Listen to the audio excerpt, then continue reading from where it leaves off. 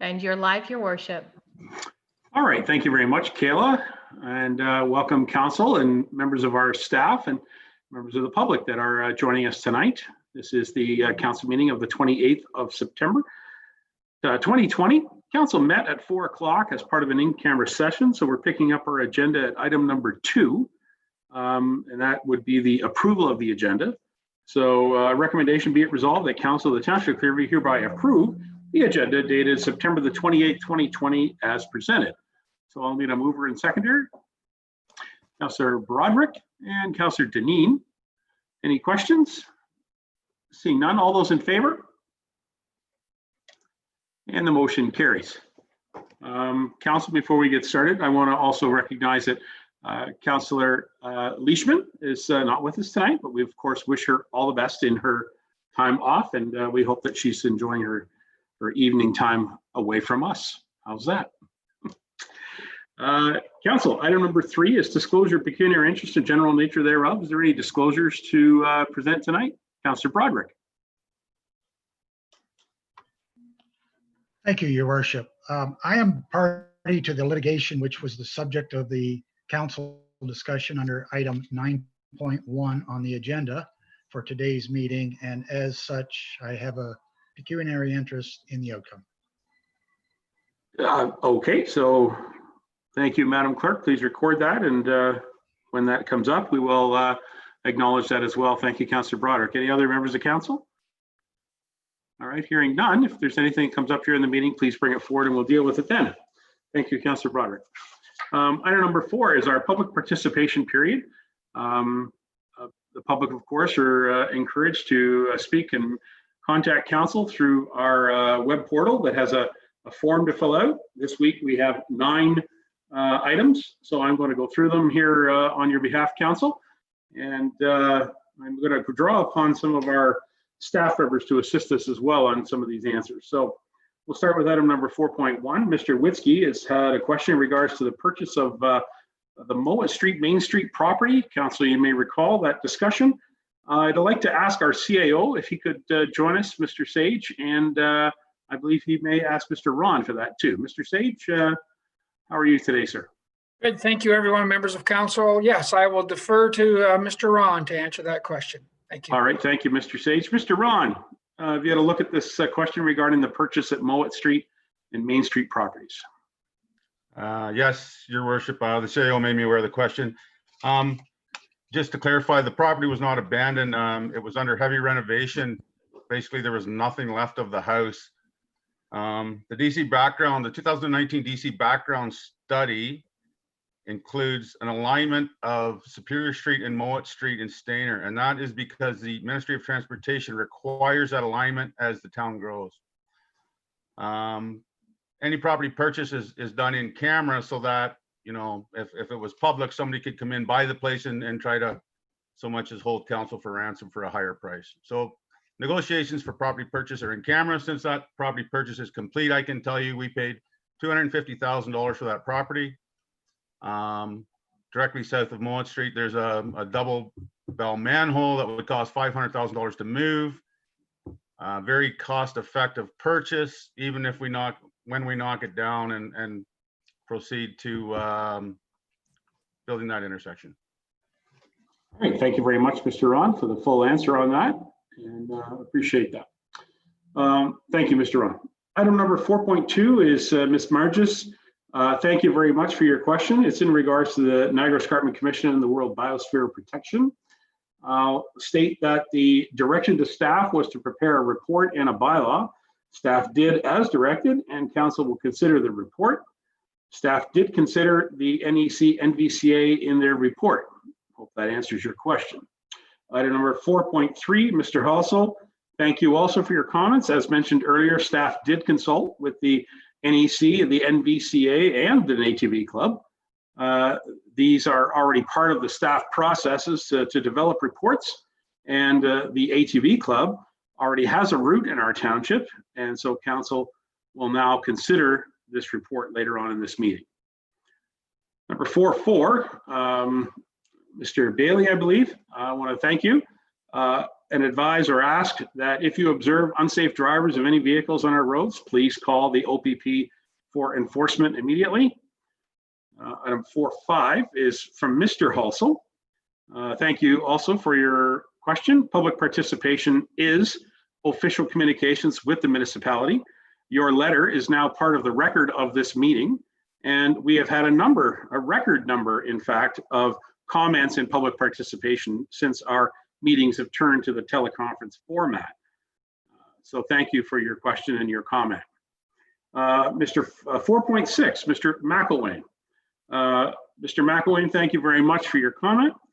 I do need to reference that your reference to the Highway Traffic Act and the authority to operate municipal roads is not correct. We are a municipal government and hold statute responsibilities to administer our roads under the authority of the province of Ontario. Simcoe County does the same as their designated road authority as well. So I want to just clarify that in regards to the Highway Traffic Act. I want to acknowledge number 4.7, Mr. Young from Cara. Thank you very much for your comments. Item 4.8, Mr. Daw, thank you also for your comments. And item 4.9, Mr. Swalwell, I believe how you pronounce that. I want to thank you. And I want to mention also that traffic has seen some increases on local and regional roads. Our council is hopeful to receive an updated traffic management report in the new year. Traffic counters are being deployed in several manners of recent to obtain some of the traffic data that is ongoing for our staff to review. Some of those traffic counters are in stealthy installations because the municipality did purchase some stealthy data collectors. These are not, as you have perhaps seen on the road with the big digital displays. These are a little smaller devices that are inconspicuous perhaps, but they are still doing the job, and our staff are using them to collect data. The public works staff can assist you with the request for the data that you've asked for. Members of council, those are the comments that I've been able to prepare from the public participation answers, and I encourage the public to continue to contact us in this manner, and we look forward to helping answer some questions and have this dialogue. All right, council. Item number 5 is our deputations and presentations. There are none at this time. And at 6:30 p.m., item number 6 is our public meetings. The deputy mayor will be taking the chair to conduct 2 public meetings at 6:30. So looking at our clock, we will have a few items of council to discuss, and then we will get to those public meetings. So item number 7 comes to the approval of the minutes of our council meeting. Recommendation, be it resolved that council of the township hereby approve the minutes of the September 14th, 2020 council meeting as presented. Can I have a mover and seconder on the approval, please? Councillor Walker and Councillor Lamers. Thank you very much. Any questions? Seeing none, I'll call the motion. All those in favor? And those motions that the minutes are approved. Thank you very much. Any business arising from the minutes, if any? Item number 8. Nothing to report. Very good. Council will go to communications from the mayor, which is item 9.1. The Councillor Broderick indicated that he had a conflict here, and so I acknowledge Councillor. Yes, Councillor Broderick, go ahead. Thank you, Your Worship. I will be removing myself from the meeting at this point, and I will join you for 9.2. Okay. Thank you very much, sir. All right, members of council, we have 2 items that were discussed in camera that I can go to here. The first one is in relation to bylaw number 20-61, which will be coming up a little later on our agenda. It has to do with an appointment to the Sunnydale Corners Hall Board. We want to congratulate Courtney Hubert as she will be appointed by bylaw to the Sunnydale Corners Hall. And we also want to thank Sarah Hershoff, who is stepping away from the Station on the Green Board management. So I just want to mention that bylaw will be coming up, and we discussed that in camera. The other item we discussed was a motion in regards to indemnification. And so, council, I have a pretty lengthy motion here that's come out of this meeting. If I may, I will read it. And I'll then ask for a mover and seconder. We can have a discussion of it after we get a mover and seconder. If you're comfortable, I'll read it.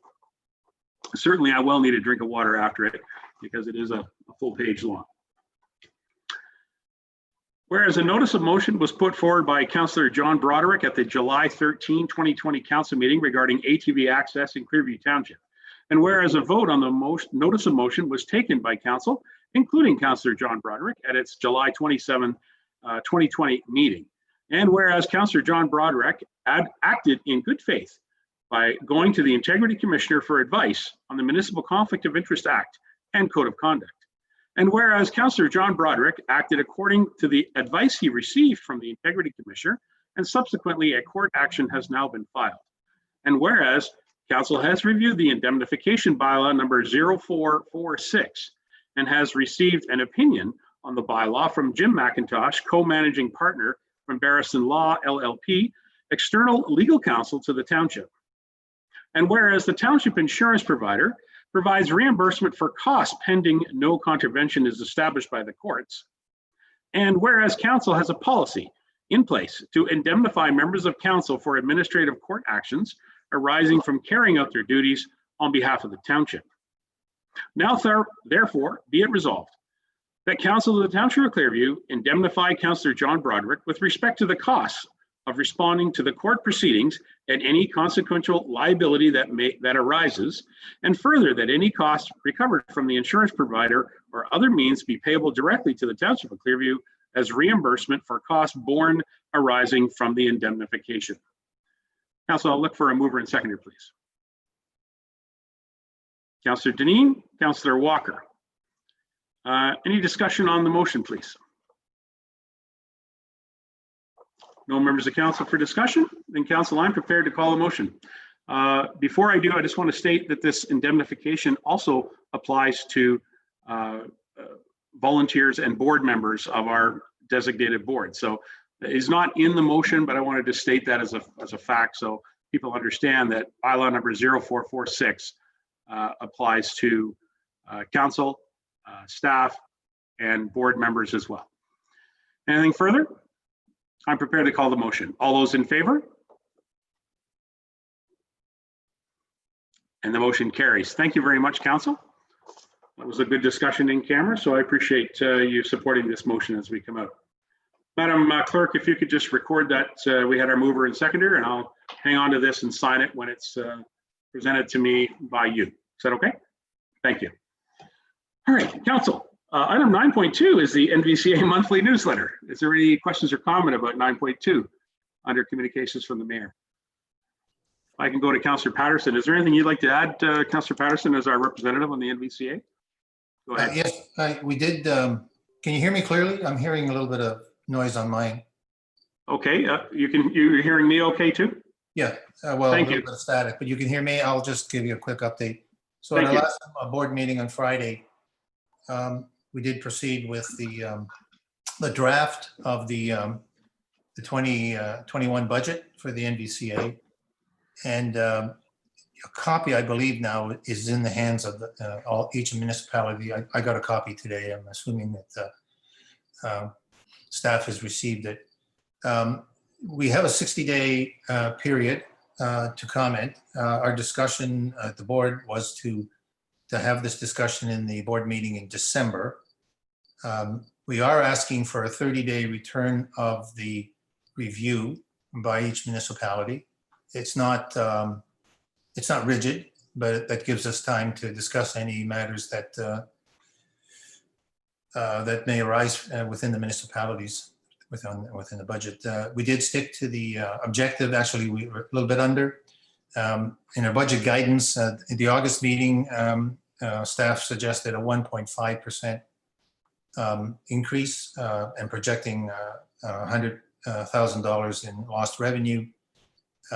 And some dip in some puts and takes on the grants and some staff reduction.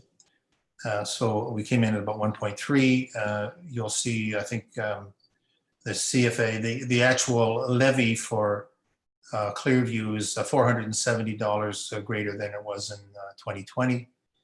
And there's some adjustment to the the capital levy as well.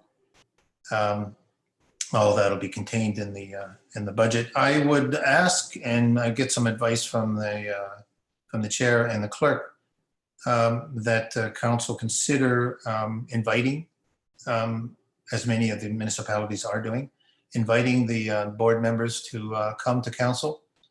It would be good if that could be done before the 30-day period, but if scheduling was a problem, as long as it's in advance of the 60-day. So I was thinking if we could do it, I would suggest that the October 29th meeting, that kind of would be in the, I think it's the 29th, is not.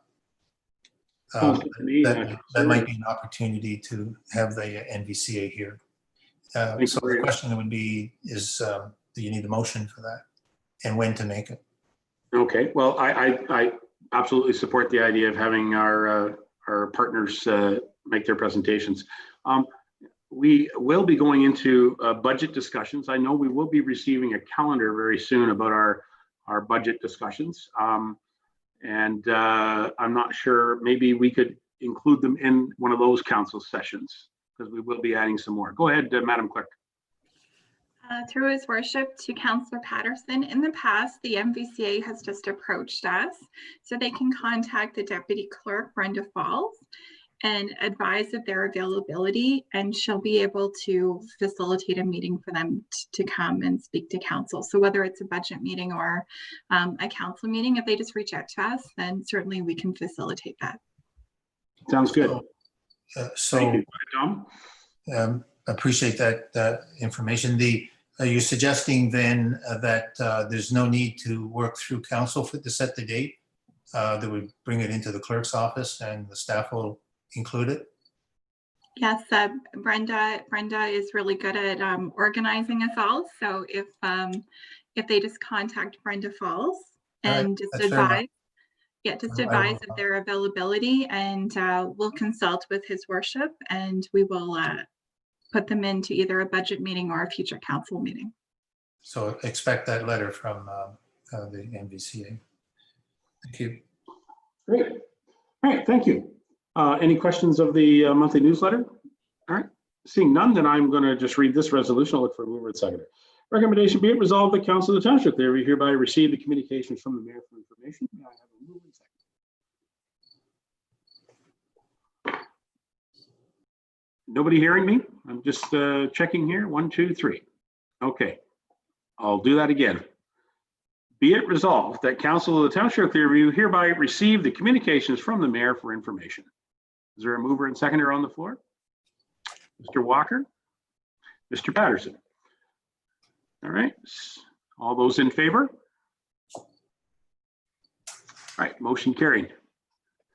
Yeah, if you're having any audio difficulties tonight, just raise your hand like this just to get some attention. All right. Tom, you were fine during that session right there just a minute ago. So I'm just saying the audio's for some reason a little sketchy here tonight. Okay, council. Item number 10 is our county report. We have nothing on there, but I always turn to our deputy mayor, deputy warden. Have you got anything to add, deputy mayor, deputy warden?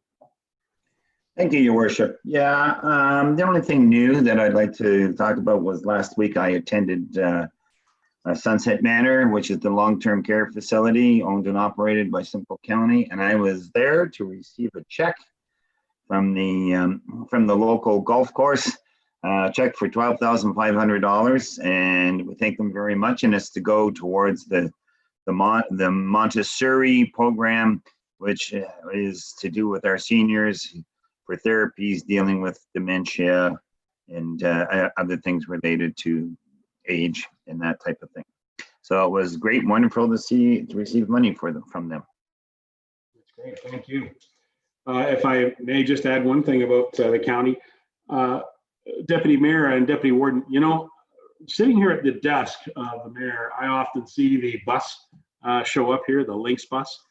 And earlier today, I noticed there was about 5 or 6 people all got off the bus at the one time. When it's not as often, because this bus is coming from Wasaga Beach. Since we have our own Clearview Transit, there's more people using that bus versus the Lynx, which I was surprised at. So it was just interesting to note that the bus is continuing to see increased ridership. So It's a good thing. Anything further on the county reports? All right, nothing No, I seeing. think that's it, Your Worship. Yes, go ahead. Okay. No, I said, I think that's it, Your Worship. Thank you. Okay, thank you very much. All right. Again, the audio is weird tonight. I don't know what's going on here. All right, I will now go to ward reports, and we can go around the table here. So I will start with Councillor Lamers. Councillor Lamers, how are you? Good, thank you, Your Worship. Just had an evening hall board meeting last Thursday night. We're going to continue to stay closed, and we're working with Terry and Amanda on when we can reopen and how things are going. Thank you. Excellent, thank you very much. Councillor Patterson, you're next on my screen anyway.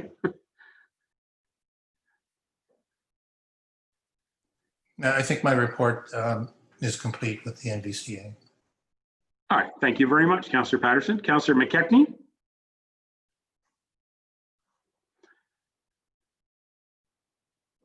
Thank you. Had to unmute myself there. While I was busy dealing with area residents, but a motion I'll be bringing forward to council next week has kept me quite busy.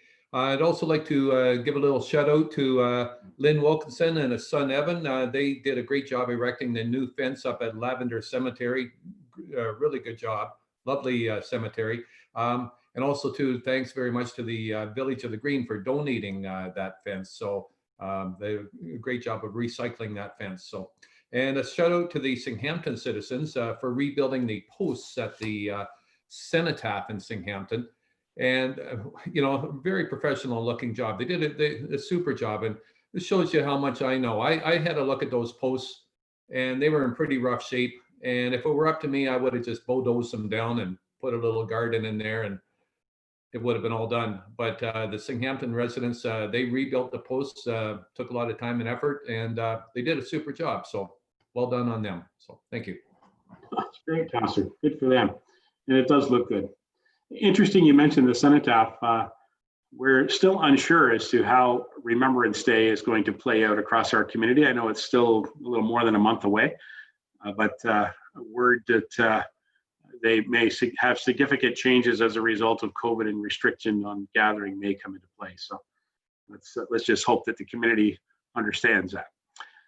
Councillor Broderick is next, and then the Deputy Mayor. Go ahead, Councillor Broderick. Thank you, Your Worship. September the 15th, I attended the Clearview Accessibility Advisory Committee meeting.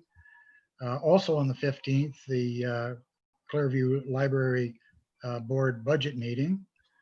The 23rd, of course, attended the Clearview Council Priority Budget meeting. And on the 29th, I will be attending the Clearview Library meeting. September 24th, I received some statistics I had inquired from COHV about, and actually the Director of Communications had forwarded me the statistics for the last 5 years of ATVs being sold into Clearview to Clearview addresses. I had asked for ATVs and side-by-sides. Unfortunately, the data up until now had not been collected for side-by-sides, but I do have the ATV figures. Actually, starting in 2015, there were 1,498 units. 2016, 1,552. 2017, 1,726. 2018, 1,625. 2019, 1,612. And to up until August, the end of August 2020, 1,540. For a total of 9,553. And lastly, I would just like to say thank you to the residents from all over Clearview who have gone out of their way to show support. It is both humbling and heartwarming. Thank you. All right, thank you very much, Councillor Broderick. The Deputy Mayor is next, then Councillor Deneen. Deputy Mayor, do you have anything further? Yes, thank you. I would like to say that I met with Amanda Murray from our staff and the chair of Station on the Green. And we met at Station on the Green to review and look at what would be involved to open up the public washrooms for public use. So Amanda was amazing. She brought a complete workshop kit with her, everything we would need. We went over in detail. She's basically preparing a report to send off to the medical association to see if we can get approval. And the purpose of this was to be ready for when and if the committee decides to open those public washrooms. We wanted to be prepared and at least know what we had to do. So thank you to Amanda Murray for her work and support there. And thank you to our chair for showing up and as we did a tour and went through it room by room. Excellent. Thank you very much, Deputy Mayor, and glad to hear that we're still working towards that. Councillor Deneen is next, then Councillor Walker. Thank you, Your Worship. There's not terribly much going on around in Ottawa these days. It's been really relatively quiet, and maybe that's a good thing. The kids are all back to school and everything's going well. Clearview Community Church here in Ottawa, I understand, opened yesterday on the 27th. I haven't been able to contact anybody to see if they decided to go ahead with that even, or if they changed their mind with the limitations the province returned to us last week. After our budget meeting last week, I can honestly say I'm the proud owner of a brand spanking new library card. I went over and I toured the facility and I got a card and I signed out a book, and hopefully I will manage to get it back within the 2 weeks allotted to me. I also wanted to just give a compliment that I received to Mike Ron. A friend of mine lives on the end of Eric Street where the sidewalk's going in, and she had a property encroachment concern. And she called and Mike Ron spoke with her, and he was helpful, friendly, and thanked her for letting him know about the situation. And she came away with a really good sense that she was heard, and everything ended up just fine. So I wanted to say thanks to Mike out there. And that's about it. Thanks, Mike. Thank you, Councillor, and thank you to Mike as well. We do have a great staff here. They do very well to speak to members of the public and help them out in every way they can. Councillor Walker, you're next. Go ahead. Yeah, thank you, Your Worship. Basically, just a thank you comment to do with the budget workshop. Thanks very much. It was a really good exercise. And as a council, there were a lot of common ground identified throughout the wards. So I imagine discussion at our budget meetings will maybe be lengthy in some areas, but I felt it was a really good process and a really good meeting, and helps us identify what each ward is looking towards, and everybody has a lot of common ground in each ward that we're going to try and identify and work together towards. Thank you very much, Councillor Walker. Yes, it was a good participation, and I thought it was a good consensus building and understanding between members of council. So thankfully, it was a painless affair, and it was good to catch up and hear people's comments. If I've got a couple things I'd like to jump in. If there's anybody else with anything you want to do, okay. So if I can, Terry Vachon, Mr. Vachon, could you join me for a moment? And if he's there, Terry, there you are. Hello, Terry. Terry, it is the 48th anniversary of the famous goal by Henderson. Hockey is on the minds of Canadians in this date. tell me about the ice at the Stayner Arena. How are we doing there? Thank you, Your Worship. We're doing actually pretty good. We're lined up to open up the Stayner Arena on October the 13th, as long as everything stays according to plan and we stay in phase 3. We've been working with all of our users to create a schedule, and we're almost there. We're hoping to have a schedule by the end of this week for all the users. We feel very confident that the arena will be in a very safe environment for our staff and for the all of our users and our patrons. So at this point, we're on schedule for October the 13th. We have a soft and hard opening that we're going to do. So October the 13th till approximately November the 30th will be a soft opening, whereas the dressing rooms are not being used. We have a split in the lobby to make sure folks are 6 feet apart. So again, a lot of cleaning protocols have been put in place, extra cleaning protocols. So yeah, at this time we're feeling quite confident. Excellent. Now, the renovation that's going on, is it still coming along on schedule? And when do you feel that our staff will be able to move back into their workspaces? We were on schedule, Your Worship. I think the windows are delayed a little bit. It's like, you know, a lot of other supplies that many folks are struggling to receive. Right now it's windows for us. So we don't know yet exactly when the windows will arrive. They were supposed to be here last week. So I've been waiting all day to find out if and when they're going to arrive. So unfortunately, we're at the mercy of some of our suppliers. The goal is to hopefully be in our new offices by the end of October. Very good. All right, well, keep up the good work. Say hello to the staff on behalf of council, and look forward to hearing how it goes with getting our ice back open again. It's people are interested in hockey for sure, and as well as figure skating. So we're happy that the facility will be reopening. Thank you, Mr. Vachon. I have a couple other items too for council, just to disclose some of the things that I've been up to. Last week, I sat in with a few members of our clerks departments across Simcoe County with Minister Thompson. We had a very good discussion. And also last week, I sat in with the town of Blue Mountains, as well as a few members from the town of Collingwood on the physician recruitment committee that the town of Blue Mountains are leading. They have invited our council, of course, to participate, and I will be happy to sit in on that about physician recruitment.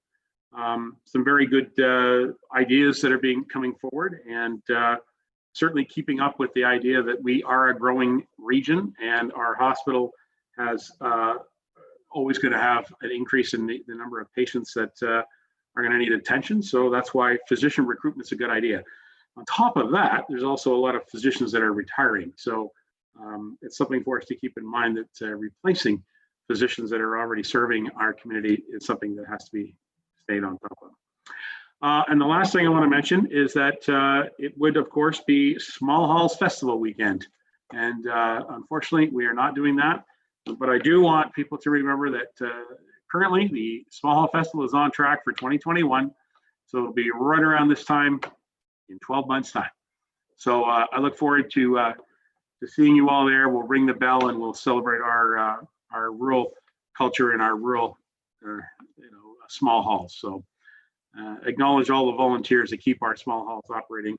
And I know it's been certainly a difficult 9 months here. So let's hope we can get through this together. All right, that's all of our reports and ward reports. If there's anything further, we'll move on our agenda. We do have, looks like we still have about 25 minutes, Deputy Mayor, before your meeting. So we have a few items we could deal with. How about we go to item number 12, department reports. Community Services, CS 039-2020, the Committee of Adjustment report. And I'll move it and ask for a mover and seconder. I read it here. Be it resolved that Council of the Township Clearview hereby receive the CS 039-2020 Committee of Adjustment September 2020 report for information. Is there a mover and seconder? Deputy Mayor Burton. Councillor McKechnie. Any questions on the COA report? Seeing none, I'll call a motion. All those in favor? Thank you. That report is received and carried. Underneath the fire department, FD 002, the sale of surplus auto extrication equipment. I believe the chief is with us. Hello there, Chief Payman. How about I read the motion, then maybe you could outline what this is all about for us here at council. Recommendation be it resolved that council of the township hereby one, receive the sale of surplus auto extrication equipment report for information, and item 2, that council approve the sale of the surplus auto extrication equipment to the Agila Tuscarano Fire Department for $6,000. Take a mover and seconder on that motion. Mr. Lamers and the Deputy Mayor. Thank you.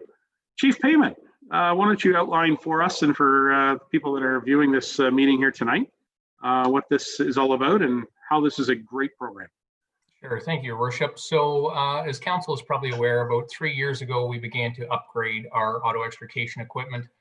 Like anything dealing with technology, there's certainly a technology curve that we'd like to try and stay ahead of. In doing so, that has generated some surplus equipment that where it's still useful, it's just no longer useful to us. To keep this equipment around results in annual servicing and repair fees, which we just simply do not need. So with that being said, I did offer the equipment up to the Simcoe County Fire Chiefs Association group to see if there was any interest. And as you indicated, the Agila Tuscarano Fire Department had expressed a great deal of interest in the equipment. They had asked to trial the equipment in a training, at which point in time they were very satisfied with it and felt it would suit their needs. So we began speaking some numbers and we arrived at a fair market value by both departments. With that being said, the unfortunate part with a lot of this equipment is it often goes into a scrap yard or goes and sits in a barn somewhere that somebody buys from a yard sale or a surplus sale, and it's never actually utilized. So this way here, we're able to help out our neighbors, and with the proximity that they have to us, there's a good opportunity for them to actually use that equipment in our area as well. So. Thank you for bringing that point forward. I think that that's a point that needs to be said, that we do have a very active program where we work with our neighboring fire departments. And I think that this is a good example of that, where this equipment may end up coming into our community again as a result of this agreement. So it's a healthy agreement we have across the county. Any members of council with any questions for the chief in regards to this program? Nothing further. Chief, if I could just clarify with you also that we have auto extrication equipment on our rescue truck as well as on some of our squad equipment across the township. Is that right? Yeah, that's right, Your Worship. So every essentially one truck, the front run truck in every station does have a full set of auto extrication equipment. And the new rescue truck that we purchased actually has auto extrication equipment on it as well. So that does give us a total of 6 sets throughout the township, one of which can be used as a spare in the event that anything does go down. Excellent. All right. Thank you very much for your report. Any further questions? Any questions? Anybody else? Seeing none, I'm prepared to call the motion. All those in favor? Thank you, and that motion carries unanimous. Thank you, Chief. All my best to Agila Tuscarano too. Thank you. Council, our next section is Public Works. As you can imagine, we will probably have a discussion about the item PW 021. With your blessing, I would ask that we move directly to PW 022. Do I get an acknowledgement from members of council that we'll go to our next couple of items prior to the public meeting? Thank you, Councillor Walker. Thumbs up from a few members. Thank you. So, Madam Clerk, we're going to move to PW 022, the tender for winter sand, and we'll deal with a couple of other items, and then we will go back to the public meeting portion of our council meeting, which is scheduled for 6:30. Okay, Council, PW 022, 2020, the tender for winter sand. Recommendation be it resolved that Council of the Township hereby one, award the tender for winter sand supply to Darren Neal and Sons Excavation Incorporated in the amount of $71,382.10, including HST. Can I have a mover and seconder on that motion, please? Mr. Lamers and Mr. Walker. Any questions or comments of this? Seeing none, I'll call the motion. All those in favor? That motion carries unanimous. Thank you. PW 023 is in regards to some repairs to a sewage pumping station. So we might want to ask for the Mr. Ron. You're still here? Yes. To jump in on this one. Recommendation be it resolved that Council of the Township of Clearview hereby one, receive PW 023 2020, the Stainer Sewage Pump Station number 1 pipe repairs report for information. And item 2, approve the tender submitted by John Bravakis Enterprises Limited in the amount of $265,995.35, HST included. Okay, mover and seconder on this motion. That'd be Broderick and Walker. Okay, Broderick and Walker, thank you. Mr. Ron, why don't you outline what the situation is here on this pumping station? Thank you, Your Worship. First of all, just want to clarify, this is the original pumping station built approximately 50 years ago. It's not the pump station we just built a few years ago. Often council will hear me talk about critical infrastructure, the pipe coming into Stainer from our reservoirs, the one that we replaced last year. So this is a pump station built about 50 years ago. Things are done a little bit differently today. There have been issues at that site. It's been on a things to do list for many years. We've decided to get the engineers to look at it and just come up with solutions. So, we have had as an increase in those baby wipes. You hear them all over the different newscasts where they're clogging pipes. Well, really bad angles on the site in that pump station, and we've actually had backups due to those wipes backing sewage up into basements. Trying to eliminate that problem, at the same time eliminate some grading issues that are on that site. We had put money aside in the budget. We thought somebody could dig it up and fix it. However, the actual repair, the long-lasting repair, came out much higher than we expected. Did discuss it with the finance director, and it's more than we had hoped. It does have to be corrected. It will go into the sewer. It comes out of sewer reserves, which are currently negative due to infrastructure required for development. However, we do adjust the rates every 5 years to account for everything we do. So it's not going to cause any grief, and it does have to be fixed. I'd be happy to answer any questions, Your Worship. Okay, that's a good report. Any members of council with any question for Mr. Ron? Yes, go ahead there, Mr. Walker. Yes, just duration. How long and when do they plan to start, and how long will it take, and what issues will that create, being our main spot there on Dominion? That's a good question. And Mr. Patton did the report, and Mr. Perot looked after the tendering process for us. So I'd have to ask Dan if he's aware of the actual time frame. I can tell you that the whole site will be excavated. If I had to estimate, just based on my construction experience, it'll probably be 6 to 8 weeks start to finish, because they're going to have to set up bypass sewage pumps to do the work. And I believe after this report, they'll be notified of their award of tender. And I see Dan is on there now. Mr. Perot, do you want to add to this?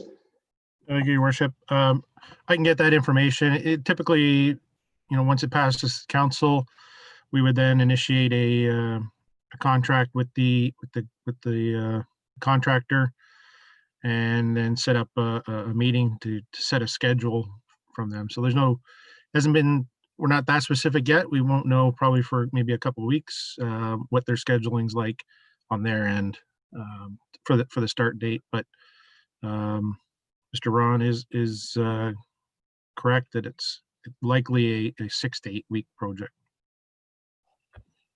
All right, Mr. Walker, anything further? No, thank you. Any other member of council have any questions for our staff on this report? Councillor Lamers, go ahead. Thank you, Your Worship. Is this something you want to start this fall, or are you looking at the spring of 2021? Good question, Mr. Ron. Sure. Councillor Lamers, through the chair, that will be started this fall. it's just one of those things. It's budgeted for 2020. We want to get the work completed and eliminate these type of problems before the spring. Sound fair? Anything further? Mr. Lamers? No, you're okay? All right. Oh, I'm sorry, Mr. Broderick. There you are. I didn't see your card. Thank you. Go ahead. Thank you, Your Worship.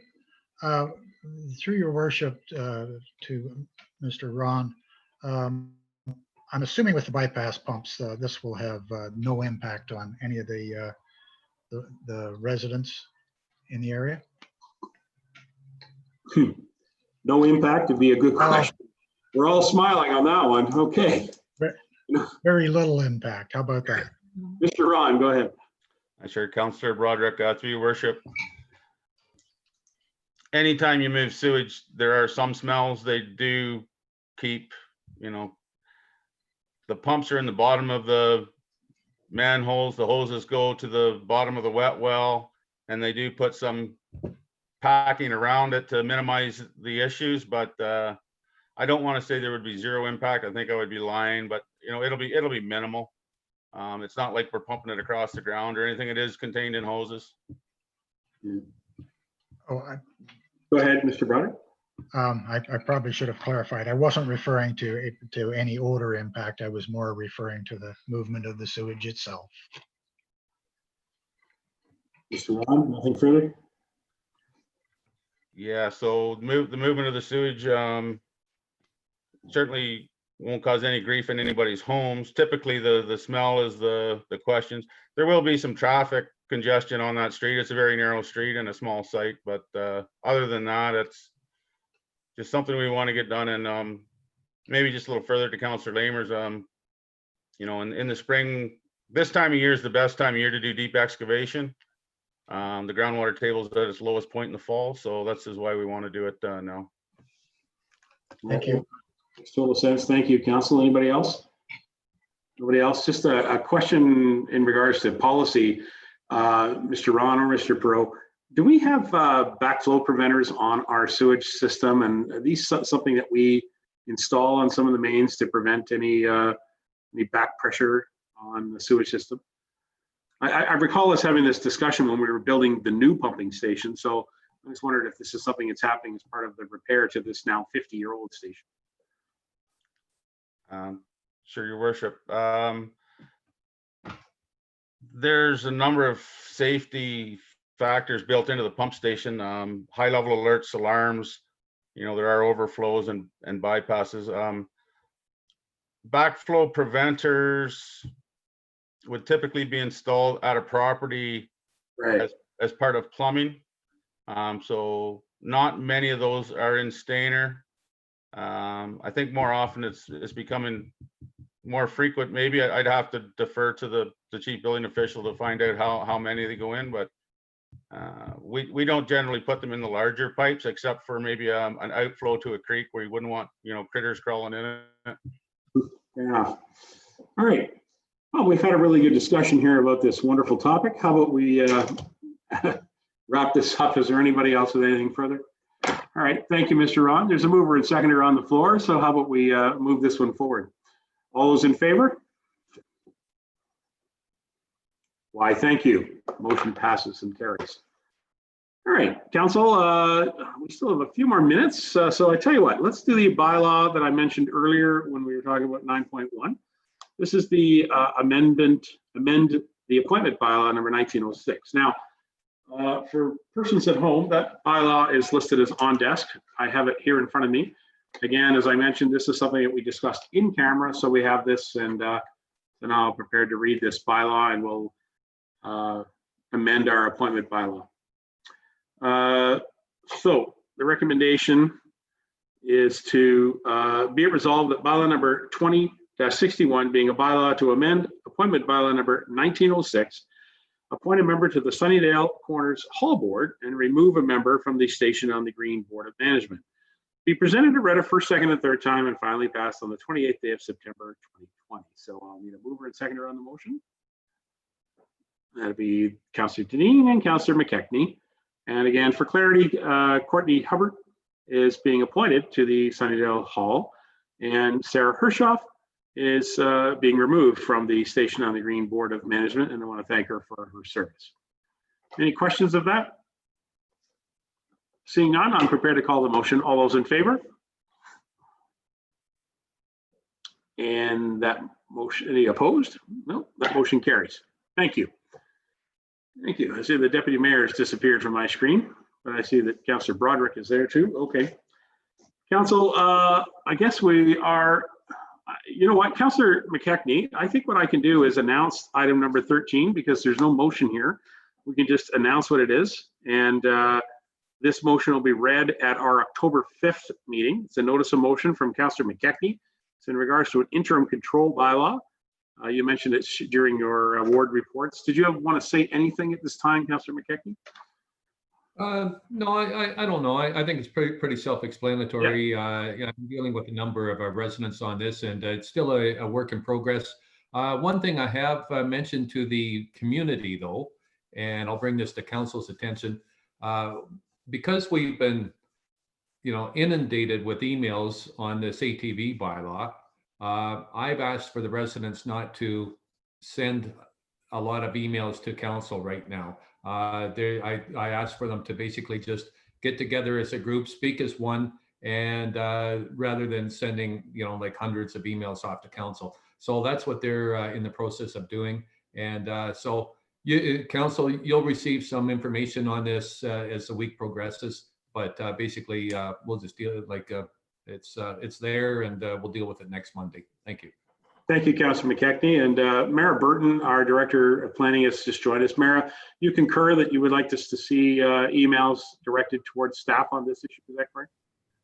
Yes, thank you, Your Worship. That would be very helpful. It would give us some insight on some of the concerns that the public has out there, so that if council does move this interim control bylaw forward and we initiate a study, we'll have some foundation of some of the issues that we'll be looking at. Fair enough. Would you like to provide an email address right now so people can write it down if necessary? Certainly. They can email directly to me at mburton, so MBURTON @clearview.ca. All right. Thank you very much. Thank you, Mara. Thank you, Councillor McKechnie. And again, for council, we will be debating and discussing this motion on October the 5th at our next council meeting. So thank you, Councillor, for bringing it forward. Council, those are all the items on our agenda with the exception of PW 021 ATV access and draft bylaw. Deputy Mayor Burton, go ahead. You have something? Thank you, Your Worship. I see we had a couple of minutes before the public meeting starts, so I'd like to sort of apologize, but thank you for the opportunity to speak again. During my county report, I mentioned the donation that was made to the long-term care facility. I was negligent to mention the actual club's name, and I'd like to mention. Sure, jump in, yes. It was the Georgian Bay Foundation, which is a private golf club in the Blue Mountains. So I'd like to thank them very much, and I apologize for not mentioning them officially in my first comment. So I think it's important that we recognize who made the donation. Thank you, Your Worship. Thank you very much. I appreciate that. If any member has anything you want to add. We literally have 5 minutes until the public meeting. So I would ask that we simply just take a brief recess for the purposes of recording and broadcasting this. I would say that we just keep going for 5 minutes. And at the appointed hour, I will ask the deputy mayor to take the chair. Is that comfortable for everybody? All right, thank you. We'll just consider ourselves in 5-minute recess, Madam Clerk. We'll be right back.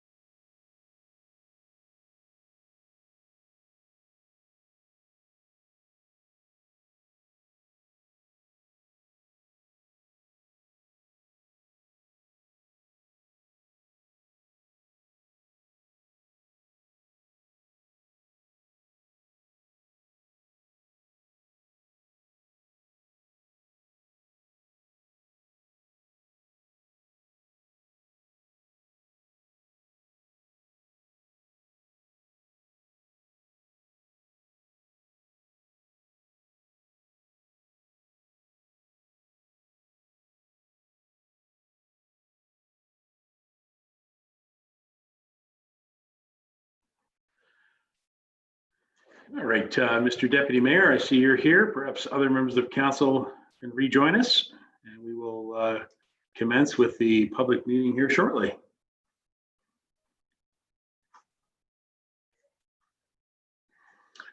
All righty, Councillor Deneen and Councillor Patterson, just looking to make sure that they are there. I guess Nick Ainley is joining us.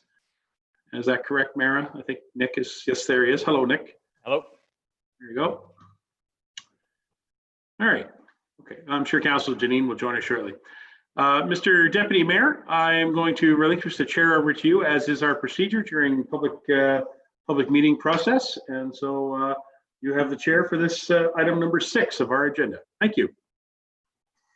Thank you, Your Worship. And as chair, I welcome our members of staff who are here to join us tonight on this public meeting.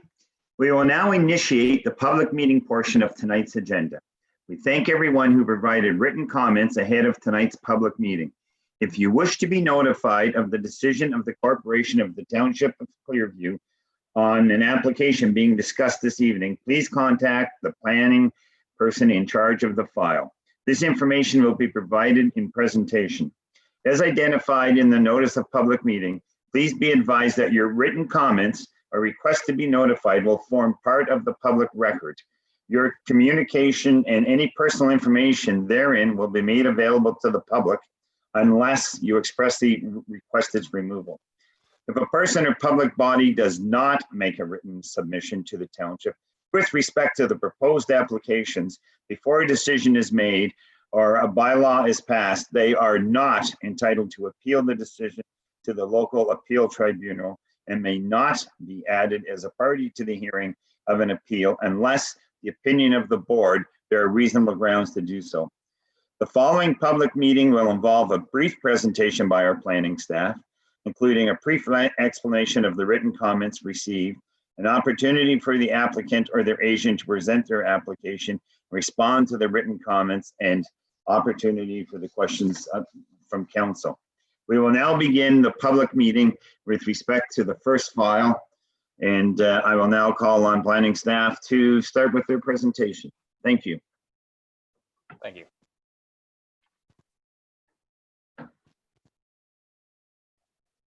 Now, Madam Clerk, do I share my screen, or are you able to pull up the presentation material? If you want to share your screen, that would be good. Okay, perfect.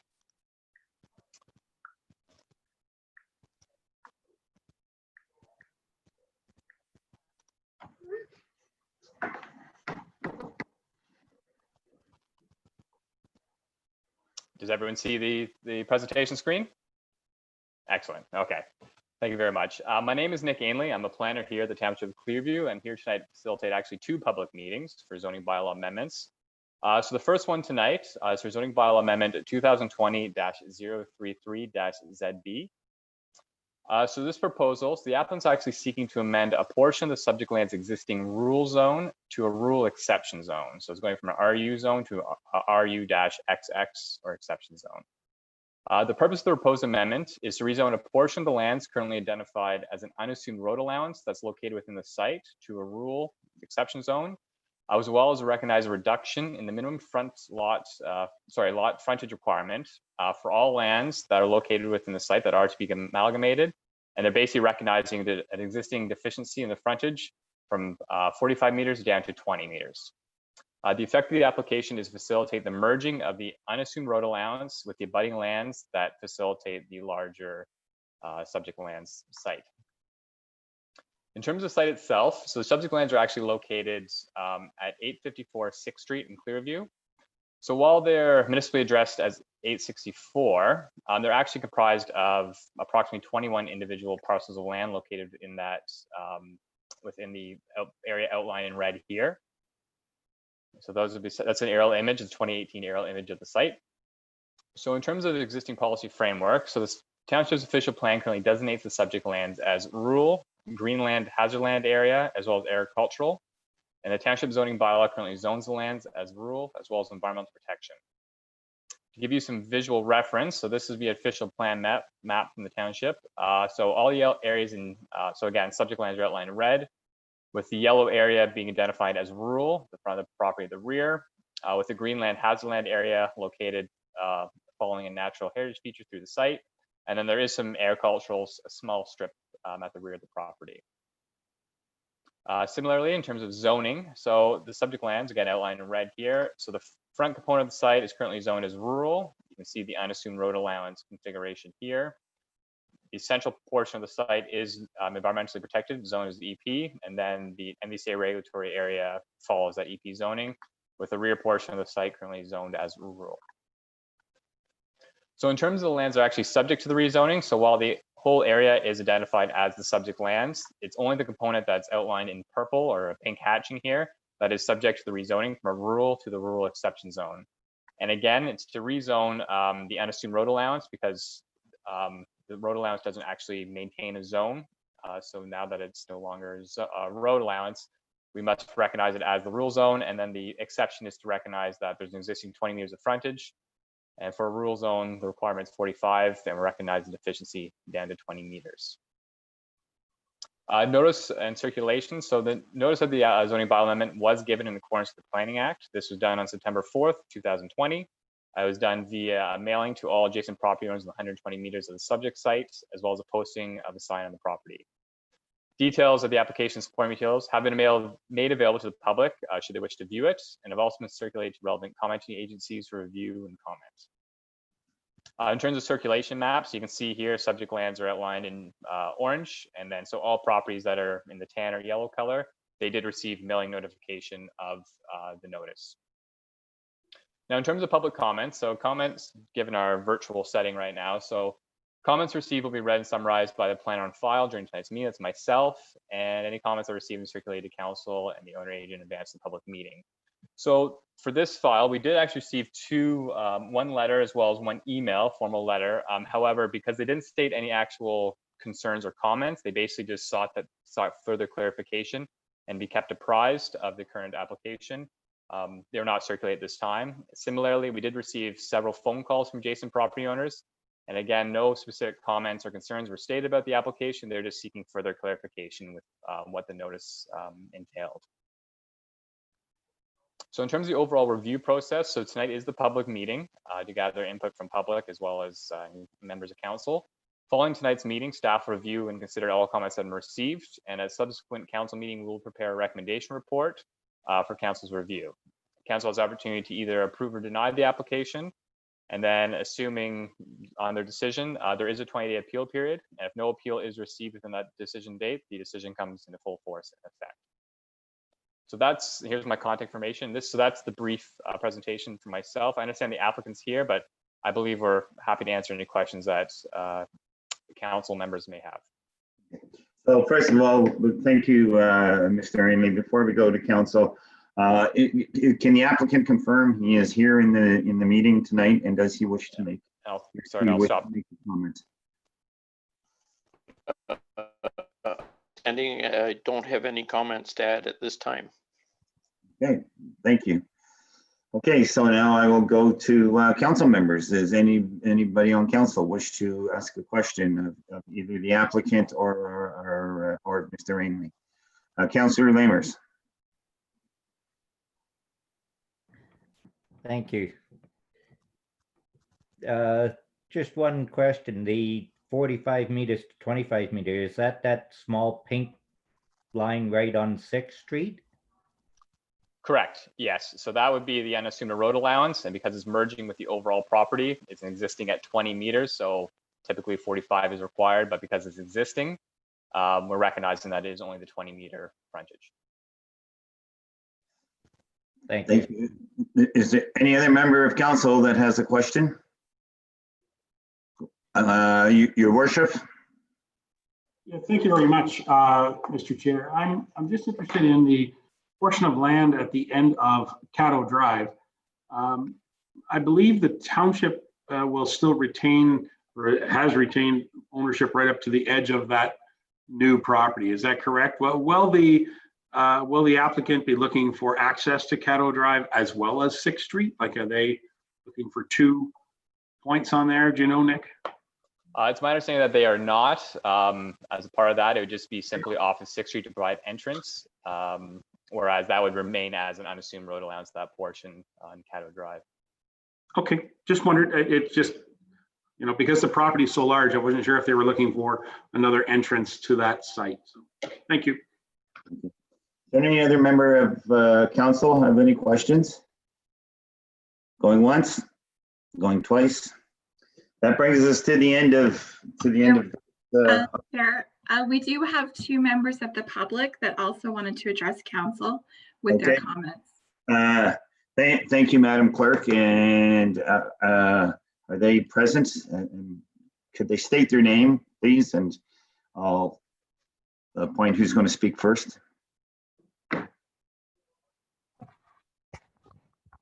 Members of the public, could you please announce your name? So the first one we have, Your Worship, is the Cindy, and I'm sorry, Cindy, I'm going to say your last name wrong. Ryerson, and she is on the line if she wanted to say a couple words to council. Yes, Madam Cindy, please go ahead.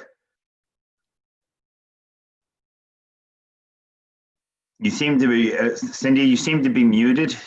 Your mute sign is showing up on your position here. So could you please unmute yourself? There, very good. Welcome. Welcome to the Thank you. But I didn't request to speak. I didn't have any questions or concerns. Oh, okay. Well, thank you for listening in. Okay, and I already spoke to Nick and he answered all of my questions. very good. Thank you. Madam Clerk, is there another public participation on the line with us? Yes, I believe there is. We had 1 other person register, but I don't see that they're present. So I guess we will continue on with the next meeting. Okay, thank you. So that brings this item to an end. I'm going to go on to the next item on our public meeting, which is 6.2, which is the zoning bylaw amendment of 9186 County Road 91. And I will call on staff to do their presentation. Please. Thank you, Chair. So I'll share my screen here. Everyone can see the screen? Perfect, thank you. So the second public meeting tonight concerns a zoning bylaw amendment 2020-034 ZB. So the purpose of this application, so the applicant is seeking to amend a portion of the subject land's existing environmental protection or EP zone back to a rural zone or RU zone. So the purpose of the proposed amendment is actually to refine the existing limits of the EP zone on the property in order to reflect the configuration of the existing disturbed areas on the site. So the subject lands themselves are located at 9186 County Road 91. So located just west of Duntroon. So Duntroon is located right here. And you can see the subject lands hatched in stripes. And then, so this would be an aerial image of the property. So this was taken in 2018. And you can see this is obviously the red area is the site. And you see the existing single attached dwelling located on the property in the central. So in terms of existing policy framework, the township's official plan currently designates the subject lands as special policy residential, and the zoning bylaw currently zones the lands as rural and environmental protection. And again, to visualize, so all areas identified in purple are the special policy residential designation in the township OP. And then this would be the the zoning map for the site. So again, so the subject lands are outlined in red here, with the rear portion of the site zoned as EP. The front portion, of the site zoned as EP with more of a flag shape. You can see a small entrance here in the site as a rural zone. So the lands are actually subject to the rezoning tonight. So this is the rear portion of the site outlined in green here that's currently zoned as environmental protection area. And the applicant's actually seeking to rezone the area identified here in red from environmental protection back to rural to recognize the existing configuration of the site. It's a bit tricky to see from this aerial image because it was taken in 2018, but if you do go out on site, this portion of the land is basically a manicured lawn and does not have any environmental significance on it. So they would like to recognize that on their property. Now, in terms of notice and circulation, so similar to the last application, notice was given in accordance with the Planning Act. This was done again on September 4th, 2020. Mailing of the notification was sent out to all properties 120 meters, and a posting of the sign was put on the property. Details of the application and supporting material have been made available to the public should they wish to review it, and has also been circulated to relevant commenting agencies for review. Again, here's a circulation map identifying all properties in tan that were mailed notification. And similarly, in terms of the comments we received for tonight's meeting, we did not receive any formal comments. I did receive a phone call, and again, they did not state any specific comments or concerns. They were just seeking more information with respect to what was proposed on the site. We did also have correspondence with the County of Simcoe as part of the pre-consultation phase, and they indicated no concern with the current application as proposed. And similar to the previous presentation, tonight is the public meeting to gain input on the proposal. Staff will consider any comments that are received tonight or following. We will prepare a recommendation report and report back to council for this file. Council can consider to approve or deny the application. And then following that 20-day appeal period, if no appeal is received, the decision comes into full force and effect. And again, my contact information for anyone out there who'd like to send me, give me a call or send me an email, please feel free to do so. And that's my presentation for this evening. Thank you, Mr. Ainley. And is the applicant or their agent making a presentation tonight? I believe they're here. I do not think they're making a presentation, but again, we're both available to answer any questions that would come up. Okay, so I'm asking the applicant or their agent if they are present to speak up, state your name, and let us know you want to talk or don't want to talk, please. Yes, we are here. Thanks very much, Nick, for a great presentation. Again, I think just to reiterate that there is nothing on the existing property that we want to remove. In fact, we want to put back and have been putting back into the property.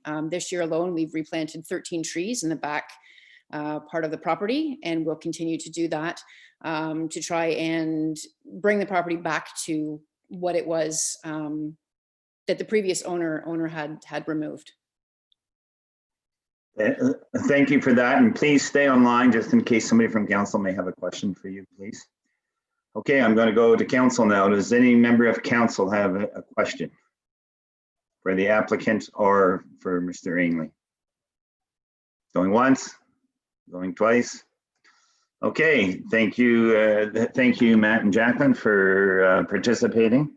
And this concludes the public meeting with respect to these files that we have reviewed tonight of this evening's agenda. We thank all who provided written comments and for their interest in this matter. All input received with regard to these proposals will be fully considered by staff in their recommendation and by council in their decision with respect to this application. A report regarding this proposal will be prepared for council and will make a decision concerning this matter at a future meeting. We will not be making the decisions tonight. And that concludes our public meeting, and I will turn the chair back to His Worship, the Mayor. Thank you. Thank you very much, Deputy Mayor, and thank you to our staff for participating in that. Right. Okay, council. Just going to close that up. Council, we have Public Works number PW 021-2020, the ATV access and draft bylaw to discuss. We further have Councillor Patterson's motion, which was deferred from our last council meeting, which is known as COU 008-2020, ATV and side-by-side access to township roads. So council, I would like to make a statement before we get started. First of all, Mr. Ron and Mr. Perot are both with us, as well as Mr. Sage and the clerk. We have the resources here to ask some questions and so on. Council, I reviewed our council meeting and I discovered that we spent 2 hours and 29 minutes dealing with Councillor Patterson's motion.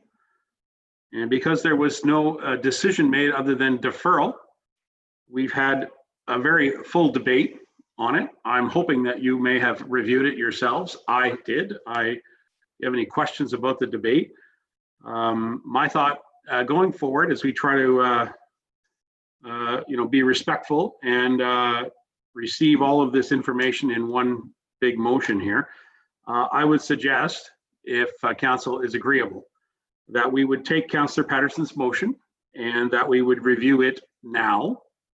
And that way, once we have some decisions from that, then we can go and then review PW 021, which is the staff report and the motion to consider approving a bylaw.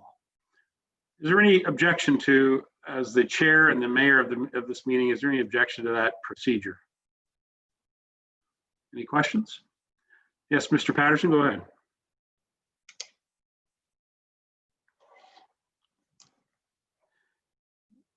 I believe you're muted there, Mr. Patterson. I think. Yes, Jimmy, you might be. Yeah. Or am I losing you for audio again? No, it's fine. Okay, go ahead. So I wondered about the order going into the discussion tonight. I think the points in my motion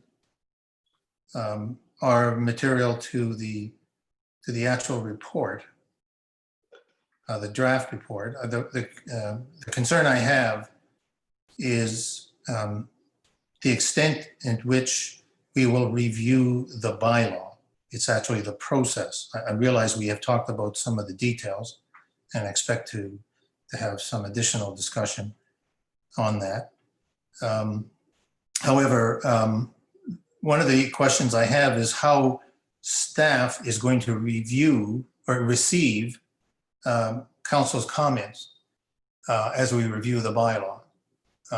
As we're discussing it at a future time, and if there are clarifications requested or amendments being put forward, are we going to be doing that by motion, or are we going to be doing that by a discussion now and then asking council to provide the details?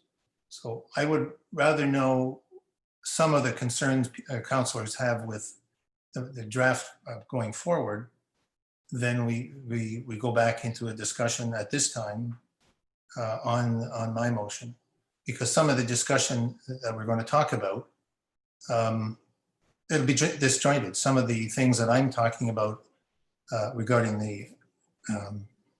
the staff recommendation, first it was intended to provide direction to them, and I'd like to hear council's discussion about the appropriateness of the staff report, staff report now, before we make any decisions in terms of what's additionally needed that's covered in my motion. So, Councillor Patterson, as I suggested, being respectful of the fact that council made a decision to defer a decision on the items that you brought forward in your report, I suggested, and I am suggesting, and I'm looking for consensus, that we would deal with your, I guess there's actually 5 items in your recommendation. The first one is to receive, and then there are 4 action items that you had proposed. I think we need to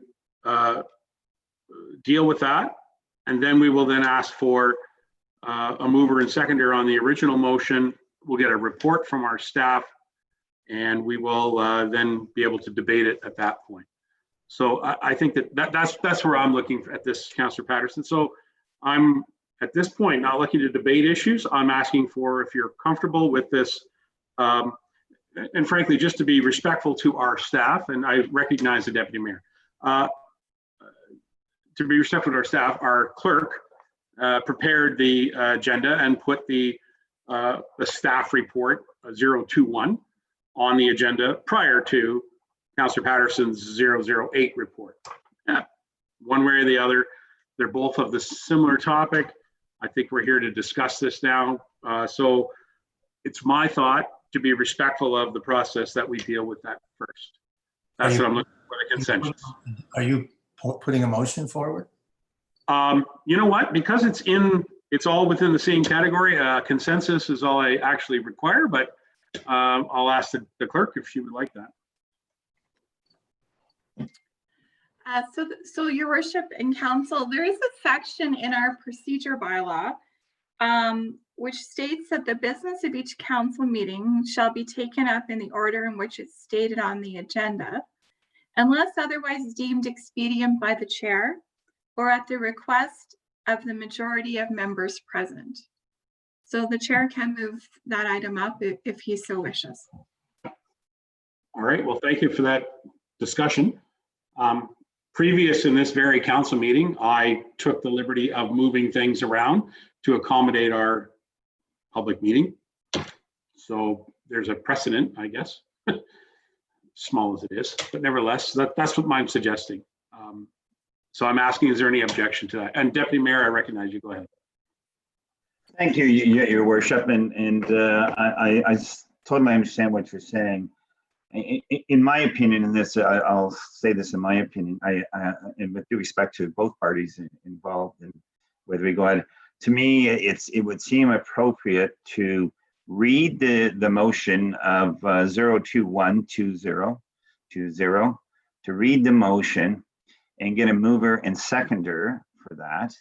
And then the Councillor Patterson's motion, which is really just part of the discussion, I would suggest, that would be the appropriate way to follow.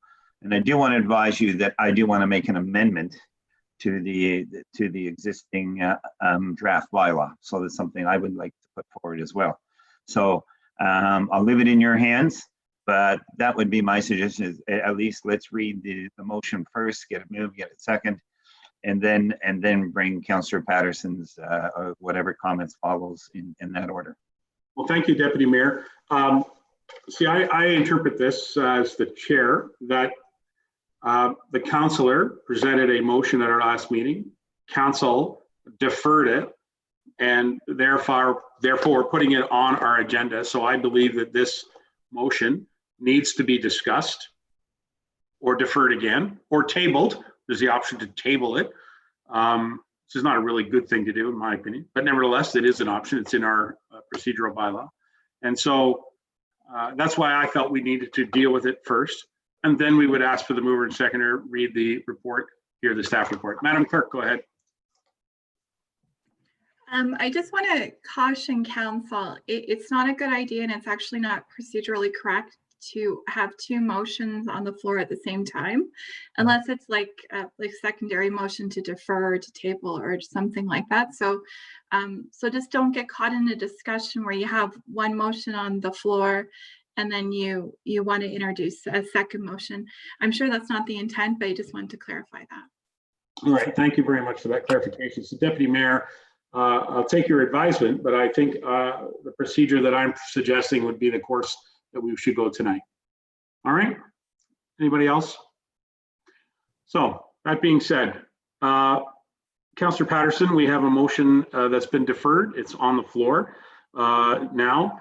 It is, there's a group of recommendations. Would you like me to read them again? And I'll look for a mover and seconder. And Councillor Patterson, I'm looking for you to be the second or mover, I presume, as it's your original motion, or is there any dispute on that? Go ahead, Tom.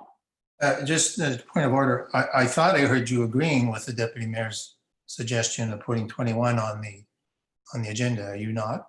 It sounds like. I am not, and mainly because you just heard the clerk indicate that having two motions for two separate items would be contrary to the good procedures for the council meeting. That's why I respectfully will not accept that direction from the Deputy Mayor, and I hope that that's comfortable. Okay, Madam Clerk.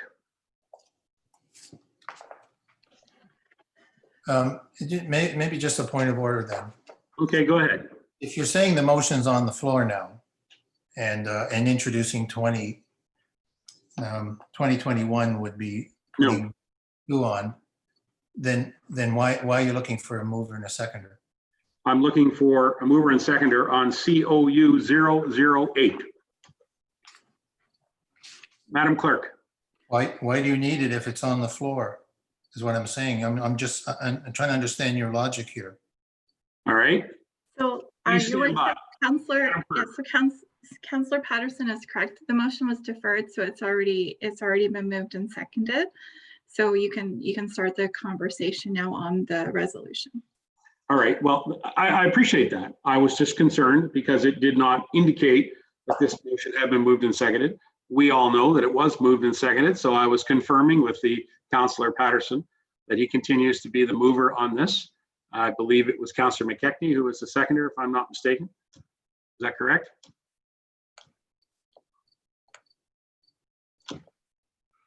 To be honest, Your Worship, that was 2 weeks ago. I don't recall. That was a long meeting, but yes, I would assume it was me. Thank you very much. Okay, so the motion is on the floor. Councillor Patterson.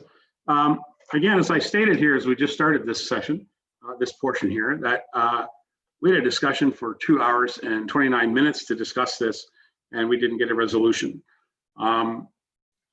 I'm not trying to be heavy-handed in any way, but I did review our procedural bylaw, and it does say that I can ask people to speak for 2 minutes, and that'll be it. Or I would defer to a more congenial manner. I would ask that we discuss each item for 10 minutes only. And after that point, we should be able to make a decision on these 5 items. So, Councillor Patterson, it is your motion. I'll give you the opportunity to speak first, and you can speak on the whole motion, or we can speak on them individually. What would you like? Well, I think I will just cover the each ones. I've prepared some notes so that we can be efficient, and if you don't mind, I'll refer to them. So, as I see the process, an essential next step in this process is to establish where the public is involved in this. And I know there's been talk about they've been following all along. That's not through the leadership of this council. This is out of concern for what may be in and now is in the draft plan. So I think we need to consider, now that we have the draft report, how to present it to the public. Now we have something material.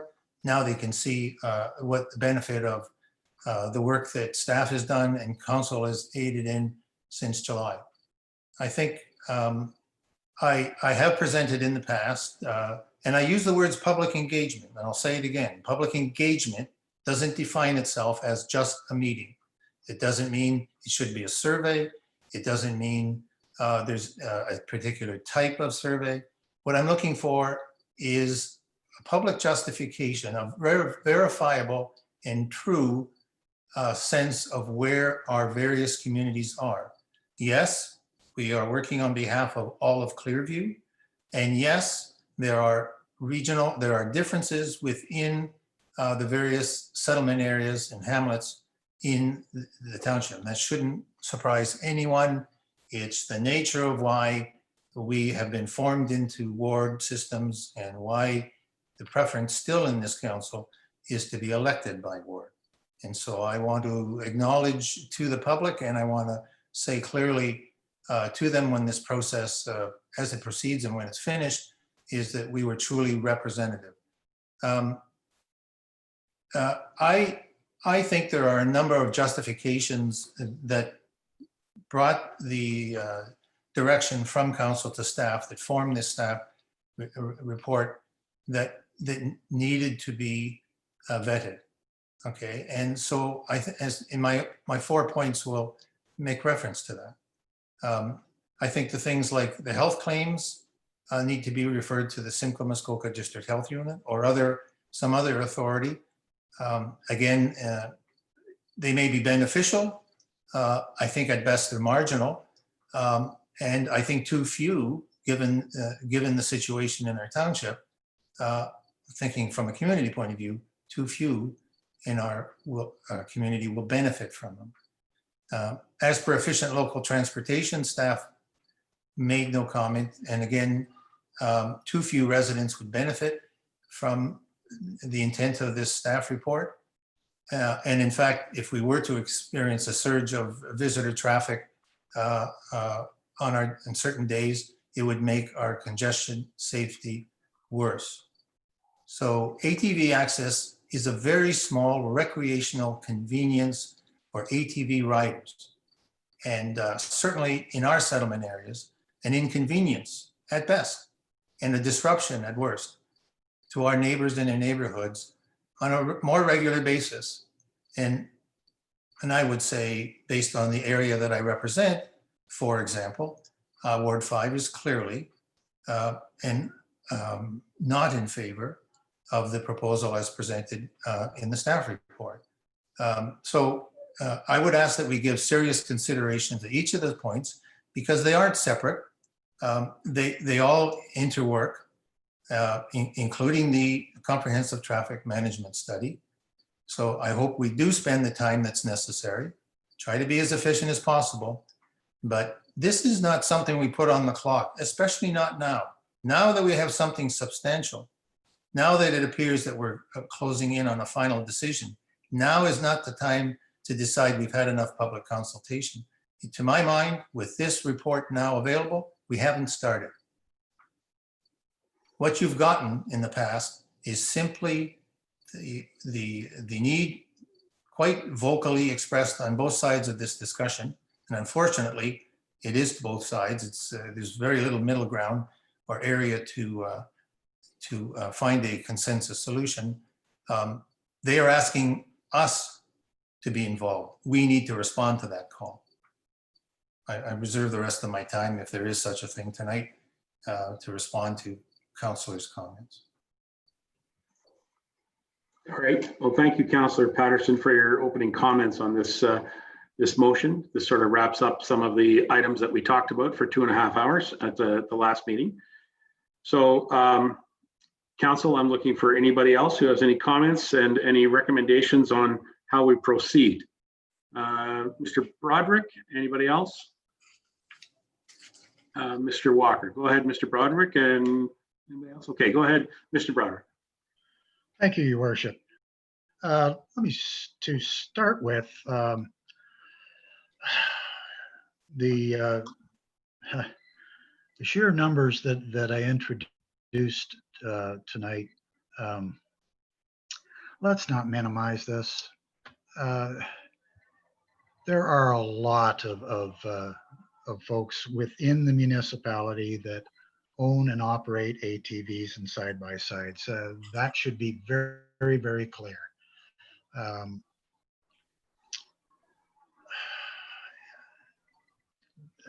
The fact that we keep coming back to this, trying to minimize it and make it look smaller than it really is a concern to me. It's not small, it's not minimized. There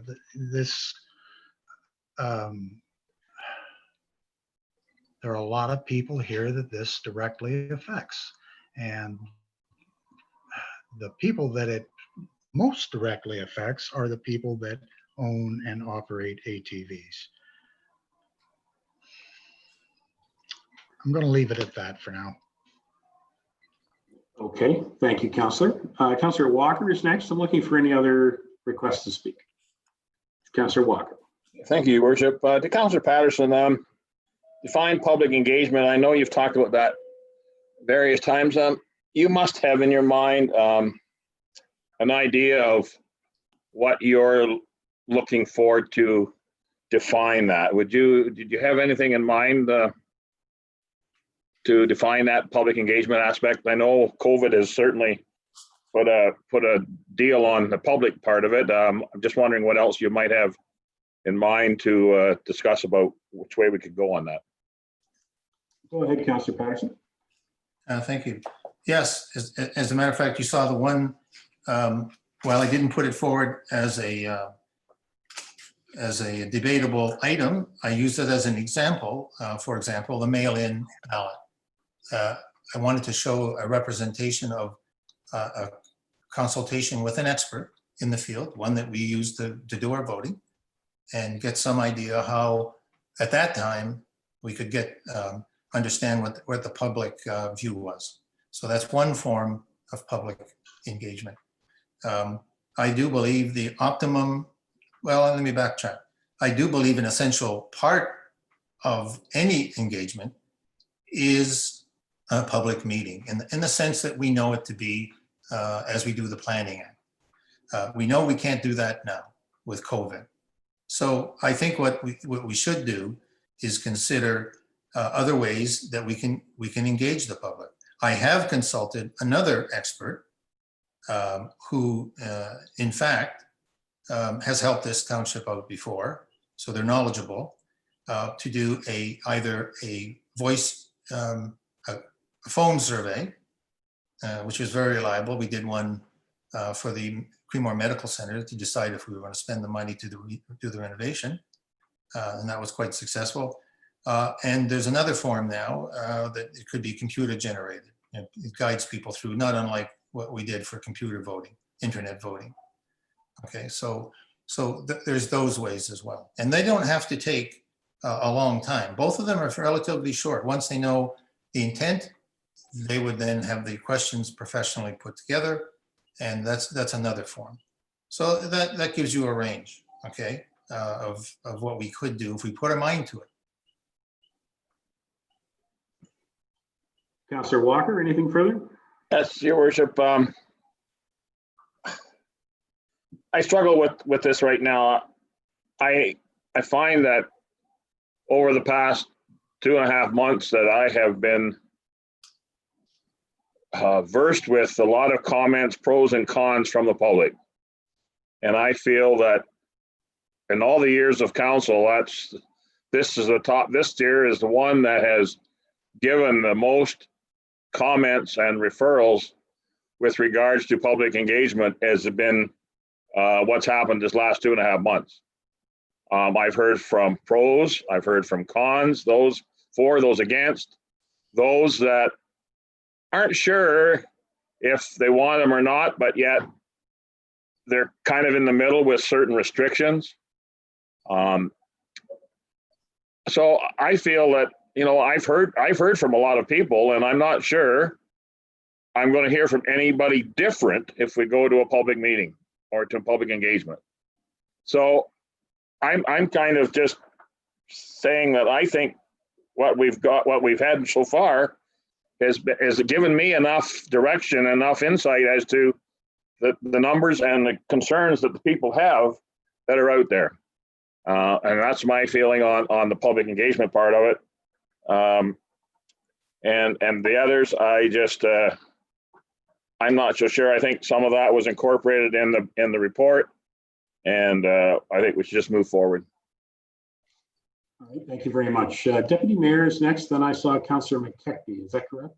I believe so. Yes. Deputy Mayor, go ahead. Thank you, Your Worship. So when I look at this, and I read what number 2 says, direct staff to include the following elements in their staff report. So to me, these are amendments being made to the report. And the first one is defined public engagement process, including a public meeting, including dates. So they're asking, this A is stating for staff to come back with a report stating how do we engage the process of including the public. That's what it's asking. It's not asking to do this, to do that. It's asking staff to come back and tell us what is the best way. This is my interpretation. It's asking what is the best way to get the public opinion on this process. Define public engagement process, including a public meeting, and staff to include the public elements in their staff report. To me, that's an amendment. A staff assessment to each of the justifications. Yeah, so I think each one of these, and so I'm going to support what you say about doing them one by one by one. But to me, we're trying to, as in number A, we're trying to decide what that public engagement should be, rather than staff coming back and telling us, here's the best way to get public engagement. All right, I appreciate that input, and that's interesting. It doesn't say that it's asking for that, but it does imply that, I suppose, is a word. Thank you for that. Councillor McKechnie is next. Thank you, Your Worship, and I have to say I agree with the Deputy Mayor's interpretation of the as well. So to you, Your Worship, are you asking us if we want to take each of these items A, B, C, and D in order and discuss each one separately? Is that what you're asking? I am asking that. Thank you for bringing it up, Councillor. I implied that at the top when we discussed that Councillor Patterson's report effectively has 5 items in it. As I mentioned, the first one is to receive the report. And then there are A, B, C, and D are the items. Councillor McKechnie, go ahead. Okay, that's great. So just before we get into that, so because I do have a couple of comments, you know, I think there's been a lot of misunderstanding out there on both sides. And I think there's a number of things that need clarification, especially when it comes to this staff report. There's a few items there that need clarified. We have different interpretation of them from staff and the NEC, NVCA. I'm not even clear on a few of these things. I'm not even clear on some of them. So I think that we do need some more clarification. I would also take a little bit of issue with Councillor Broderick's argument that this affects the ATVers the most. We're supposed to be thinking about the whole township. And, you know, there's a lot of people that don't own ATVs in this township. It's going to affect them as well. And so, sure, it may affect the ATVers in a positive way. It's going to affect a whole lot of people in a negative way. I just, even while Councillor Broderick was speaking, I received an email here that just popped up. One fella says, I've got 6 ATVs, and this I don't want to see a great area ATV access. So anyway, I leave it up to you now, Your Worship. Let's deal with them one by one, and we'll get into the nitty and gritty on each item then. Thank you. Thank you, Councillor McKechnie. Appreciate that. Council, then I would like to ask that be it resolved that Council of the Township of Clearview hereby receive COU 008-2020, the ATV side-by-side access to Township Roads report for information. That'll be the first motion I would like to present on the floor. I'm going to go with Councillor Patterson and McKechnie as our movers and seconders. Is there any discussion on the motion to receive? Seeing, yes, Council Deputy Mayor. Thank you. So I just want to clarify that we are now doing, bear with me for a minute, Your Worship. No problem. So, they're saying be resolved that Township hereby, number 1, receive the Township report for information and direct staff to include the following. So you're still dealing with Councillor Patterson. My issue is I have an amendment I want to make to the report. Do I do that now, or do I do that amendment to the report under 021220? 021, that's correct, Deputy Mayor. As I outlined a moment ago, we would be reviewing all of Councillor Patterson's reports, then we would review PW 021. Okay, and you can absolutely. Thank you, Worship. I just wanted clarification on that. Thank you. Right on, and I'm happy for that too. As I've said before, just as an aside, as I've said before, sometimes doing meetings like this, it's not easy to fully communicate everything that you want to say. And so I'm going to take as much time as I need to make sure that everybody's agreeable. If that's okay, so at least understanding where we're going with this. Tom, the motion is to receive. Do you have something to say? Well, we started this, we do this every time. The motion is on the floor. We're having a discussion. There hasn't been a motion, and I'm not overburdened with the process, but there hasn't been a motion to break it up into 4. But there has been some comments that I think before that might affect somebody's decision to receive or not receive. Okay, fair enough. Madam Clerk. I kept track of those, and I can give short, succinct answers to them. So thank you, Madam Clerk. Go ahead. Thank you, Your Worship. So I just wanted to clarify in our procedure bylaw, you don't need a motion to look at things in distinct proposals. You just need a member's request. Thank you. I'm making the request, as well as Councillor McKechnie supported what I was suggesting. Councillor Walker mentioned it briefly, but it didn't go through. So that's where we're going. So I would like to answer some of those questions. That again, my concern is that if we're going to start moving into approval of each of the elements of my motion, there were some preliminary comments were made, and I think it's only fair that I give a short response. Well, again, these are under the receive for information. Mr. Patterson, your comments. Okay, so just a question directed to Councillor Broderick, if I may.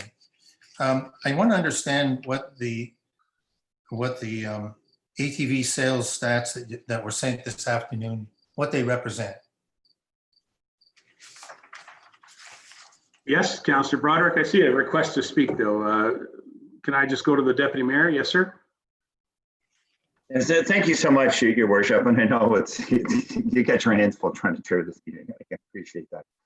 It seems to me that item number 1 is receive the report for information.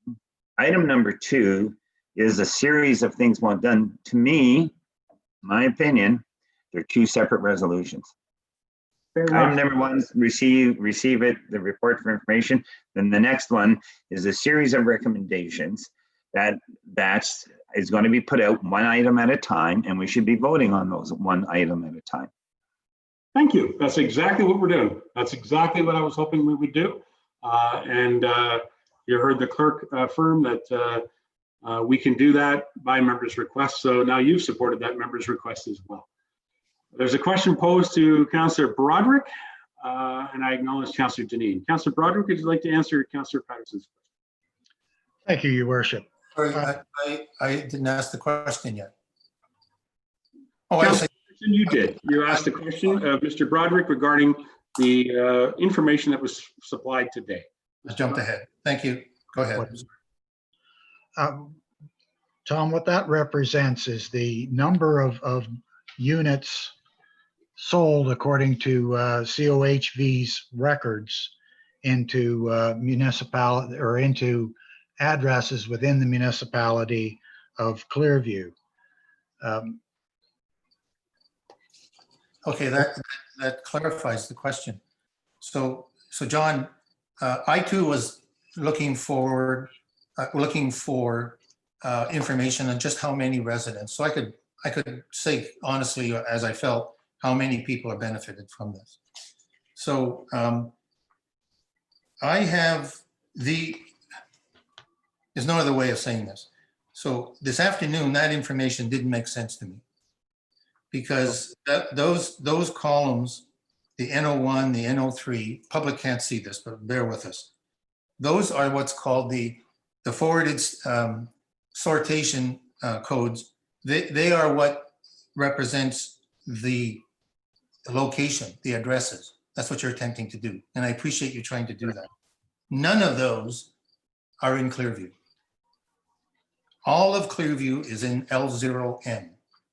So I talked to MMIC, that's the agency that keeps these ATV sales stats for 2015 through 2020. And they provided me with the LOM. And those numbers in 2015 through to 2020, not the 1500s, but 84, 91, 124, 87, 109, and 126. Now, I'm not claiming you're wrong and I'm right. I'm simply saying, based on the input I got from the same agency, once I clarified what we were looking for, that represents an average of about 103 ATVs a year. Plus you have to add side-by-sides, because as you pointed out, it didn't include that. So there's a big difference. So I just illustrate, not for clarification today, but why I wanted to say why it's important to receive my information and then act on the 4 other points is because there is a lot of information floating around that we need to verify.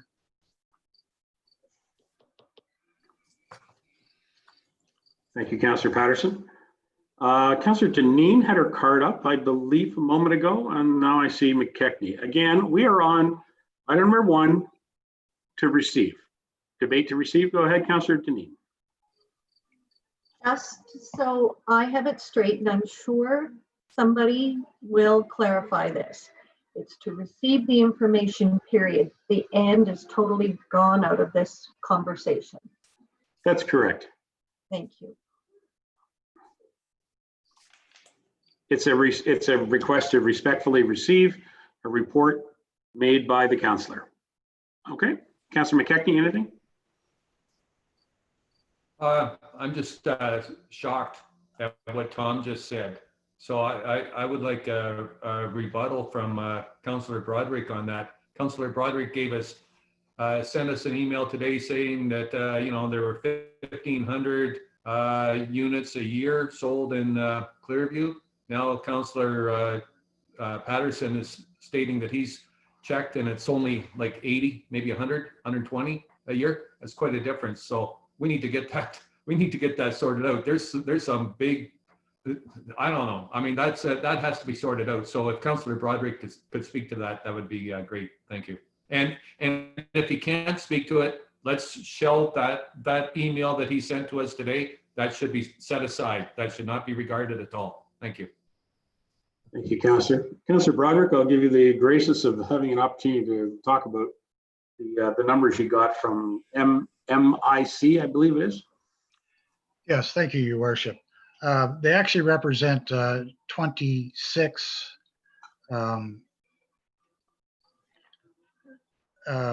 postal codes within the municipality, not one, but 26. And those are the figures from those postal codes.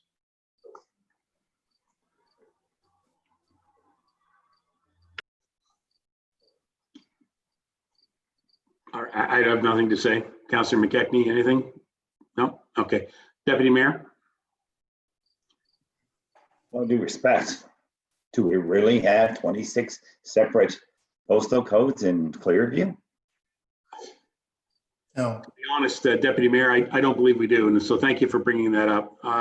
Councillor Broderick, it's not a good position for the mayor to question somebody's presentation as a councillor, but I am very suspect of that report. And so you got any further you'd like to add, Councillor Broderick?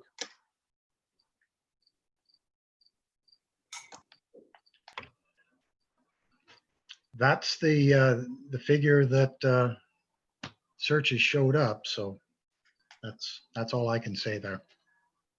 Okay. Well, I mean, let's just, as Councillor McKechnie says, it needs to be put aside because it's certainly information that's not reviewable, I presume is a good word. It's not be able to be reviewed. So would that be acceptable to the group here? All right. Anybody else on item number 1, which is the item to receive COU 008-2020? Nothing, Deputy Mayor. I respectfully request we call for the vote on item number 1. Thank you very much. Debate's completed on that. Members of council, I'd like to call the motion. We have a mover and seconder to receive COU 008-2020. Those in favor?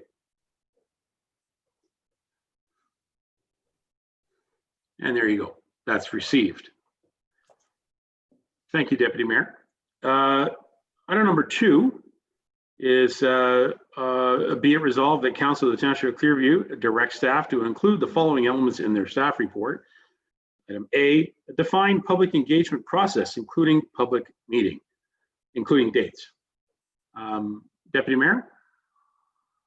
I'd like to get a clarification from Councillor Patterson. Are we directing A, B, C, and D as amendments to the report that's going to be on the table? Good question. Councillor Patterson. Well, of course, at this stage, remember when this was written, this was to give direction. And now you'll see comments come out. That's why I thought the order was better the other way around. You'll see comments come out that I'm asking for additional things, and others will too, in the staff report, and they reflect what was in my motion, which is in my motion.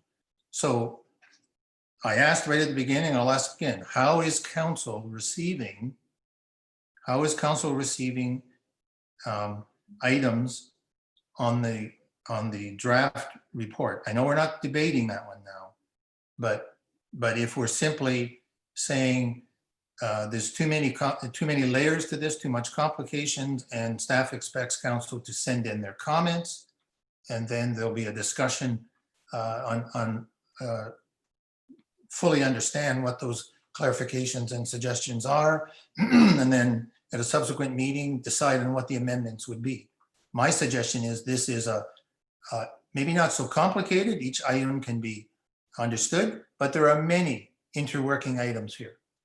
And I think we'd be foolish to try to craft amendments right now on the first night that we're debating this motion. So yes, I see them eventually. I see them as amending the instructions to council, to staff.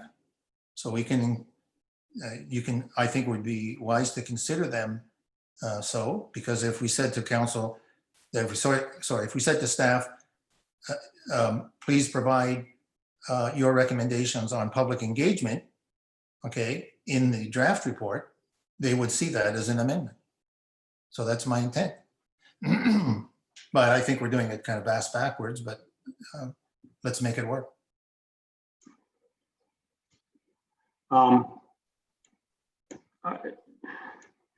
I don't believe we're doing this backwards at all. I think we're doing this according to the procedures that we have in front of us. The procedures are that we have a motion that was deferred. The motion was deferred. It's presented back on this table. We are now reviewing it. I've decreed, or I've determined that we will review them each item individually out of respect to the fact that the items are relevant to the discussion.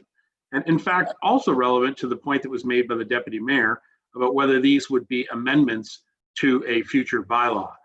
So I think we need to complete this process, and that will give direction to staff when we get to item 2 of the next motion, which is the consider approving a draft bylaw at a future meeting. So I'm happy. We're doing this exactly as we should be, as far as I can tell. I'm happy to suggest to move as the mayor has suggested. We've had that discussion. Yes. Answered the question. They will be viewed by staff as an amendment. Thank you. Deputy Mayor, go ahead. Yeah, so I think Councillor Patterson just answered my question. I want to say this is a draft bylaw, and this is the opportunity to make amendments to that draft bylaw. So and these are what in my opinion these questions are asking to find a public engagement process. So that's asking staff to make a recommendation. Number 2 is asking staff to make a recommendation. Number C is asking staff to report making reference to the ongoing traffic management study. So every one of these, again, I go back to is a separate item that we vote on giving staff direction as regards to this draft bylaw. But we're not amending the bylaw at this time. We're dealing with the motion that's on the floor. So we will get to that amendment process once we have an understanding of what the decisions are going to be made by council on these 4 items. Okay, thank you. Mr. Sage, I see you've joined us. Go ahead. Yes, Your Worship. I'm not sure if I'll be helpful or if I'll make it worse, but I think I agree 100% with the deputy mayor. It's obvious that if these 4 changes or additional direction were supported by council, we all know that the current staff report does not include those items. It's pretty obvious. And because staff were not directed to do that previously. If staff were so directed to do it now, that's okay, that's great. I would hope that a councillor then would defer either Dan Perot's report to another day, because there will be some need for staff to come back, as the deputy mayor has alluded to, with some plans on how to accomplish these items. And similarly to defer the bylaw to another day. Because obviously in the report, we have not answered these questions that may be passed by council. So I could be wrong, but it would really be helpful if the staff direction was determined. And then when you move back to Mr. Perot's report, I would hope that council would understand if we need to include these 4 items, which we're more than willing to do, then discussing the bylaw today is probably a little bit premature. So that's my comment. Thank you. Thank you very much, Mr. Sage. I appreciate that. And I think what we will do is see how these 4 items land with council. And then that will give us some understanding about how we deal with the ultimate question on item PW021. All right, did I see a card? I thought I did. All right, no, thank you. All right, council, item, you've heard the motion. Okay, Deputy Mayor, go ahead. Sorry, I may be jumping the gun on your worship, and I don't mean to. But I'm going to motion that item number A, define public engagement mechanism. I'm going to motion that item number A be give staff direction to follow through with item number A.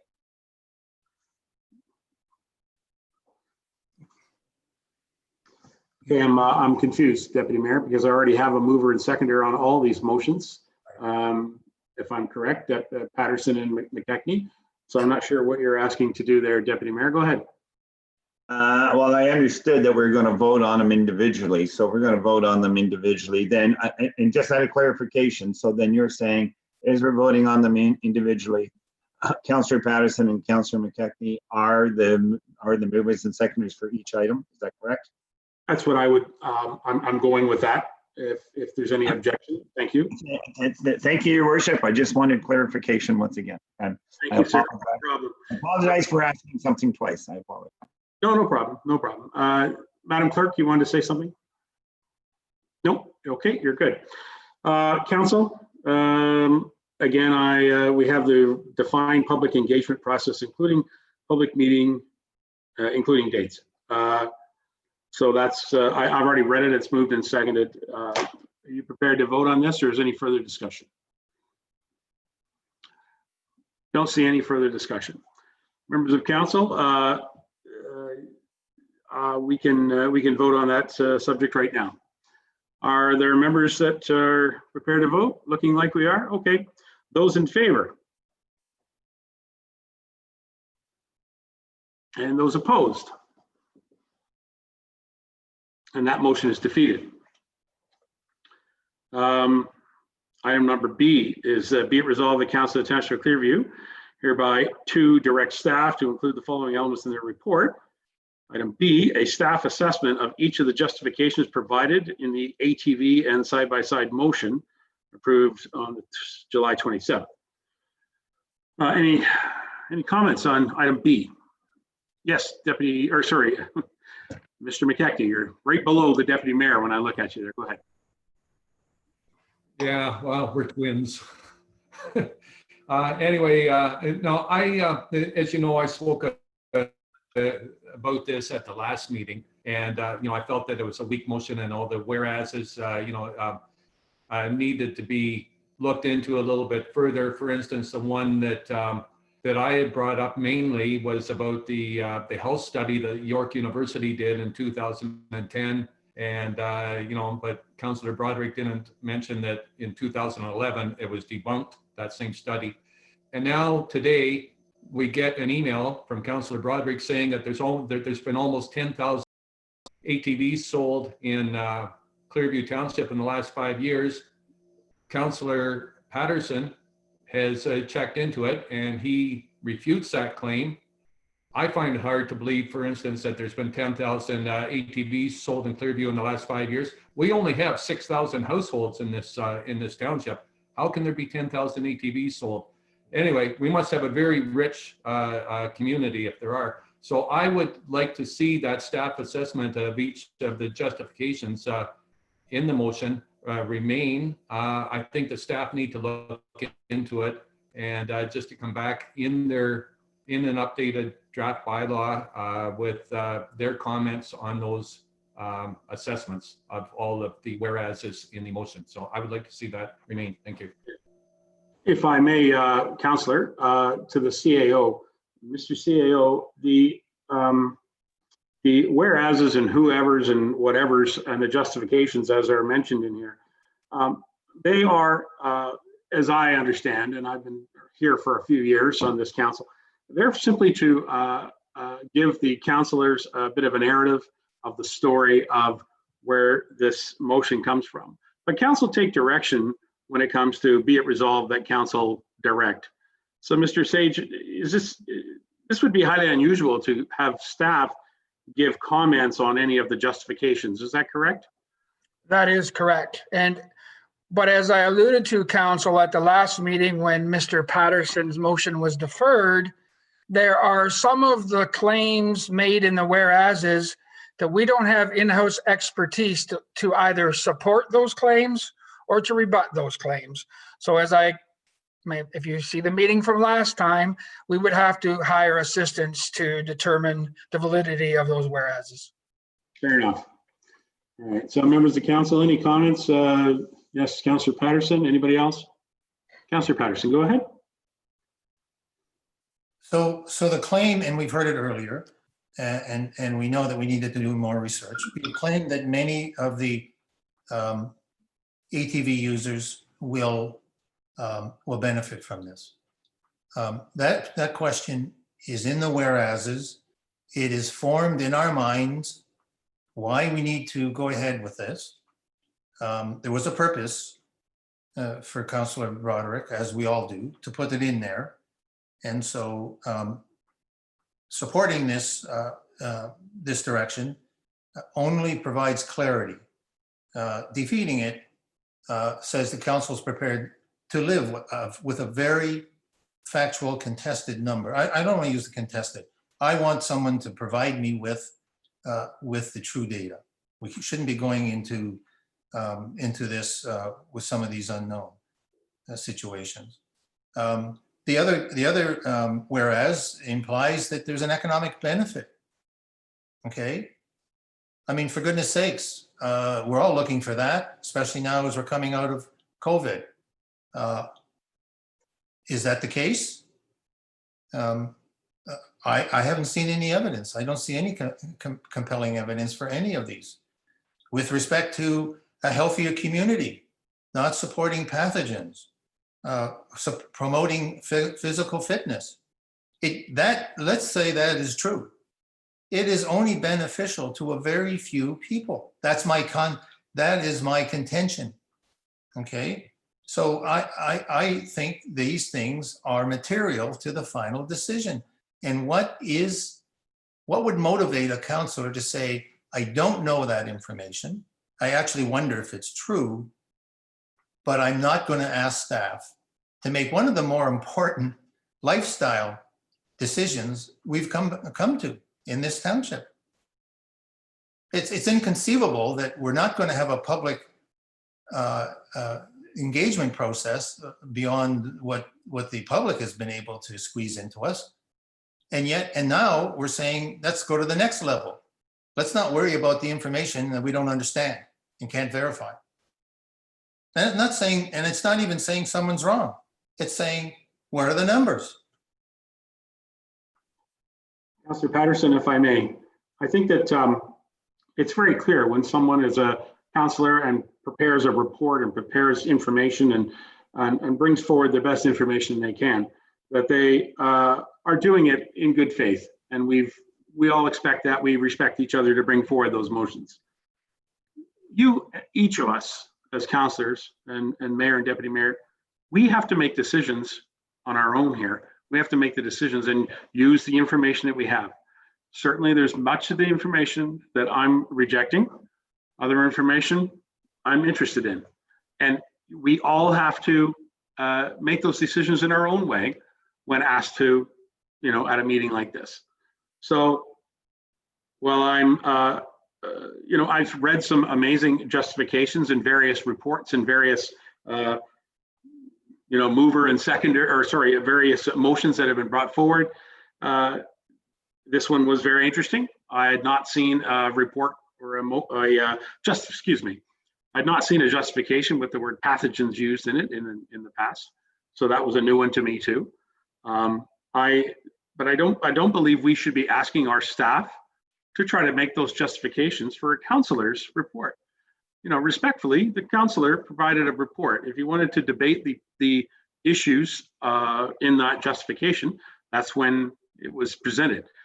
Councillor McKechnie has one that's on our agenda right now that we could just debate once we get to it, all of the whereases that are in there before we get to the actual action item. And staff have to take a direction from council. When they give them direction, they have to take that from the motion. So, this is basic stuff.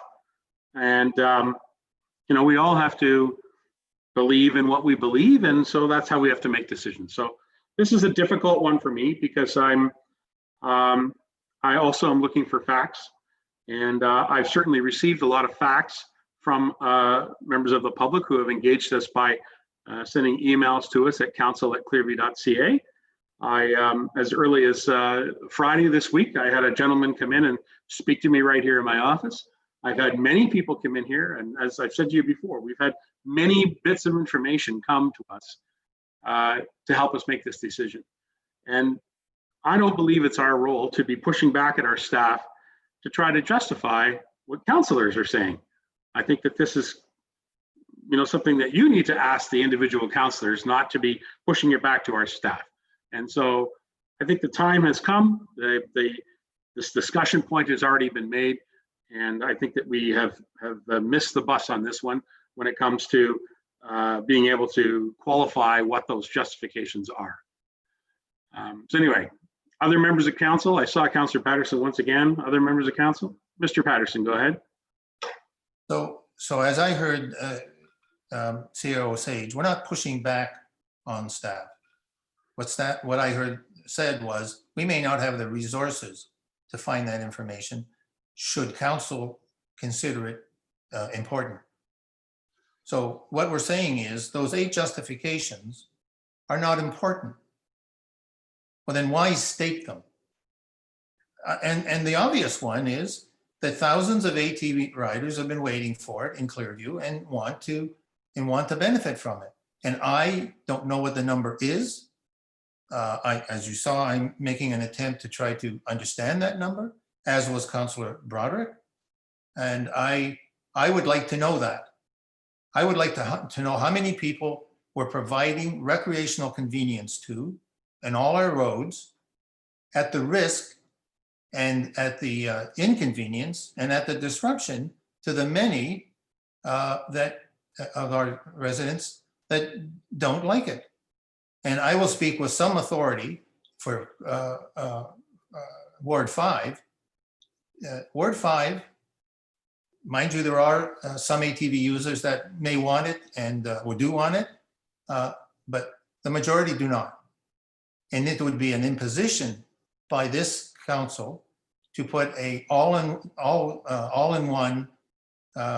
winner take all, one size fits all solution. Why would we put ourselves in that position? It's not that difficult. It took me about an hour to get some of that information, and probably it take the staff a little bit longer, or the COATV or the ATV community to do that. So come on. I mean, I think this sounds like we've made up our minds before. I think the intent should be to stay open, receive the data, ask staff to do it by any means. If they want to come back and say it's totally unreasonable, the cost to get this information, come back and say it. Right now, we're only asking them to include it in the draft report. Okay, so the Deputy Mayor, Councillor McKechnie, you put a question there to the staff. Mr. CAO, is it totally unreasonable to do this? Mr. CAO, that was the question you said there, Mr. Patterson. Steve? Just get me unmuted. So no, Your Worship, it's not unreasonable. I mean, most of those questions are economic issues that there are many experts in the province that could answer that. It's the same old story. It's a matter of time and cost. But those requests are doable. Yes. All right. Thank you. Deputy Mayor, go ahead. Thank you once again, Your Worship. And I agree with Councillor Patterson. There is statements and information that wasn't backed up. That wasn't, had there been documentation, factual document to back that up, I have to make a decision as a councillor, as your deputy mayor. I have to make a decision what's best for all of Clearview.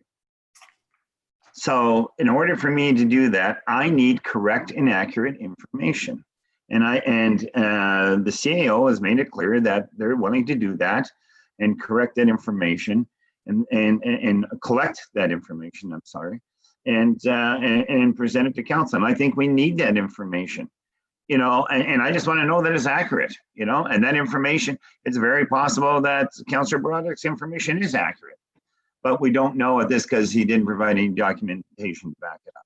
So I want those answers. I want to know what you know it is, and with those 8 items that were listed, we're already disputing the number of ATVs in Clearview. I mean, we're already disputing that. So there's issues here. So I support Councillor Patterson and recommend that staff take the time to do this, because this is a decision that's going to affect Clearview for a long time to come. And there's no need or reason to rush into a decision.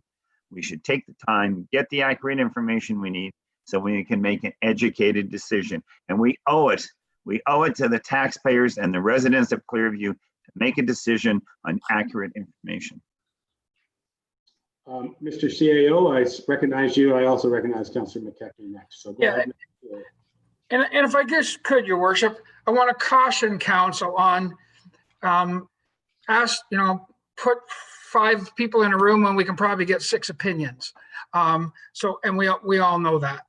But when we say experts, you as council members will be able to debate and perhaps not agree with those experts as well. So I keep hearing the word verifiable, and I made that comment at the last meeting. So I would caution council that, you know, we would reach out to the health unit about the health claims. We'd reach out to an economist about the impact that ATVs may or may not have on the economy of the community. But you as councillors will have a right to judge those experts as well. So I just, you know, there's no magic wand here, everyone. So at the end of the day, to the mayor's point, you will have to make your decisions, and you may not have that magic bullet that solves for everyone. So just be aware of that. Very good. Thank you, Mr. Sage. Mr. McKechnie. Thank you, Your Worship. So we have a motion that was put to us back in July the 27th. That motion is a matter of public record, and now we find there's some question to its accuracy. So I think that we have to have staff. I confirm again, we have to have staff review that motion and determine or give us an assessment of the whereases in the motion, because it is a public record. This is not something that we did in a workshop. This was something that was done at a public or at a council meeting, and now we find that you know, there are some questions about it. So I think that it is definitely up to staff to come back to us with an assessment of those whereases. So I want to be on record as saying that. Thank you. All right, thank you. I see Councillor Patterson again. Anybody else, just for interest's sake? All right, thank you. Councillor Patterson. Yeah, just so there's no misunderstanding, it's not my numbers and Councillor Broderick's numbers. We both went to exactly the same source. Councillor Broderick would recognize the name I got this from. Same company, same source, same question. I verified, and that's what I mean by verifiable. I verified what I thought the line said, LOM, the line I read to you. He said, that is the number from that code, all right? That code, LOM, by the way, is bigger than Clearview. So that number is smaller than what I read you, if it's accurate. So don't take long, a couple phone calls to sort that out. We're not pushing back to the COA's comment. I understand what he was trying to say, but for council, we're not pushing back on the expert. We're going to accept, like we do with all our experts. We'll accept the response that came back. We respect it from a number in this council session. We may not choose to follow the direction. We better have a good reason, not our own, but what in the interest of the public and the community. So we're not pushing back on the expert when we get it. So it's money well spent and time well spent in meeting this decision. Anybody else? Yes, Councillor Deneen.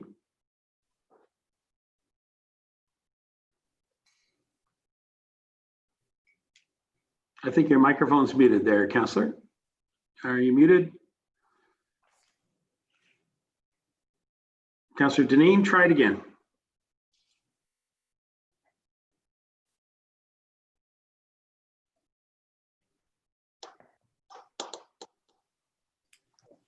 Thank you. Sorry about that. I went back to the motion on July 27th. And other than the one that Councillor McKechnie has already debunked by saying that the health benefits to it by the university, the rest of it all says may provide. That may prove to be less likely. Also may provide. There was no firm,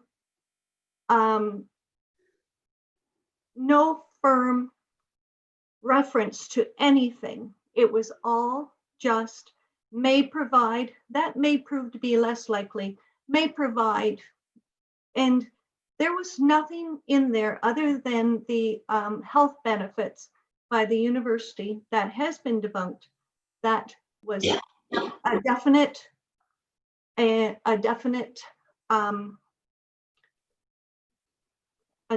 finding. So that, in my estimation, is for us as council, as Clearview Township, to make our own decisions on, not to have somebody come back and say, oh yes, there are benefits to this. Oh yes, because they are lighter, they get better gas. Or if there is any kind of monetary benefit to the businesses. That's yet to be seen.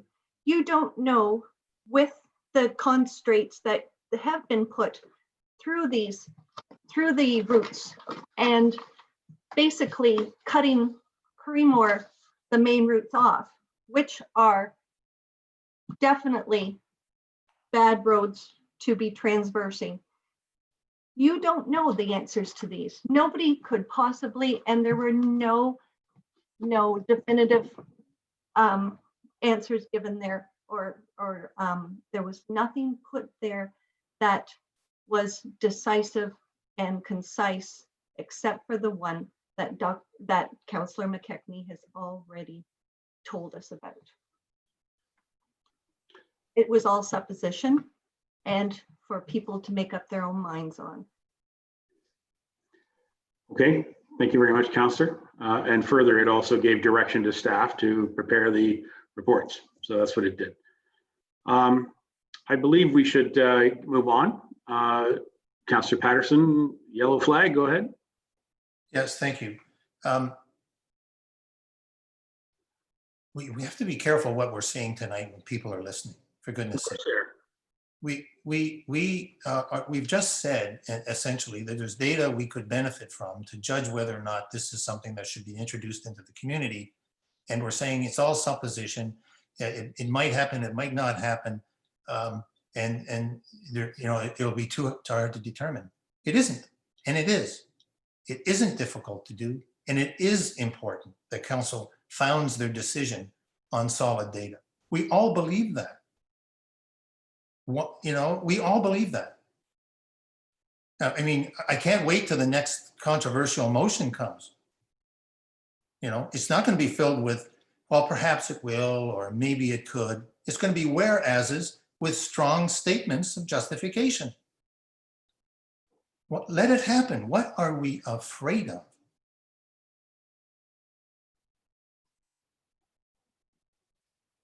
Anything further?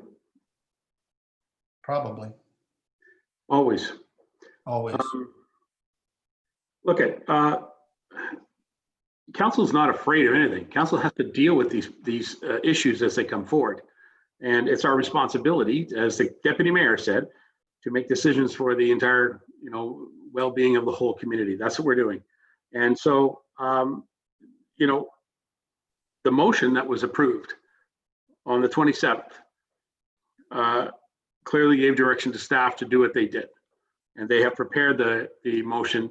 And as the deputy mayor has pointed out to us nearly an hour ago, that we will have some opportunity to make some amendments to a draft bylaw. And that way we can get some clarity on that. I go back to my point that I made earlier, and I would hope the council hears me, that is not staff's role to try to justify the whereases. That's for you each individually to accept or not. And as Councillor Deneen pointed out, some of them are suspect, some of them are not, some of them are may happen. And so I think that it's a bit of a learning lesson, perhaps, respectfully, to Councillor Broderick, who has, joined this council. And I believe it's, something that we should all take back, as Councillor Patterson suggested, that when we have motions, they should have clear words as to what they are. Even Councillor Patterson, respectfully, even some of your motions in the past years have had some conflicting words in them as well. So it's difficult. I appreciate it. It's difficult for all of us. And let's just say that we need to do better. But we also are engaged in a process right now that this community has certainly engaged us in as well. And so I'm trying to get us to the point where we can get to receiving this report, and then we can have a truly good debate about the bylaw. That's where I'm going with this whole thing. So I don't care any way you look at it. That's the messaging that I'd like to see us get to. Mr. Patterson, you put your card up one more time, and I'm trying to be very respectful, but I want to point out that we have now discussed this for more than an hour. Mr. Patterson, go ahead. So I just want to reiterate your words. Let's do better. Let's do better right now. Yep. Well, we can do better by being more efficient and getting through this. And, we have to be cognizant that we are consuming the time of everyone who's watching, as well as all of our staff. And we need to be efficient, that's for sure. It's not easy, Mr. Patterson, so it's not easy to chair this type of meeting when there's obviously a very split message in this. But there's very clear direction from the way council has been voting over these last messages that the council is going that direction. So, council, item number B, the staff assessment for each of the justification provided in the HV side-by-side motion approved on July 27th. I'm prepared to call the motion. Members, those in favor? Those opposed? Okay, so the motion fails as a 4-4 vote. So motion fails. Item number C, staff report referencing to ongoing traffic management study. So I can read it again. Be it resolved, the Council of Township of Clearview hereby direct staff to include the following elements in their staff report, a staff report making reference to the ongoing traffic management study. Is there a conversation you'd like to have on this? Any points about the traffic management study? Just as a piece of information for all members, the deputy director and I met, and there may be an opportunity for us to get a bit of an update on how that traffic management study is coming for all of traffic of the township, not related to this topic right now, but that's something for you to consider. Anybody else? Go ahead, Councillor Patterson. Are you suggesting that that update will be included as it references the ATV motion? I was saying in the words as an aside for your information, the traffic management study, we will be getting an update from the engineering firm that's doing the study from our deputy director at a future meeting. It is not relevant to the discussion that we're having right now, and I apologize for even bringing it up. Well, I would have brought it up anyways. But, Thank you. Okay, Mr. Patterson's got a card up. Go ahead. So we don't see this as part of the broader traffic study that we're adding a new use to our roads. I find that at least an appreciation. What's the criteria? I mean, later on in the discussion on the on the draft budget, draft bylaw, I'm going to be asking for staff to give us more detail on the criteria they use to allow and prohibit roads. They mention it. They mention 1 word, 2 words, 3 words, you know, but very little for us to go on to do, as you suggested earlier, that we have to get the information, have to use the information we have. Well, apparently we have it in-house, but it just wasn't shared in the draft bylaw. Leave that discussion for later. We also have some opinions based on the summer count, which is when we don't need the winter count for ATVs.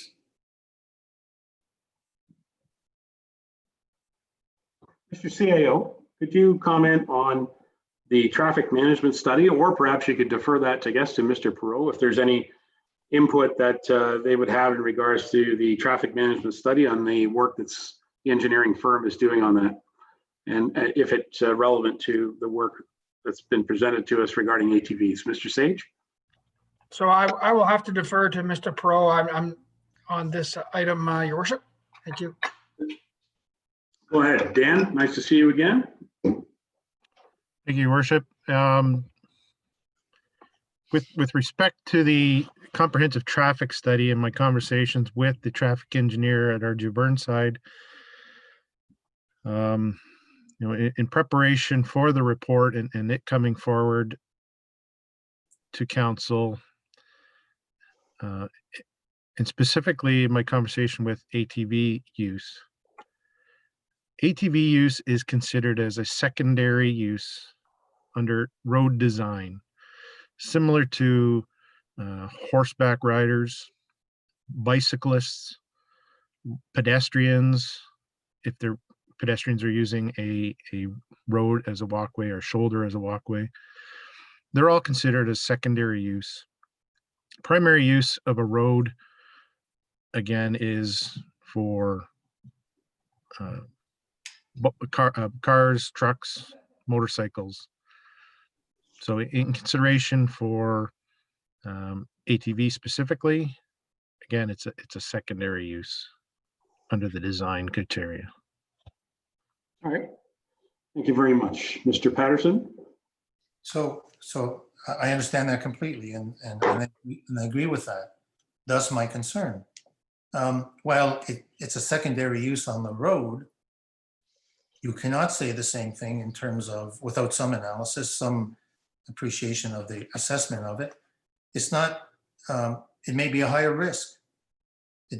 Secondary use tells me when the primary use of a road has a certain risk level just for local traffic, or for example, why we did the exclusions for Fairgrounds Road in concession 6. Obviously, you must have taken that into consideration. Why would we add ATVs to it?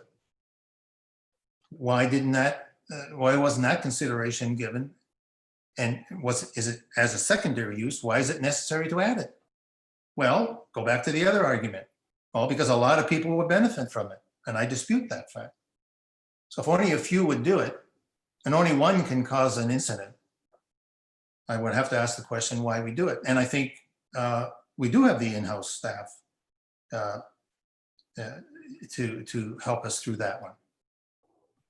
So my, let's call it now amendment, potential amendment to the staff report would draw out some of that information that you seem to have, if not at the fingertips, available for further analysis, without having to wait till the spring of 2021 when the winter count, which would have no impact, and I would assume minimal impact, on our decision that we're making over the next couple of weeks. Thank you, Councillor Patterson. I'm not sure if there was a direct question there to Mr. Perot or not, but it wasn't a question, it was a statement to council. Yeah, I got it. Thank you. Mr. Sage has been in and out again. Okay, Mr. Deputy Mayor, go ahead. Thank you, Your Worship. And I agree with Councillor Patterson. If there's preliminary information available about the traffic study, basically volume of traffic, speeding, whatever information, I would like to see that. I would like to see that is, so it would help make the decision on what we're going to do with this ATV bylaw. You know, if we find some roads that are excessively busy and, you know, then we may not be recommending that those roads be used. So I think it's important. If there's preliminary information, let's see it. Thank you. Mr. Perot, you made comment about the uses as a secondary use. So do we have any preliminary information about horseback riders or bicyclists or ATVs, even pedestrians in this study, that information that's relevant?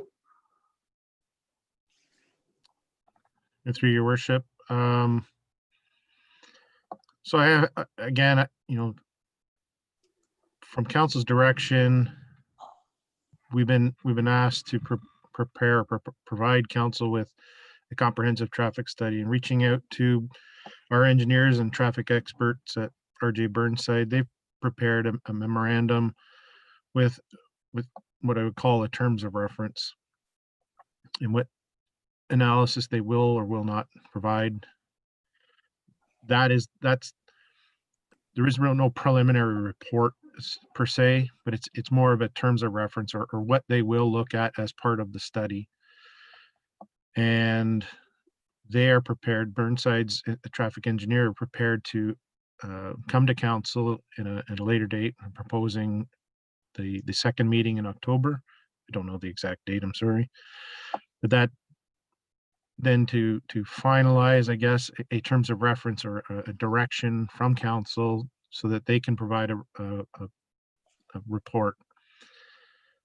In speaking with them, with the engineer, he is under the same direct, I guess, it's the same interpretation that perhaps the winter count may not have as great an impact on the outcome of the report as that I maybe originally thought. So that he is prepared to, if given the opportunity or given direction from council based on the terms of reference, to prepare a report earlier in 2021 than later in the spring. So that's kind of an update on the traffic, comprehensive traffic report. Again, you know, there may or may not be a subsidiary reference to secondary use. I don't think that, I know we haven't collected any data on pedestrians or horses or carriages or bicyclists. So, you know, there may be some reference to it, but there's no hard data on that aspect of secondary use. Okay. So that answers the question for the deputy mayor in regards to what data we have. There isn't any data. It's not likely to be studied given the amount of time and effort and money that we're spending on the study. Go ahead, Deputy Mayor.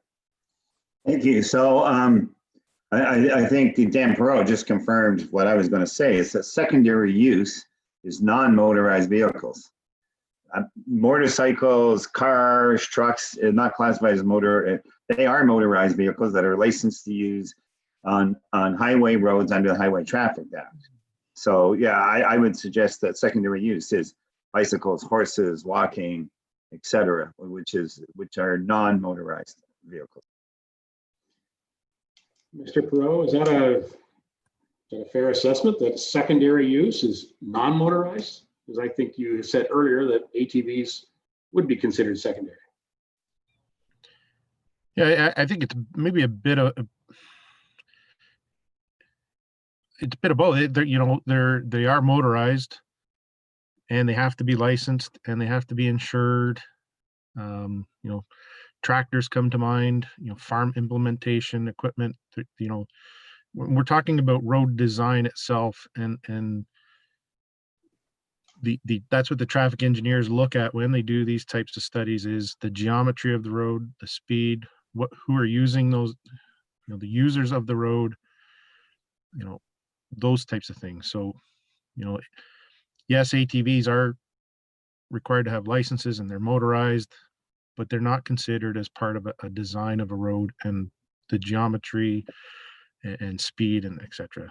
You know, Thank you very much, Mr. Perot. I see Councillor Patterson once again. Is there anybody else? Councillor Patterson? So once again, Deputy Director Perot demonstrates his expertise on this. He's telling us the decisions he has to make, that he's responsible for, are the design. This is the design of the road, and the design of the road is dictated by its use, and the primary use is for transportation. Typically, we don't have to be an expert to recognize who uses our roads, cars and trucks.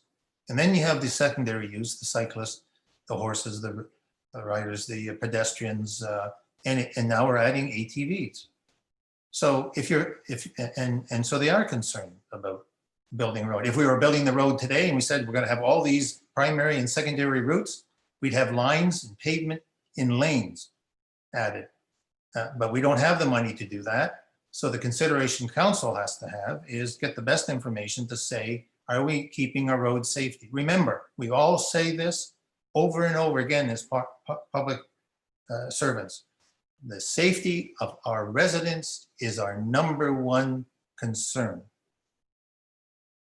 The only reason, that's believable, and the only reason it endears trust from the public is if we take action on that, not just say it. Thank you. Anybody else? Oh, I'm sorry. Councillor Broderick did have his card up. Thank you, Your Worship. I would suggest that another secondary use would be snowmobiles. Very similar in that regard.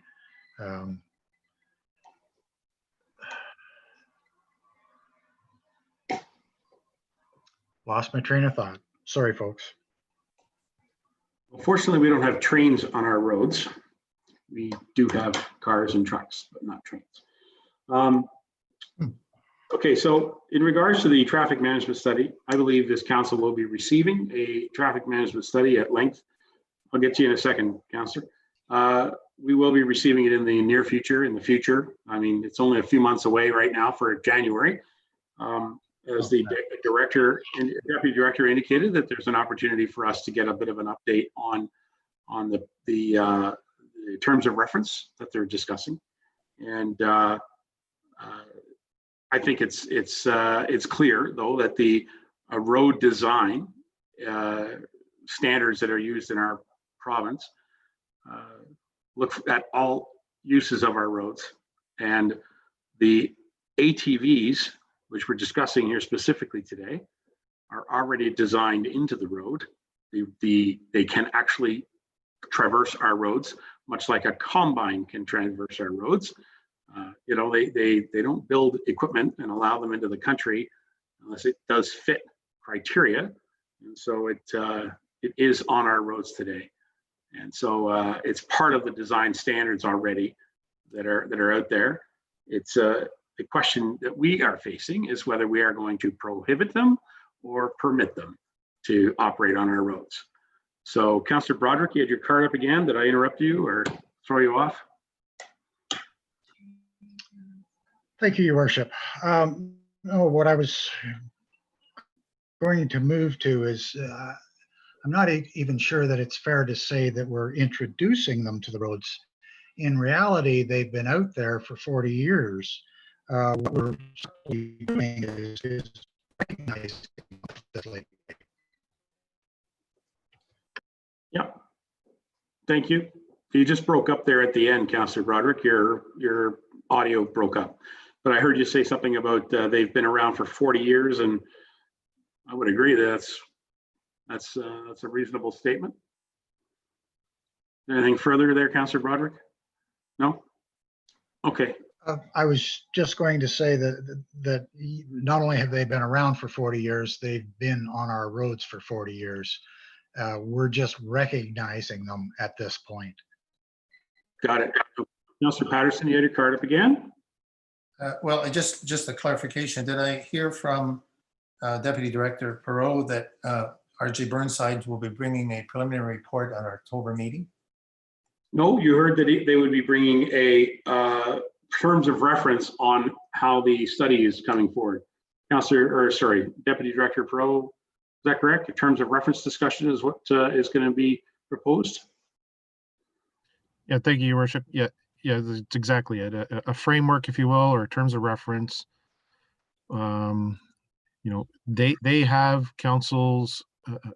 I have provided them the engineers with a snapshot of what council's direction or discussions have been over the past few months. Before the formal draft report comes to council, I thought it'd be best that they come to council to lay out what that report may look like. And if there are any additions or further items that need study, that council can give direction at that time. Don't go away, Dan. Councillor Patterson. So if I may, does it, I appreciate that effort. Does it include all secondary uses that we're considering? Mr. Perot. I haven't looked at it for a few weeks. I would have to look at it again to see what's on that terms of reference. I can report back to you, Councillor Patterson, if you'd like, or back to council. I would like you to report back in our draft, in the draft bylaw. That's certainly the precursor to a final assessment, that we at least know that our staff that we depend on, and I hear you're doing it, you're hitting all the right notes for me. It's just a matter of how we bring that into the discussion about the ATVs. Sounds to me like you've got information, you've made progress over the last couple of months.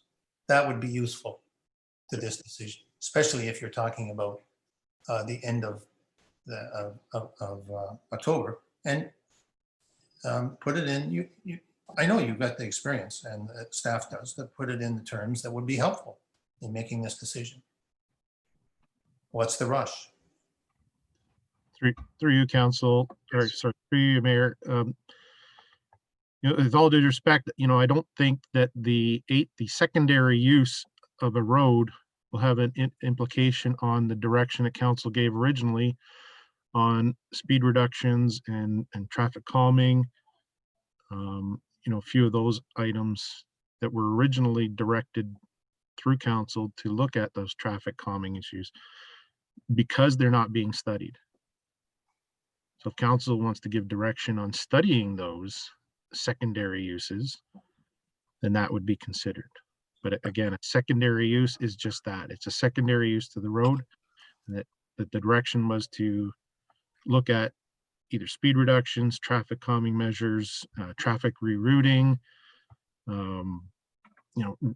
look at urbanized speed reduction in urbanized areas, and a few other things, but again, those will be reported. All right, thank you very much. Councillor Patterson, have we hammered this pretty well or what? Yeah, I'm hearing nothing but encouraging words in terms of making a better decision. And Deputy Director Perot said he needs a direction to do that. And this is a form of direction. It's in the study. We're asking to include this, ATVs. We're gonna have the TOR report later October. We've already presumably made a decision if it doesn't include it here, and then we're gonna try to put it in, or we're gonna say, no, we've already discussed that. That's something else. These things aren't discussed in separate little units. They all come together, the use of our roads, the lifestyle in our village. My goodness, I mean, it's kind of staring us right in the face here. I They certainly are. They absolutely are. And I think that's the part that all council need to remember, that we are in fact making decisions for all this community on how lifestyle, on how people, wish to use our roads in secondary uses, whether they be cyclists, horseback riders, tractor drivers. We've had the antique tractor crowd in our community too, haven't we? Mr. Perot, go ahead.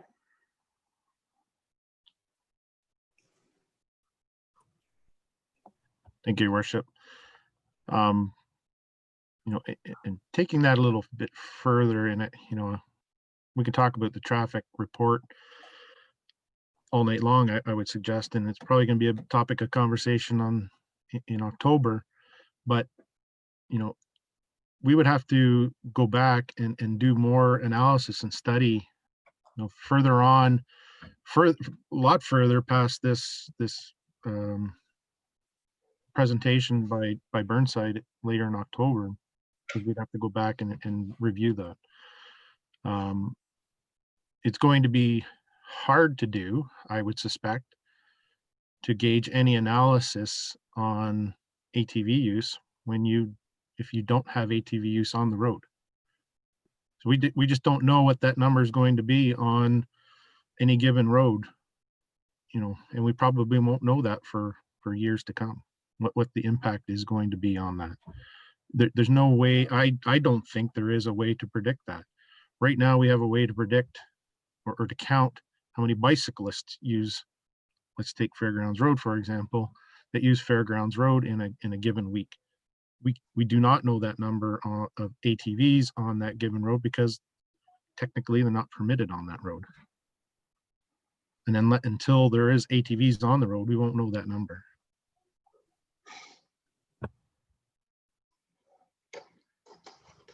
Patterson? So there you go. There's some indecision based on this part. We don't know. We can't tell ATV impact until they're on the road. We heard the statement that, well, they've been there for 40 years. And we said, why don't we use Wasaga Beach and others? They have them on the road in the sense of giving permit. Real data, we go to them as an example to write a bylaw. We should go to them to look at some of the engineering constraints, the traffic that you're looking at. So I'm kind of listening to this and saying, sounds like we have a gap between what we think we know and what we can find out. If we need to spend more money to understand the impact, well, you got some money on the comprehensive traffic management study. As COA said, it's just time and money. Well, then that's what I'm asking. What's the impact relative to the CTMS?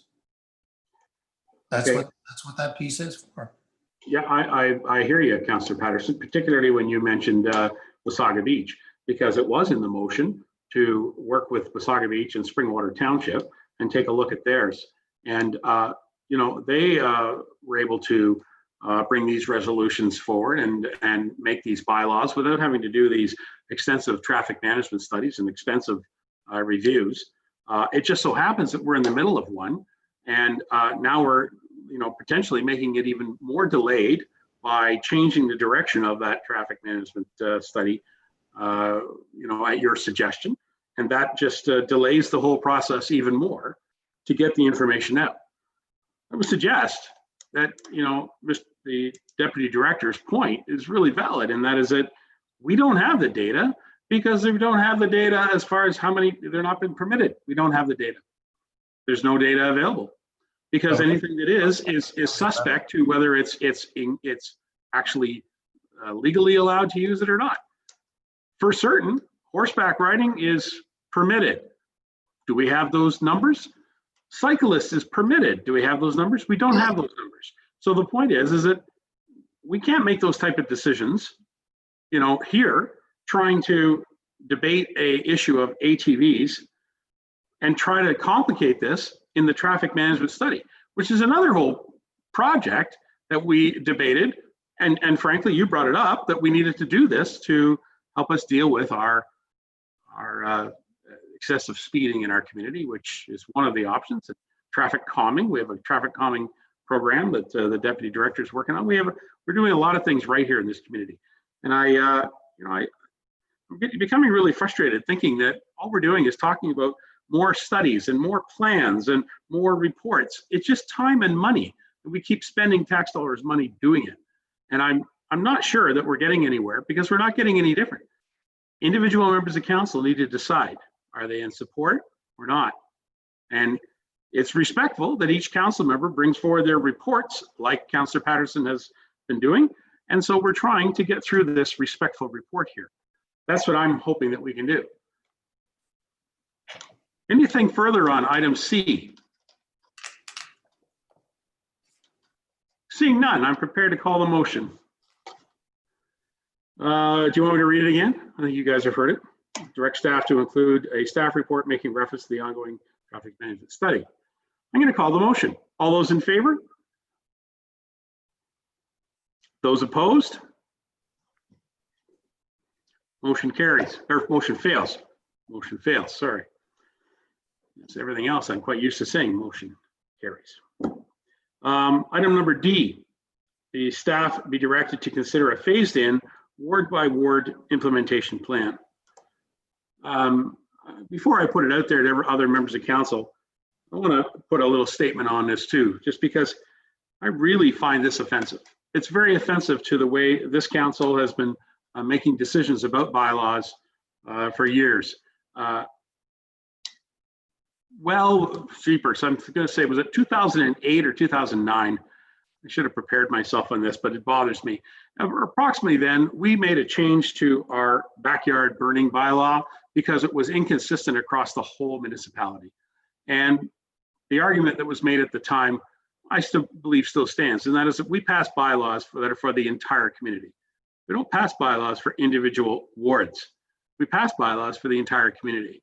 And it was asked of us as council through a public participation question about the implementation of bylaws. And all persons are suspect to bylaws that are passed by the Corporation of Township Clearview. All persons, whether they be residents, whether they be employees, whether they be visitors, all persons are suspect to the bylaws that are passed by this municipality.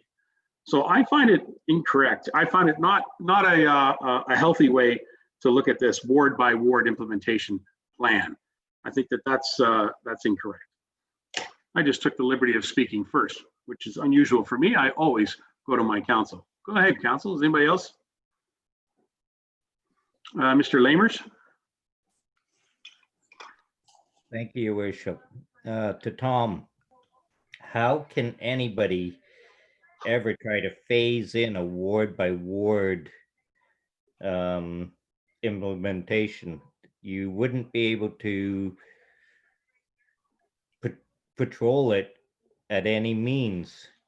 Nobody would be able to keep up to which ward is able to ride on and which one they're not.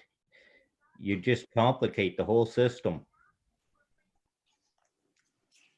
Mr. Patterson, would you like to respond? Go ahead. I'd like to understand why you think that's complicated. Right now, there's only two ways into in the draft bylaw. There's two ways into Clearview. One is maybe a third. I'm not sure, because some of our roads have a private portion to them. You read a map. You have a red line on the map. That's what ATV riders, snowmobile riders, cyclists.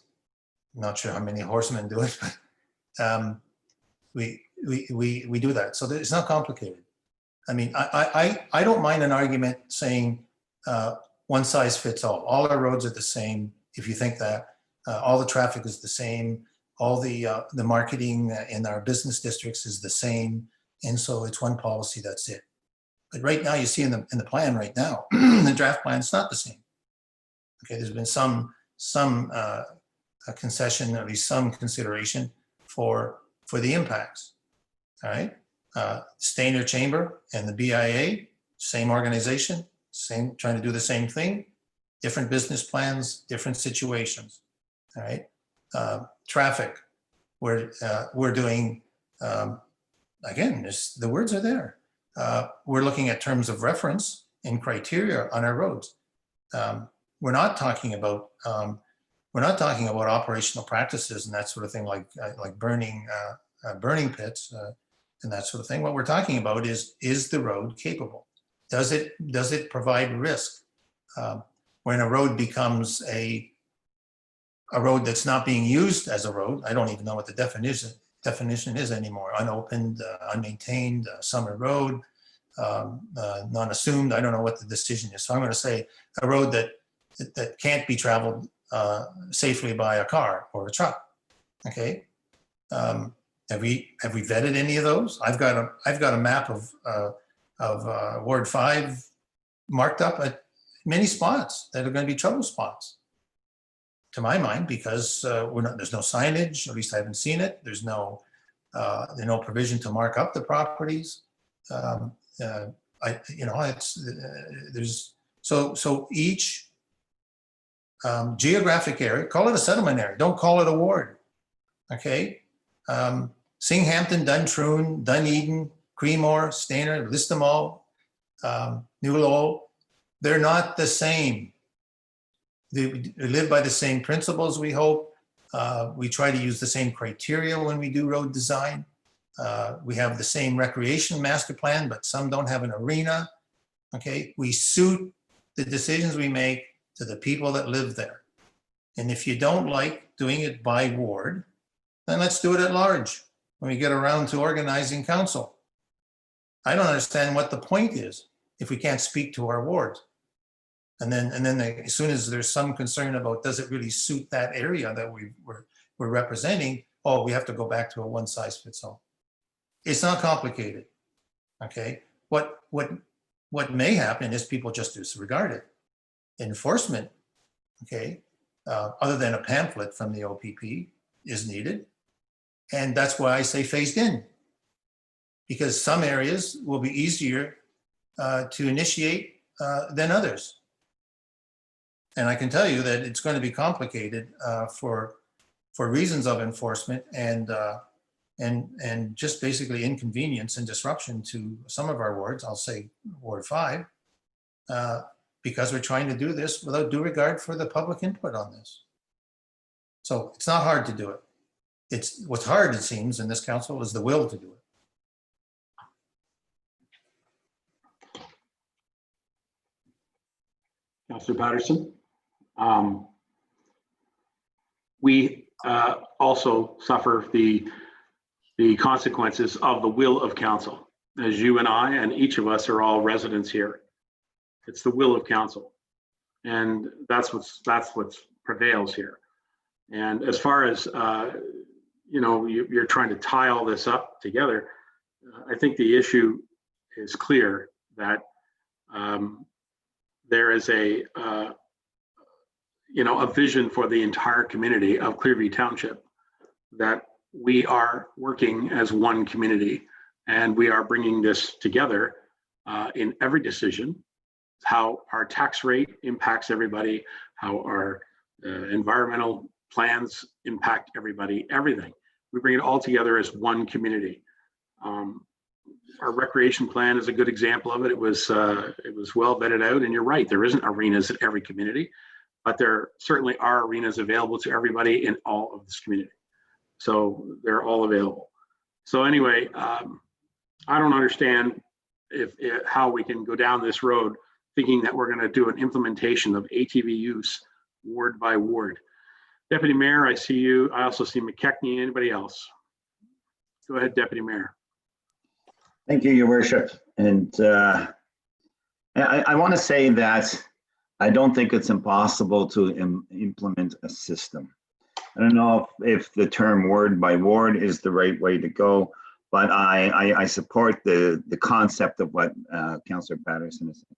We have a system now that was approved by council back in, I'm guessing when it was about 6 years ago, maybe 5 years ago, where the ATV people came and wanted full access, and council said no, but we sat down with them and came back with some ideas and some roads. They got them from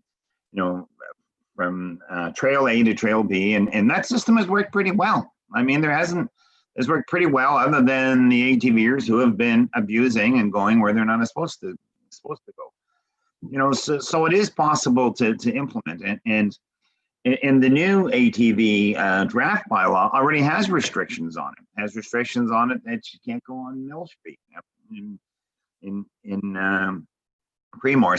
So there are restrictions being applied to it regardless of what happens. So I think it is possible to implement it, and it's like, ATVs do it. They read a map. Here's where we go. Here's where this trail goes. Here's where that trail goes, and here's how we get there. pretty common for the ATVers to use maps. I will tell you that, the property I own up north is in cottage country, just outside of Burkes Falls, where ATVs are allowed. And I see ATV on the roads all the time. But I see more ATVs in Creemore than I do in downtown Burkes Falls, because they're all out on the trails. They're not in town. They're not on the roads. So I mean, that's a reality. So it can be done. And but I don't know if I use the term ward by ward, but certainly settlement area by settlement area, where we want them, where they don't need to be, and the problems they will cause, and they need to be assessed. So I think it is possible to come up with a system, but we need to sit down with the ATV clubs like we did last time and try to find some solutions or a route that's not going to conflict with what other members of the community want or don't want. Thank you, Deputy Mayor. Mr. McKechnie, and then I see Councillor Broderick. Thank you, Your Worship. So to Councillor Lamer's point, John, I don't see a big issue. I mean, they're doing it ward by ward. I mean, the ATVers hopefully they can follow a map. If they can't follow a map, they should not be on an ATV. They shouldn't, they shouldn't even leave the house probably. But anyway, and I fully recognize that a few of them will probably, break the law and go into an area that they're not supposed to. They're doing that now, but I think that we have to, on this word by word issue, I think that we have to think about not just on the roads, whether they're paved roads or gravel roads or whatever. I'm also thinking about the road allowances, the right of ways and such. A lot of those road allowances and right of ways, they haven't been touched in decades, and they're full of growth, brush and everything. Some of them have endangered species of trees. Those are the things that I'm trying to protect in Ward 2. Ward 2 and Ward 5 are also home to the Niagara Escarpment. And we've got some beautiful landscape over here, some beautiful trails and some beautiful areas that people like to hike. And this is the area that I think that if the rest of the council, if they want ATVs to go on the road allowances, go on the right of ways and such, as proposed in the staff bylaw, then fine, that's fine. But I'm trying to protect the environment over here in Ward 5. I fully recognize ATVs are going to be on the roads, but let's try and keep them off of the road allowances as much as possible. Let's try and keep them out of the natural environment as much as possible. There's no reason why they have to go there. One of the things that I often pull up is my election brochure, and I haven't forgot it. And the number one item that I put on there was that I'm going to try and protect the beautiful vistas and the natural environment that we have here. And so I have to stand up for the road allowances, the right of ways, the natural environment there. And that's why I say that if we do this ward by ward, the rest of you can have the ATVs on your road allowances, but I would like to try and keep them off the road allowances in Ward 2. Thank you. All right, thank you. I do recognize the Councillor Broderick. If I can point out though, Councillor McKechnie, you're absolutely right. And those discussion points can be made when we are discussing the map, which is part of that report that is yet to be seen. So that's where we can make those recommendations at the bylaw stage about some areas that we as a council disagree with our staff assessment. Okay, and I firmly believe there will be some changes to what the staff have already presented. I firmly believe that. So I appreciate what you're saying there, Councillor McKechnie. To the point about ward by ward implementation, which has been asked in this motion that's been presented on the table, I'm not sure that that's answered that question for you, Councillor McKechnie, but I'm hearing you. Councillor Broderick is next. Go ahead. Thank you, Your Worship. To the deputy mayor's point, I think you're actually making my case for me. Where legal access exists, there are a few problems. The problems seem to crop up where the restrictions are. To Councillor McKechnie, ATV and side-by-side riders enjoy the same scenery as everyone else, aren't asking for any more. And in fact, you'll find they will actually do a lot of maintenance themselves. And one last point, I believe the bylaws should be implemented with thoughts of ease of use, not complications. Thank you. Anybody else? All right. Oh, I'm sorry, Councillor Walker, go ahead. Thank you, Your Worship. I think instead of ward by ward, it should really maybe read a Clearview implementation plan, as it was talked about, Councillor McKechnie. You know, we take that, the township of Clearview, and we look at that map, and in some areas there'll certainly be more roads than others, and in some of those areas that are not wanting the ATVs, at least make sure that we've got a connection road or two through those wards to move them east and west or north and south at least. So I think the mapping is one of the key things to make sure that we have it fairly straightforward and easy to look at and easy to read. And I'm not sure it's ward by ward, but I think it's more of a Clearview Township-wide implementation mapping exercise more than anything. Thank you. Nothing further? All right. Councillor McKechnie, go ahead. I just wanted to say thank you to Councillor Walker. I agree. It's I think Councillor Walker has just said that there's some words that we can treat differently than other wards, and you know, by having a direct route or whatever and such. So I agree with Councillor Walker. I'm still going to vote in favor of the ward by ward implementation, but I'm heartened to hear some of Councillor Walker's comments there. Thank you. Thank you. All right, and to Councillor Walker, that's the type of edit or amendment that you can bring forward at the time we get to a bylaw where we have the specific items. Okay, does that sound comfortable? All right, members of council, I'm prepared to call the motion on item number D, that directs staff to include the following elements in their staff report. A staff be directed to consider a phased-in ward by ward implementation plan. Those in favor?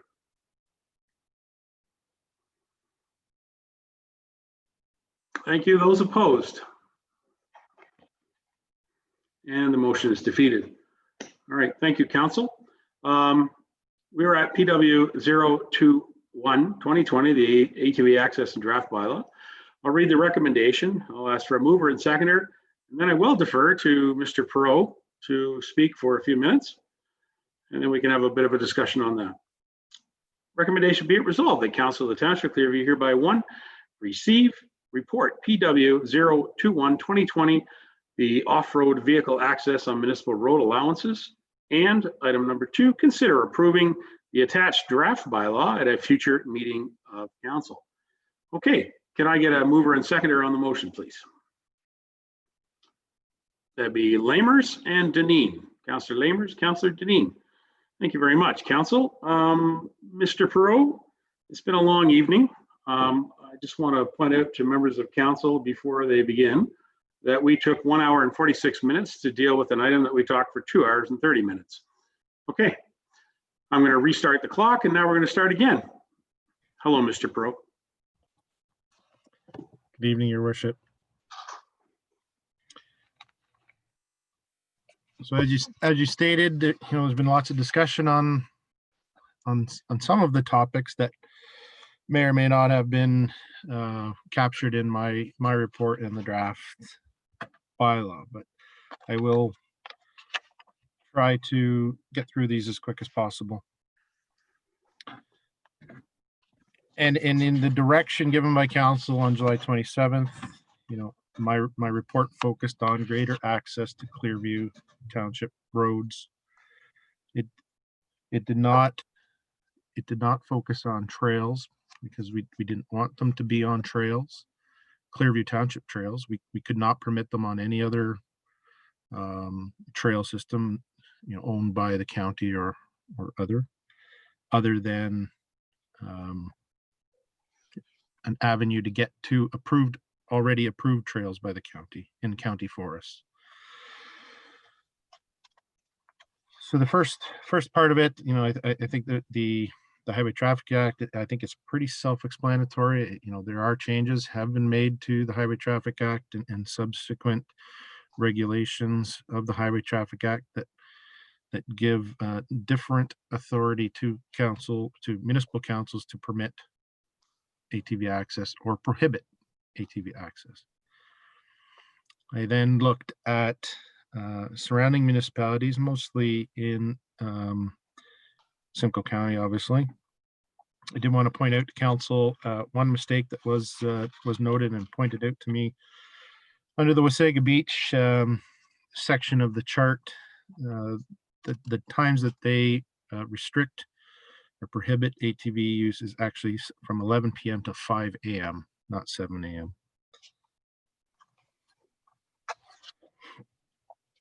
Actually, Dan, I think that would be 5 a.m. You just said the word PM. So sorry. 11 p.m. to 5 a.m. Yeah, that's correct. Sorry.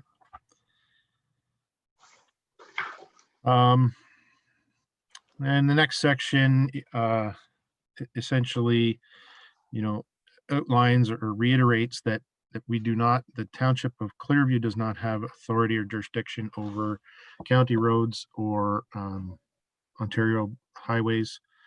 And as such, we would not be able to permit or restrict ATV access on any of those roads. The County of Simcoe bylaw, as it currently sits, does not permit ATV use on many of their roads. They do have a few exceptions in Agilita Serrano and I believe up in Tiny Township. But they do permit crossing of ATVs on their roads. And similarly, the Ministry of Transportation on Highway 26 would be similar to that.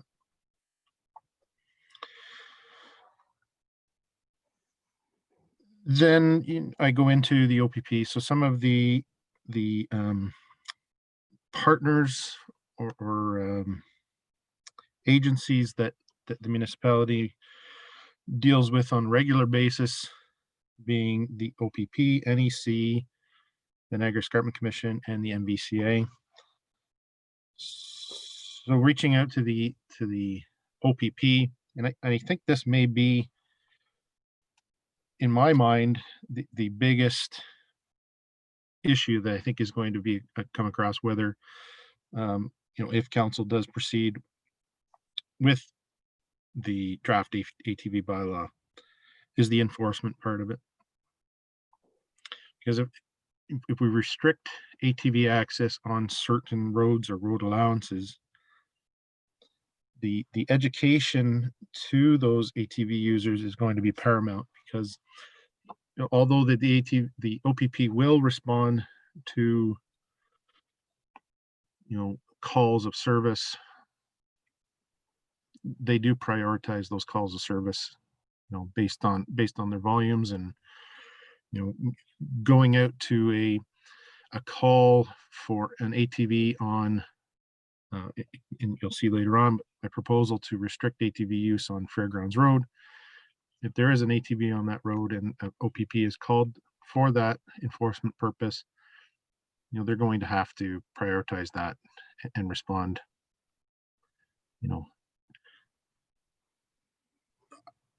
I think keeping the list, if you will, or the roads that are restricted to a minimum is the messaging that I received from the OPP. Keeping that list to a minimum, or the number of roads to a minimum, so that they can proactively enforce our bylaw is going to be key, so that they can, so that their officers will know and not have to pull out a list of roads while they're doing a patrol or return, going to a call, that they won't have to pull out a list to see, if an ATV is allowed on this road or it's not. They'll get to know the area if a handful of roads are not permitted. That's what I want to say about the OPP. Next, the NVCA, they prepared a letter submitted to the township. It seemed to me in their letter is that they were more concerned about, if the township were to allow greater access to municipal roads, that would then provide greater access to NVCA properties in the area. And that, my response to them is, with any property owner, regardless of the ATVs on the roads, if they are entering onto private property or property, in this case, the NVCA property, that it's, it really is up to them to protect their property as they see fit. The NEC provided a report that was sent to September 17th, the NEC Commission meeting on the 17th.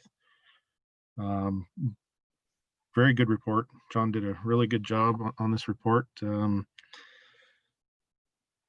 And while I agree with his statement, I think the inference that an NEC permit would be required for access to roads on NEC area mapping, I think is incorrect. That is my interpretation.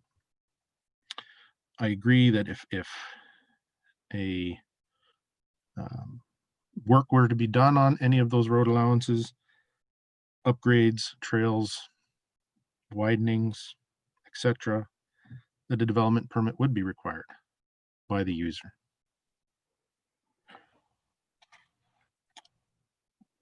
Therefore, again, I'll move forward to the proposed township bylaw. And we had a lot of discussion on the traffic study. Staff had to make a decision on how we were to evaluate these roads. And Mr. Pro, before you go on, can I just interrupt you? Deputy Mayor, we're allowing him to present the entire thing and then we'll have comments, unless you have something you want to add right now. No, I just wanted to make sure you recognize me to be the first speaker. Okay. Sorry, Dan, go ahead. So you were speaking about staff had a discussion about traffic plans and traffic management. Yeah, so recognizing that all roads are not the same in the township, I had to make a decision in consultation with other staff that we had to pick some criteria on roads that we would permit or restrict. And we considered, like I say in my report, we considered the geometry, so the curves and sags, horizontal and vertical curves in the road, traffic volumes, and speed obviously is one concern. Also, that kind of everything, the Fairgrounds Road, Riverside Drive, and the 6th line meet those criteria for the most part. Mill Street was excluded as well, or prohibited, just in the fact that it is the downtown of a hamlet or community. And other communities, their downtowns, for example, New Lowell, Duntroon, Nottawa, Dunedin, those communities, they are their downtowns or their main streets are restricted because they are on county roads. Excuse me. Mill Street, I thought it were appropriate that, again, it is the main road of the community, and it does have a lot of traffic on it. Parking is, of a concern most times in the busy time in Creemore. So we restricted or proposed to prohibit ATV use on Mill Street. In addition to that, as in the existing bylaw that the township has, that we would not permit ATVs and continue to not permit ATVs in township parks, sports fields, sidewalks, cemeteries, and any township operated or maintained trails.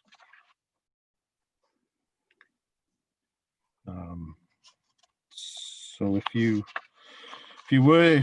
need me to, or you want me to, Mr. Mayor, to go through the schedules, I can go through those quickly, or if there's no need, then those are just the backup to my report.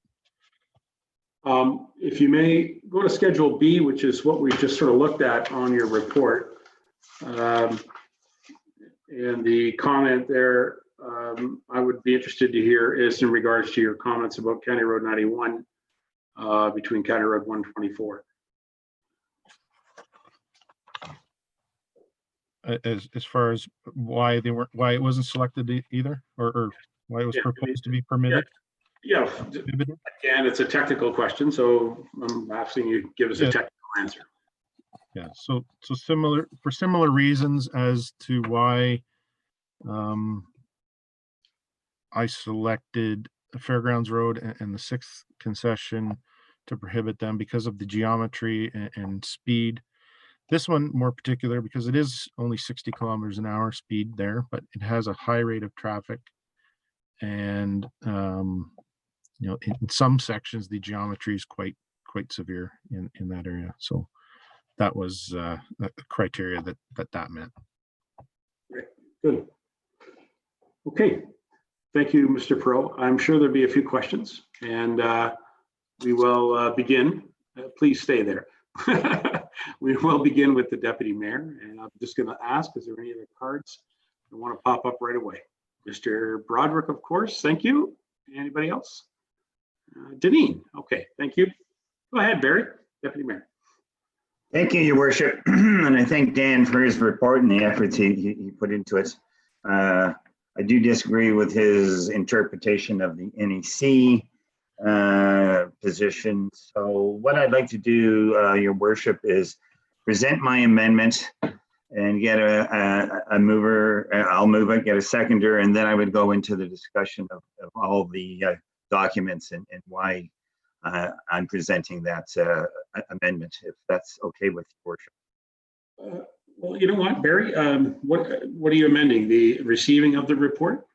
No, I want to make a motion to amend the draft ATV bylaw. Okay, so consider approving the attached draft ATV bylaw with an amendment. That's right. What you're suggesting. Yes. Okay. All right. I follow you now. Okay. Thank you, Your Worship, and I appreciate that. So my amendment is that Clearview Council make the following amendment to the draft ATV bylaw.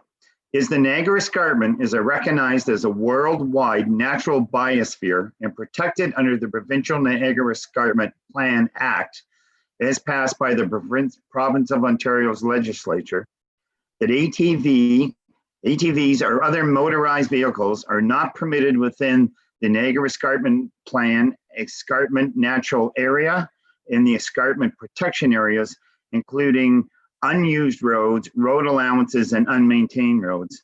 And furthermore, that any intention to do so would require a development permit under the Niagara Escarpment Development Act. Okay, I follow you. Councillor Patterson, is that a seconding? So you're yes? Okay. So Councillor Patterson will second that.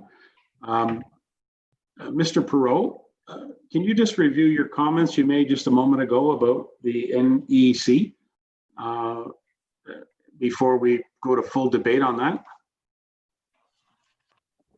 So he knows who I am, yeah. Thank you, Deputy Mayor. Certainly, Your Worship.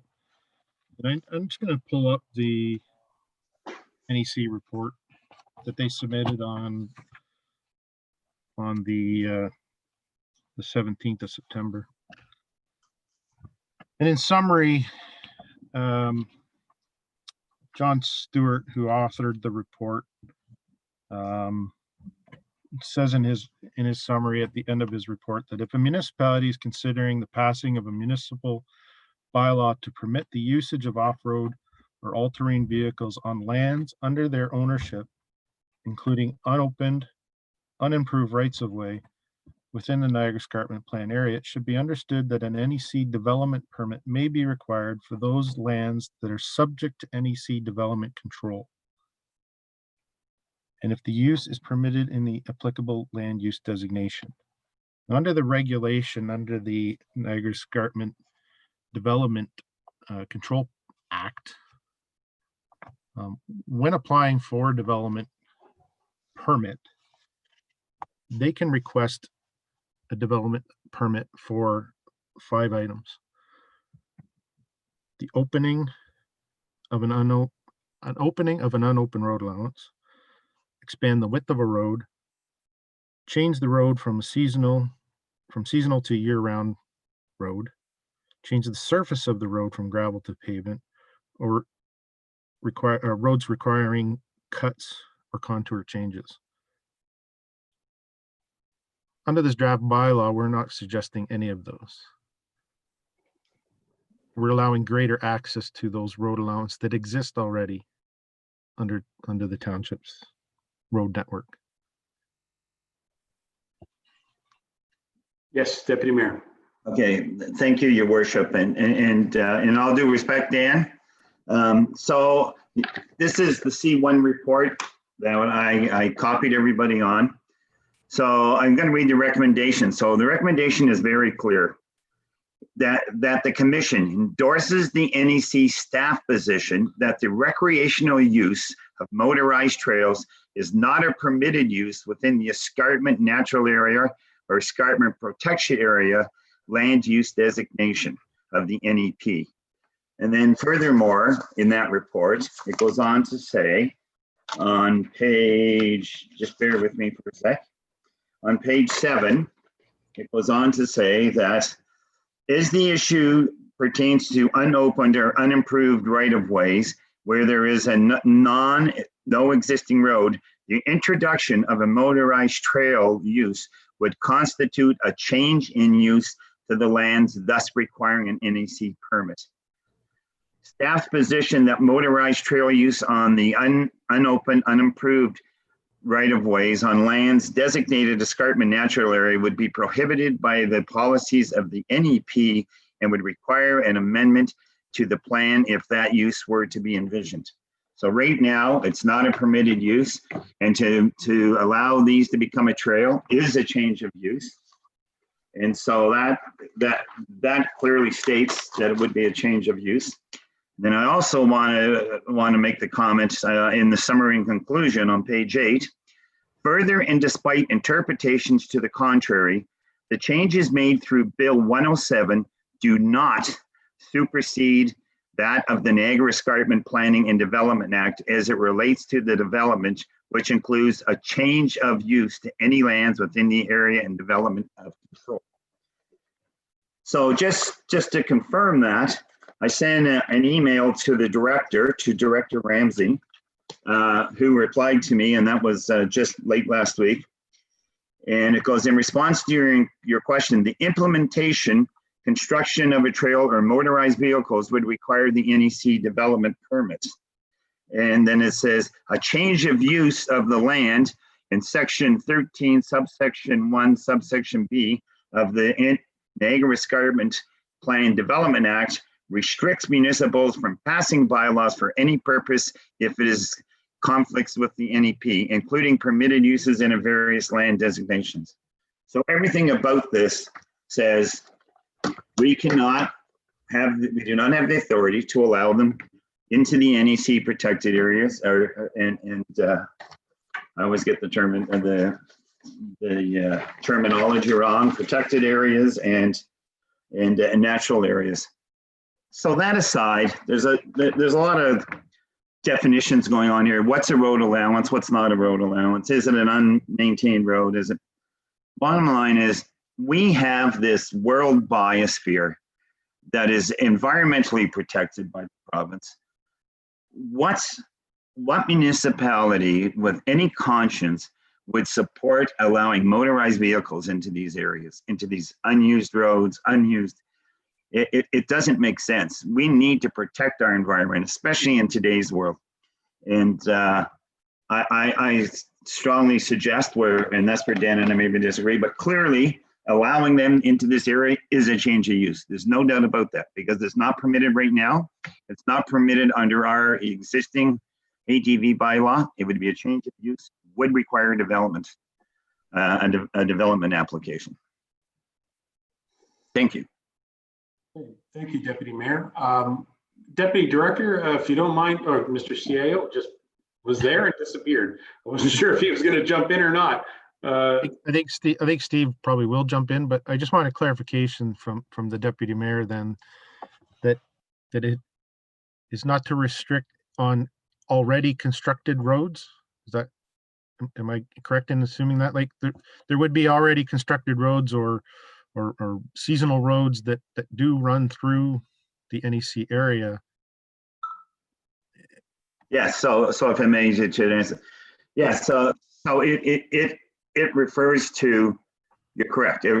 Existing roads are a different story, but we're talking about unused road, unused right of ways, then that type of thing. So that's if that's the clarification you want.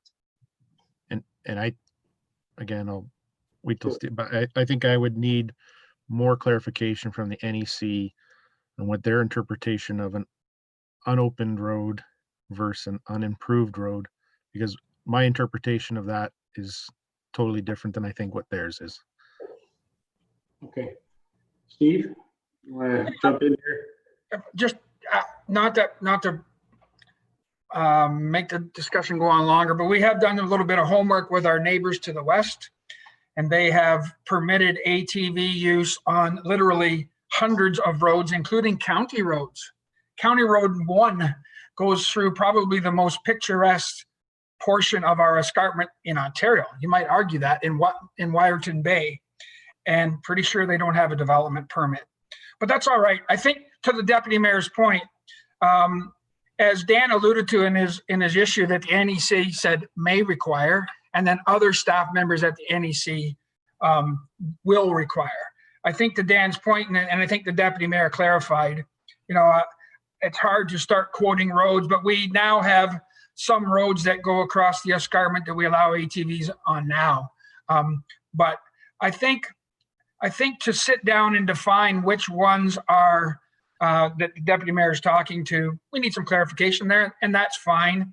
And then my last comment is, so in 30 years, I am not aware of an unopened road in Clearview Township that we own, other than some of the checkerboard subdivisions created before the Planning Act in the 70s. So just want to clarify that. Thank you. Yeah, I just want to clarify that, if you don't mind, Steve. Jump back in here. The unopened roads or the unmaintained roads. So we have roads in our township that are not maintained. Is that correct? Correct. But that doesn't mean they're not open. Correct. So maintenance is a operational decision. And to the Deputy Mayor's point, in the future, the NEC has claimed that when your operation changed, and we all know of an example we could talk about for hours, that the NEC, and that was to Dan's point, is the regulation said those 5 things require a development permit. And we agree with that 100%. But I think the Deputy Mayor, when he first talked about his motion, it was all roads in the NEC, but it's probably more palatable to all if it's we'll call them unimproved, maybe is a word we'll use. I don't think unimproved is even in the Highway Traffic Act, I'm not sure. But that's a little bit of clarification that we would absolutely need. Thank you. Yes, and I would be willing to make that minor amendment that the motorized vehicles are not permitted within the escarpment area including unimproved roads, unimproved road allowances, and unimproved, unmaintained roads. Because if I could, your worship, the cautionary note there is we have some current snowmobile trails that use their motorized vehicles, and they use those exact roads that the deputy mayor is talking about. They're unimproved, but 2 feet of snow on them, a snowmobile uses it. And then I can use the example of 1516 on top of Devil's Glen Ski Hill. There are motorized farm vehicles use that all summer long. So we'd have to, like you say, we need a map to sort of detail that. But this is going to start to be challenging for our OPP. Just going to share that. Thank you. If I may, your worship, and quite aware that some Skidoo clubs have come to the NEC for permits, and some have gotten them, and some have not. I've seen many, being the commissioner on this NEC commission, I have seen permits that have been denied by snowmobile clubs, and others that have been denied. So it's all what the NEC, but they had to apply. They had to apply for a development permit is the issue. And the other issue is we're talking ATVs, not snowmobiles that are riding over top of ATVs.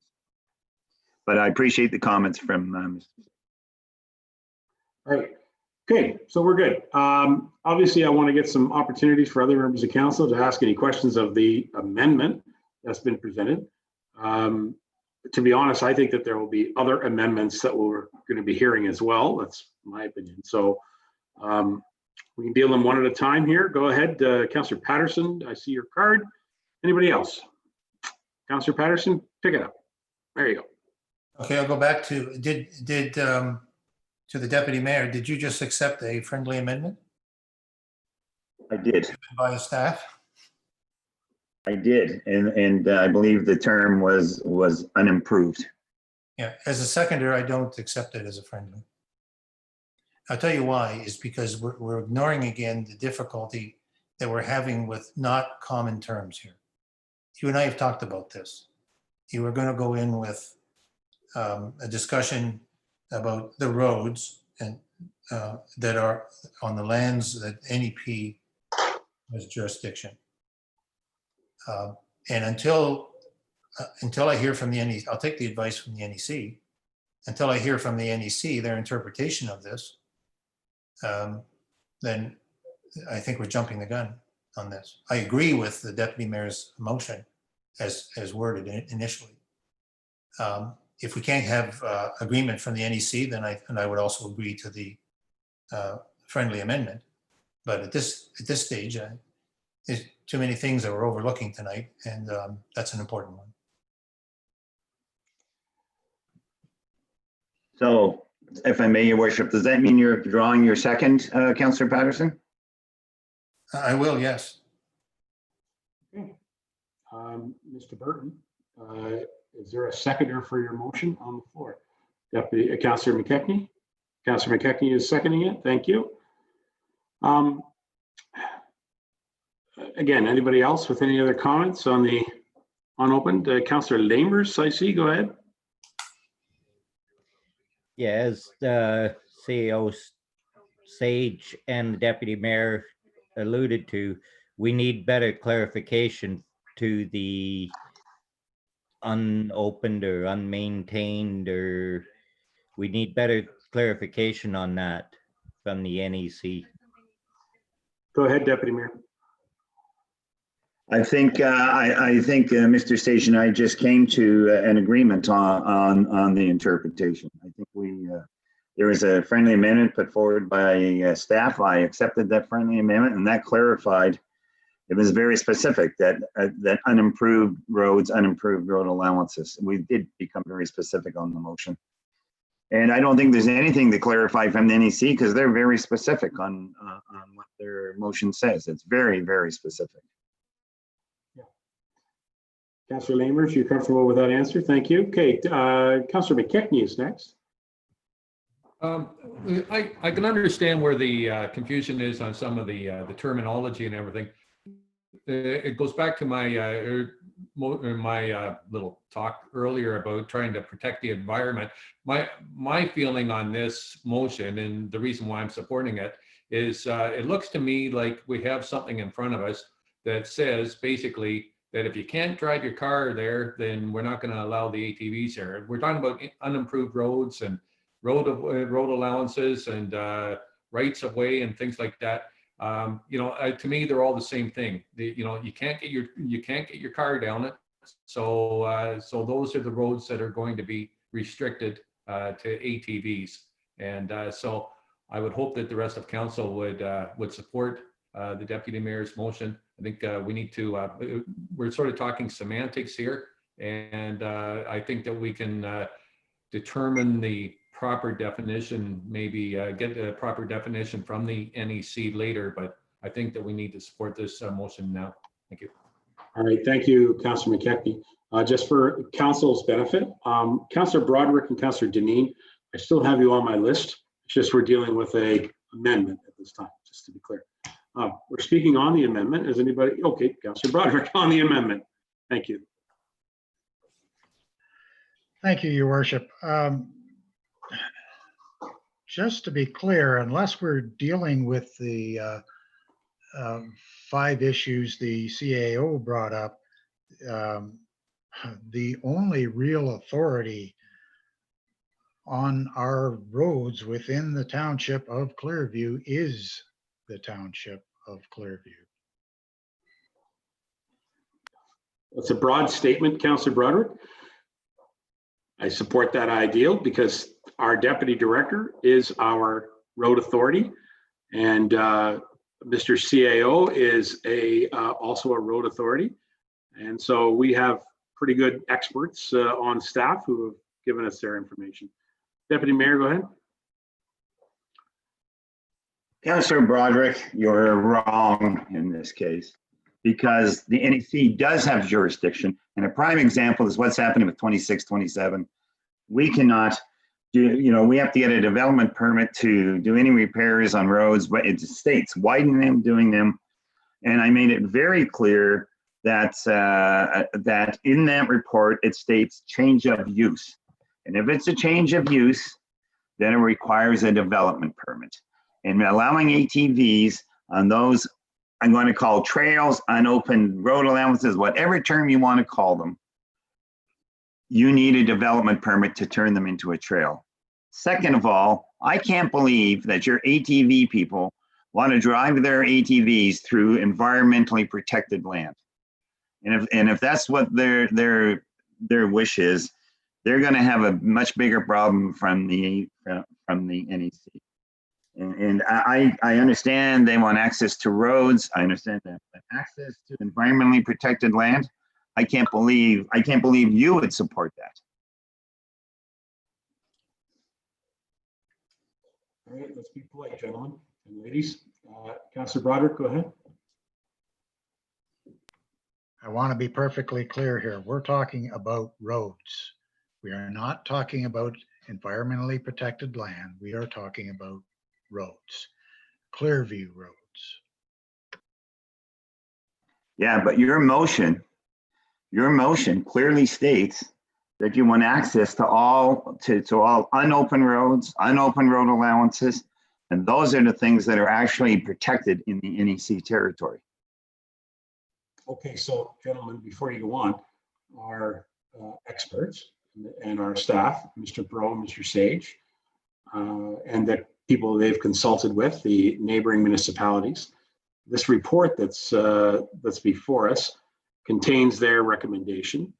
So, Mr. Perot, you gave some comments earlier about the NEC and your interpretation of that, including the 5 elements that trigger a development permit. And so is this a development permit triggering decision that's being made here? In my opinion, Your Worship, no. Okay. I think that the use of the 2 words as far as unopened or unimproved or unmaintained, are used interchangeably.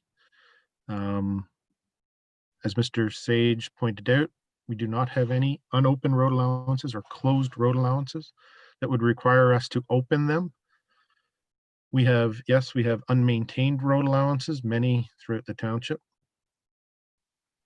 that if council were to permit the use of ATVs, they would have access to those road allowances. If council wishes and chooses to change some of those areas or those uses on some of those roads, that is a decision the council has to make. All right, thank you, Dan. I see Tom, Barry's been really persistent here, so this is his amendment, so I'll go to Barry first. Thank you, Your Worship, and I appreciate that. Trying to be, I go back to page, sorry. I'm just trying to be careful that everybody gets an opportunity to speak on this. I go back to page 7 of the report.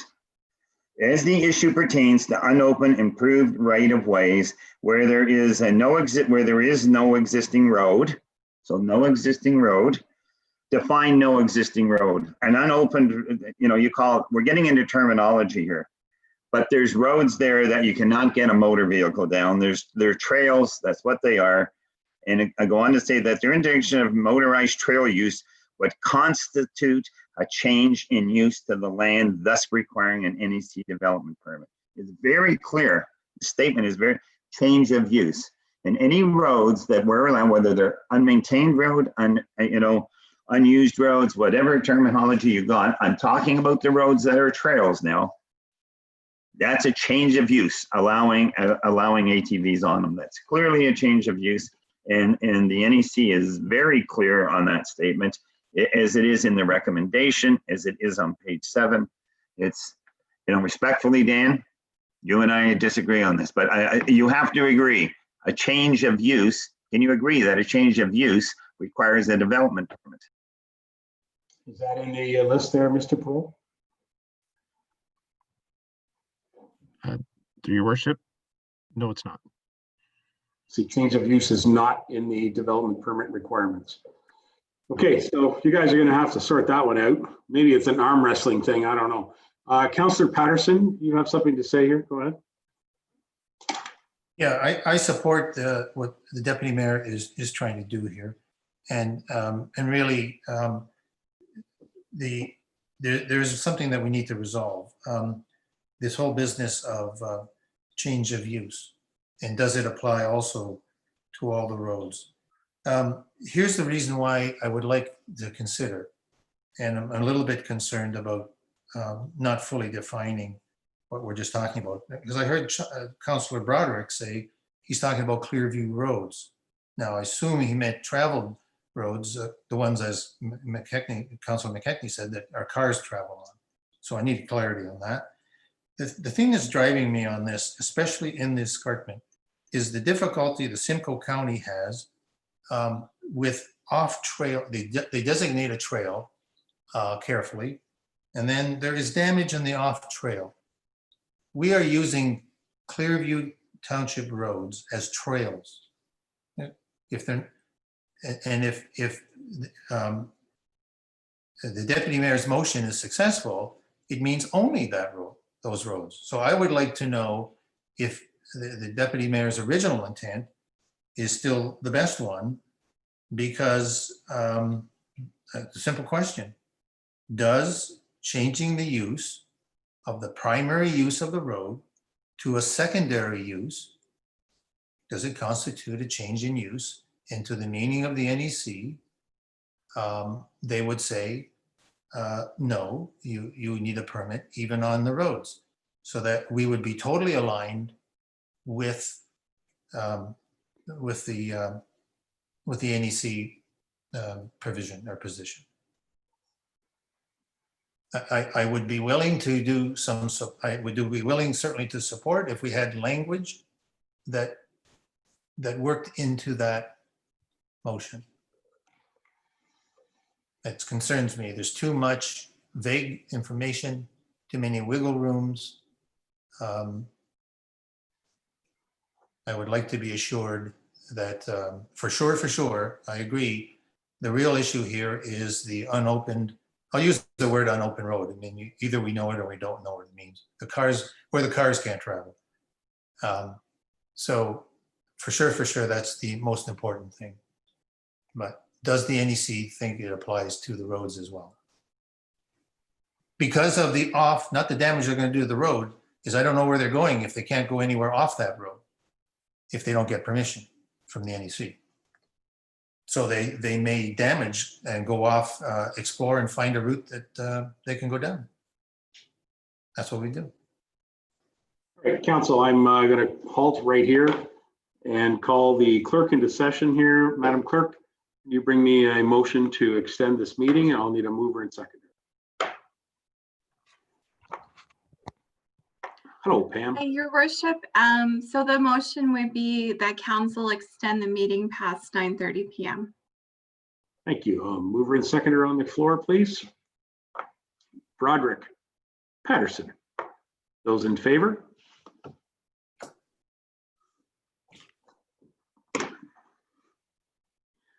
Okay, motion carries. Thank you. Back to the discussion point, Councillor Patterson. Yeah. The semantics, as Councillor McKechnie said, about the words, what is the road open, an unopened road allowance, whatever. I think what I would like to get to, if I can, to the Deputy Mayor, is I'd like to get to some specifics here. And that is that we have a pretty extensive road network. We have a tool that we use. We don't use it all the time, but we certainly use it at the budget time when we talk about our roads needs study. And each section of road in Clearview Township has a number and is associated with that. And there's engineering study done on that roads needs study.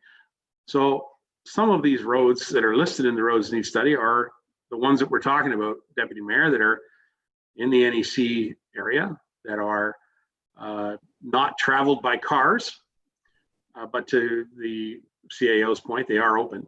They are open roads. And so, like I said before, tractors have been on them, snowmobiles are allowed on them. Certainly the 4x4 truck community. So I'd like to get to some specifics here, because I don't know if we're ever going to get anywhere accepting your motion other than to ask staff to continue to investigate it, Deputy Mayor. So that's the part that worries me, because we have a lot of these type of roads, but we don't even know exactly what we're talking about. Deputy Mayor, go ahead. Yes, thank you, Your Worship. Well, I don't know how more specific we can get other than the response that I got from the director. And her response was very specific. And it said the implementation/construction, I repeat the word implementation or construction of a trail for motorized vehicles would require an NEC development permit. That's direct from the director. That's very specific. The implementation. And that's exactly what they would be doing, was implementing a trail into those areas. And that's why my motion is very clear about unused roads, unused road. And, you know, we get caught up in this terminology. And to get into that, I mean, we're trying to protect the Niagara Escarpment, this worldwide biosphere. Why are we having such a discussion about this? This is because regardless of what this council decides, the NEC's position is not going to change.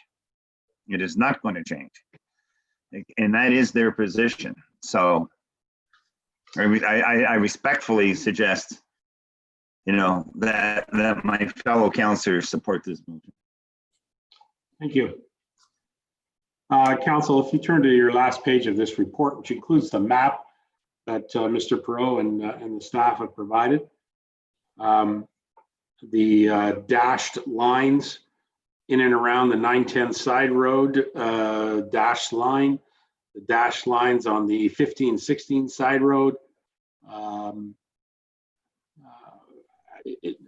these the roads that we're talking about? Is that the road that Mr. Perot is going to have to face when it comes to the Niagara Escarpment plan? Mr. Sage, go ahead. So, Your Worship, the Deputy Mayor mentioned, or maybe, I'm sorry, I think it was yourself, I'm getting confused who mentioned it. I think you did.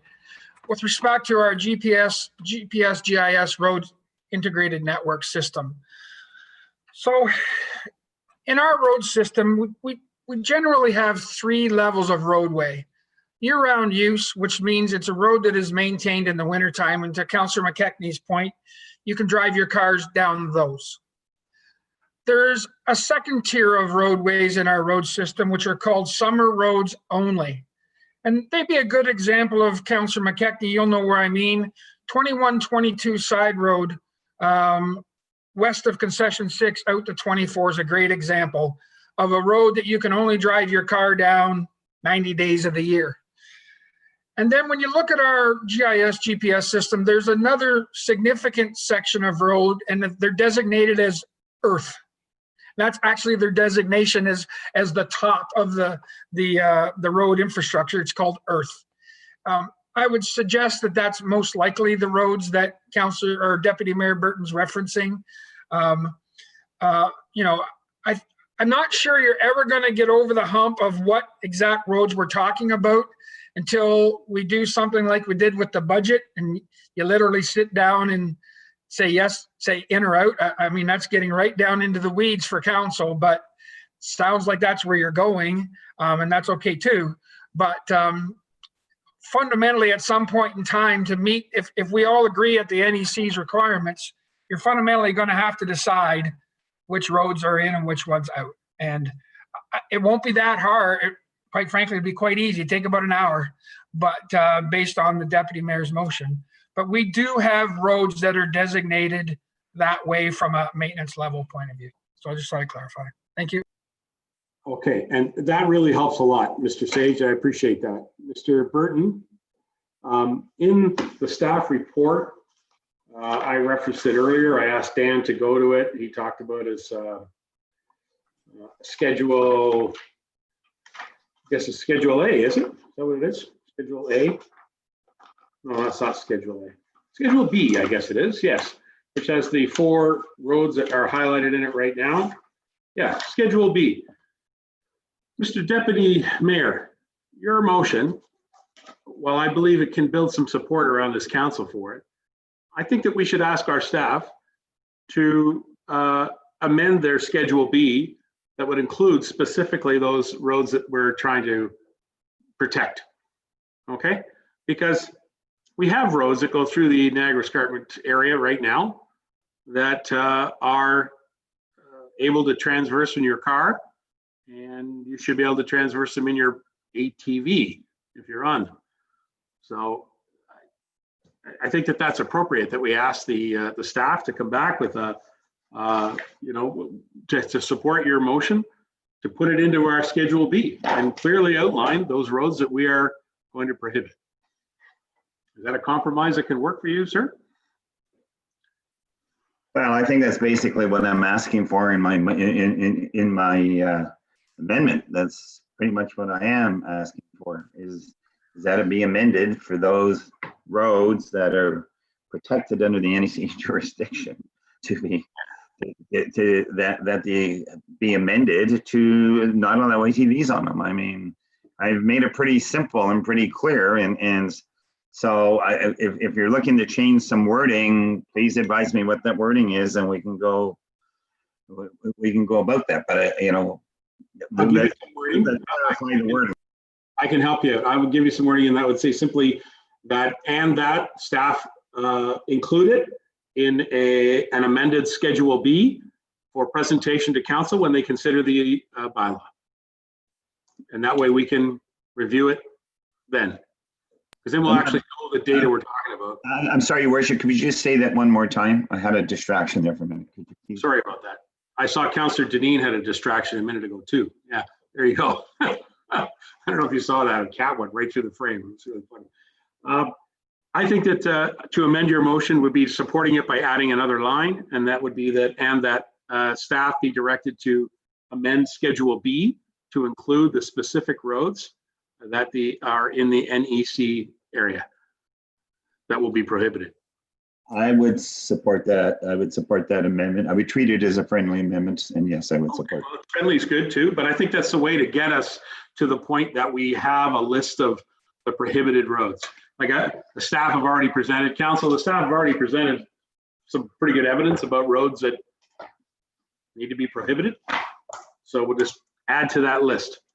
That's the tool that we use in the passage of the bylaw. Okay, is there any discussion on this? I don't see any more. On the amendment, I'm prepared to call the motion. Can I ask the clerk or the deputy mayor maybe to read it out so we know what we got? What do you got, Deputy? Probably the clerk probably has the amendments worded better than I do, so. Oh, thank you. Madam Clerk?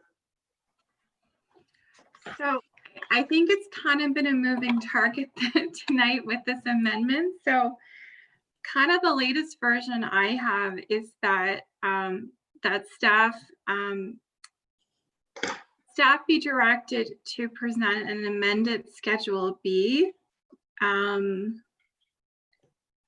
include roads that are protected by the NEC.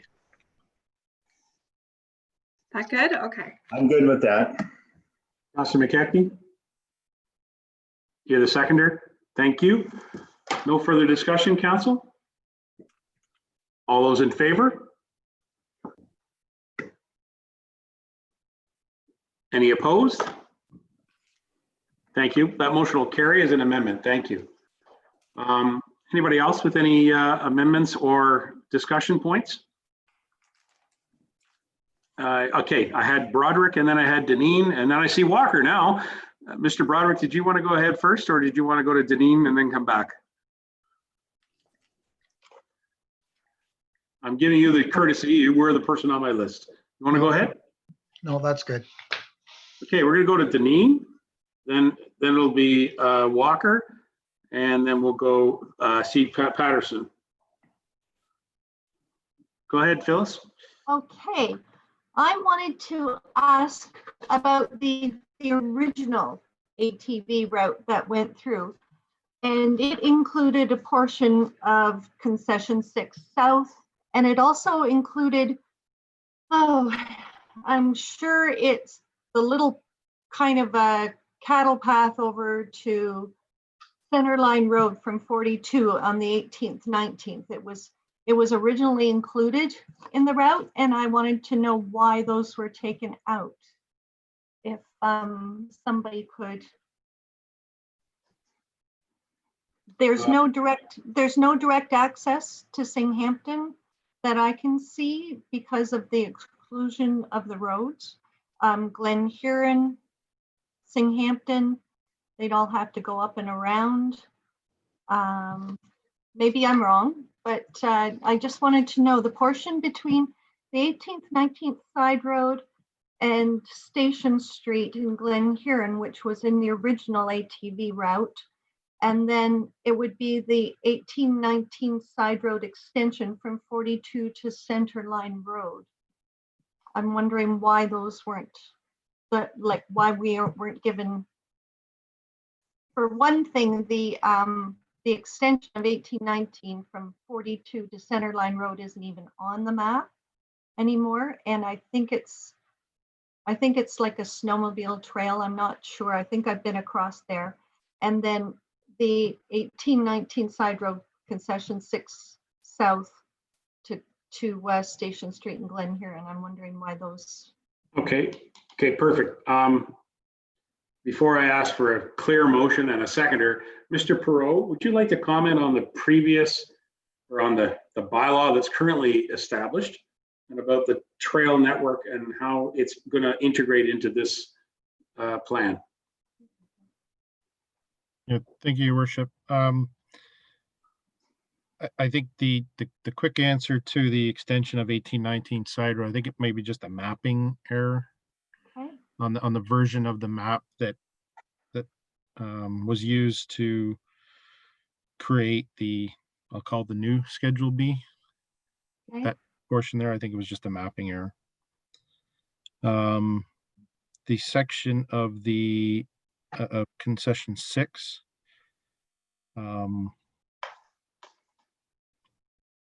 It was, I guess it was maybe prohibited, not realizing the existing trail under the existing bylaw. again, when staff used the criteria of selecting a portion of that road, it was more of the use of it, not the connecting or the connectivity, I guess, to that. And in the same vein, the criteria was used and it extended past on Fairgrounds Road, extended past 2122 Side Road. And it was pointed out to me that in essence, if you were in the Bateau, Nottawa area and wanted to, for example, travel to Stayner, that was not possible to do that. So that there may be a tweak to Fairgrounds Road south of 91 to 2122 Side Road, so that potentially those ATVers could cross 91 and come in kind of the south way of Stayner. But looking at the map, I don't know the township well enough. I've been here for about a year and a half or so, but perhaps maybe Mr. Sage can clarify whether the 1516 Side Road, is there a connection between Fairgrounds Road and 42? I'm not sure. Mr. Sage, you want to help him out there? I don't know the mapping well enough. Sorry. I know, we're all getting tired. These are small lines. Go ahead, Steve. Yeah, so your worship, short answer to the question is there is. It's to Councilor Dineen's point, it's a current, so it's a mapping issue, but 1819 does exist between County Road 42 and Centerline Road. We call it Melon Horse Side Road for the locals. Snowmobile trail is on it. You can travel it. You can travel it with your car. You'd get it scratched maybe at one location, but it's a summer road only. It is not traveled year round whatsoever. Okay. So, and to Dan's point, Council, we'll take. I hope that the deputy mayor's motion already passed, so we've obviously got some tweaking to do, and we'll be able to come back with realizing some of those concerns you brought forward, and obviously mapping errors like that we can correct. Okay, perfect. That's great.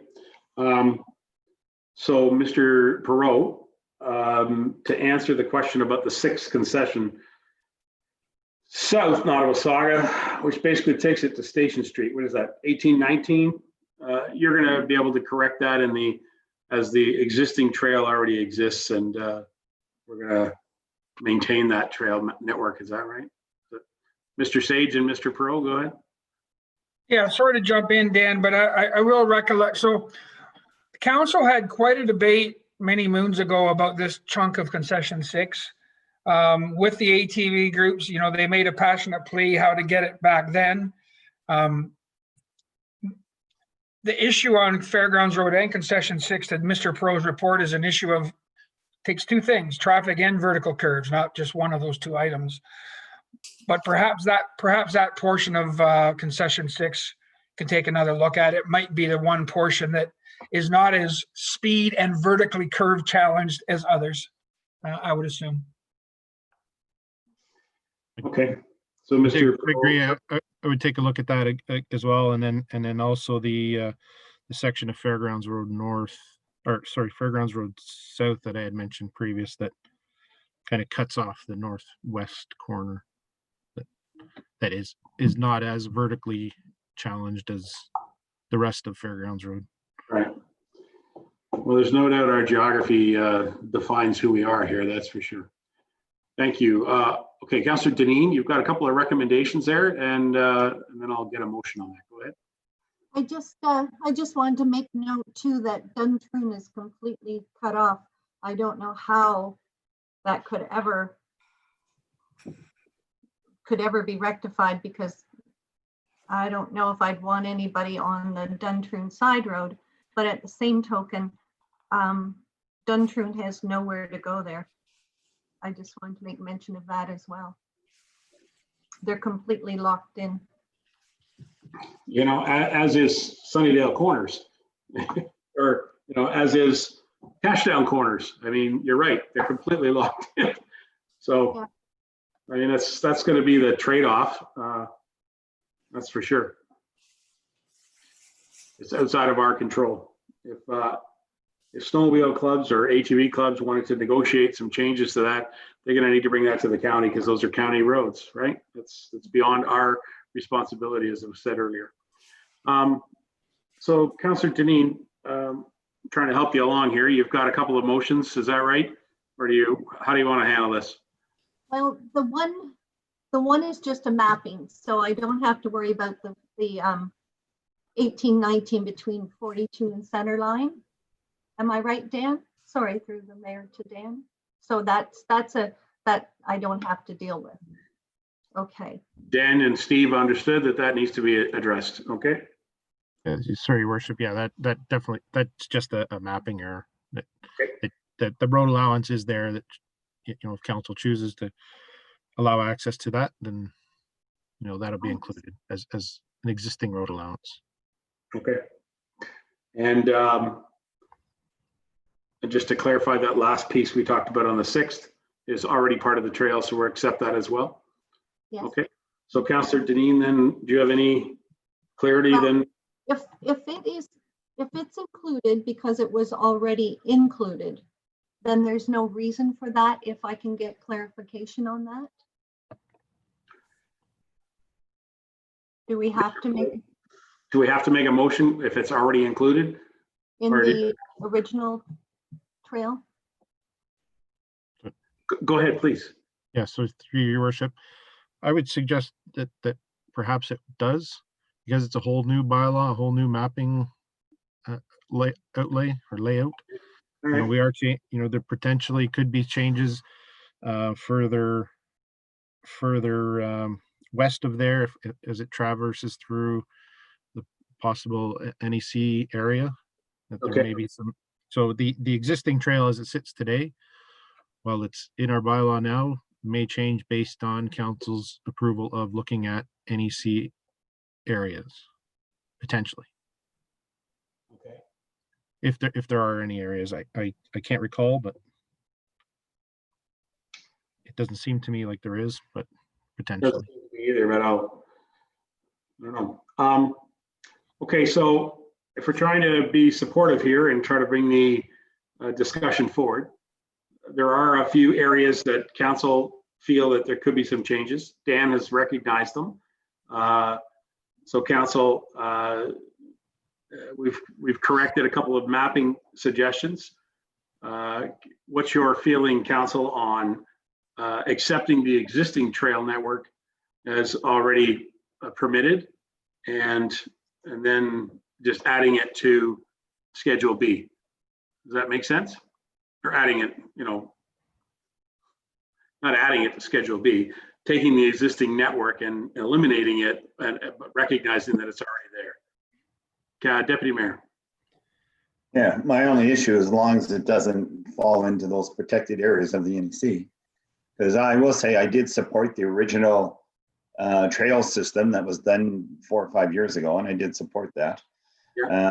But as long as Dan can clarify that we're not adding new trails, that we're just supporting the existing trail system, then I'll support the existing trail system, but not adding to it at this stage. Fair enough. Okay. So the last one then that I've marked down is the 91 to 2122 on Fairgrounds Road South. So that one, go ahead. Could I try to do a motion then? Sure, go right ahead. It's almost 10 o'clock. I would like to make a motion to include the original right-of-way on concession 6 South between the 1819 side road and the 1516 side road, aka Station Street.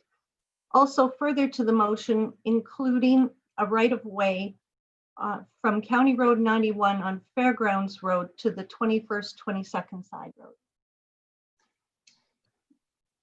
Okay. Can I ask, is there a seconder on that motion? That'd be the Councillor Broderick. All right, and the first request to speak I saw was McKechnie. Go ahead, McKechnie. Thank you. I can't support that motion. I live on County Road 6. Now, the section that Phyllis is talking about is not in front of my house, so it doesn't affect me. But County Road 6 and Fairgrounds Road, I just think it's too dangerous. The current Schedule B, the current map that staff have come out with, have the full length of those roads blocked off. And I just think it's too dangerous to allow ATVs on either Fairgrounds Road or Concession 6 and Riverside Drive at all. It's we've got over 1,000 vehicles a day on those roads, well over 1,000 vehicles a day. There's no shoulders. It's hilly, winding on Riverside Drive. So I'm sorry, but I can't support it. No, I won't support that. Thank you. All right, thank you. Councillor Patterson.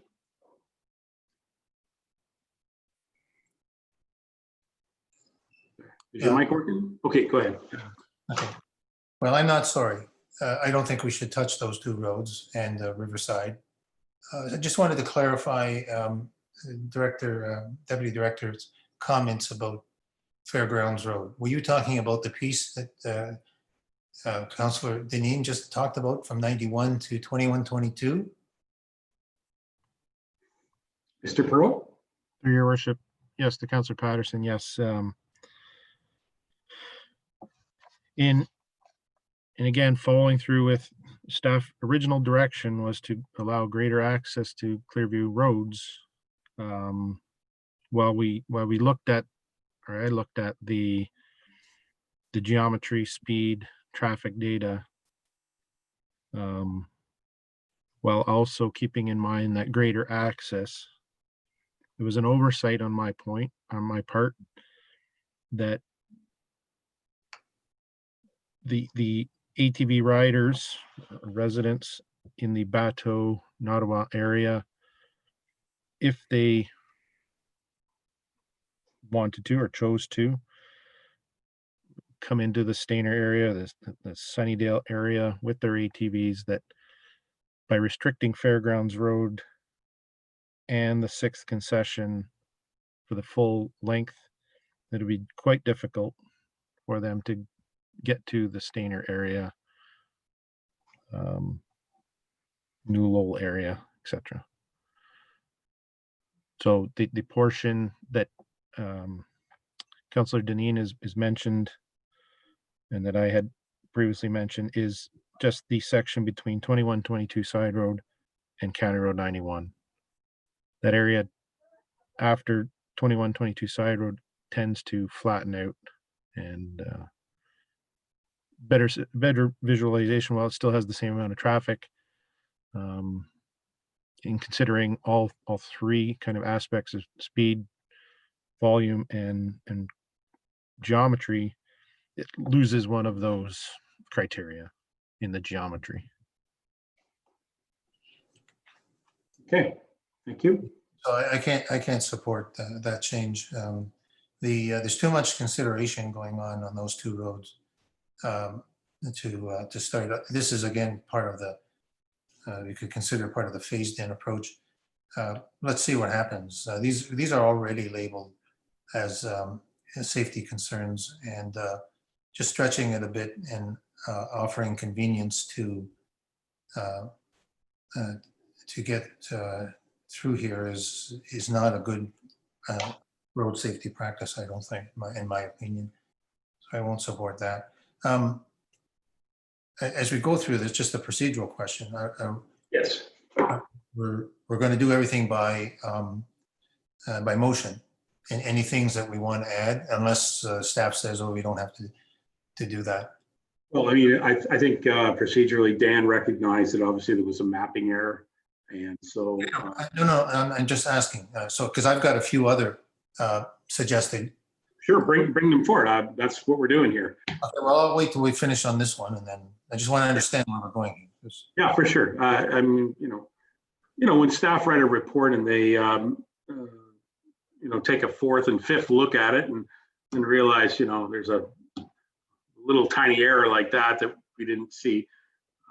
That's one of the things that we have. No, I'm thinking of the overall scope of this thing. It takes a while. I mean, there's a number of areas. I mean, I've prepared maps and of my comments and in my ward, and there's all kinds. I mean, I could have 10 motions here. That's why I was asking if we could, if there was a place where we could, now having received it, the report, that the council would then be told to get their comments in. And then at the next meeting, whenever we scheduled it, then we would consider amendments based on socializing the ideas and then speaking to your community and then coming back. But if we're doing it all tonight, We're not doing it all tonight. What we're doing is preparing staff to prepare Schedule B, which includes the list of prohibited roads.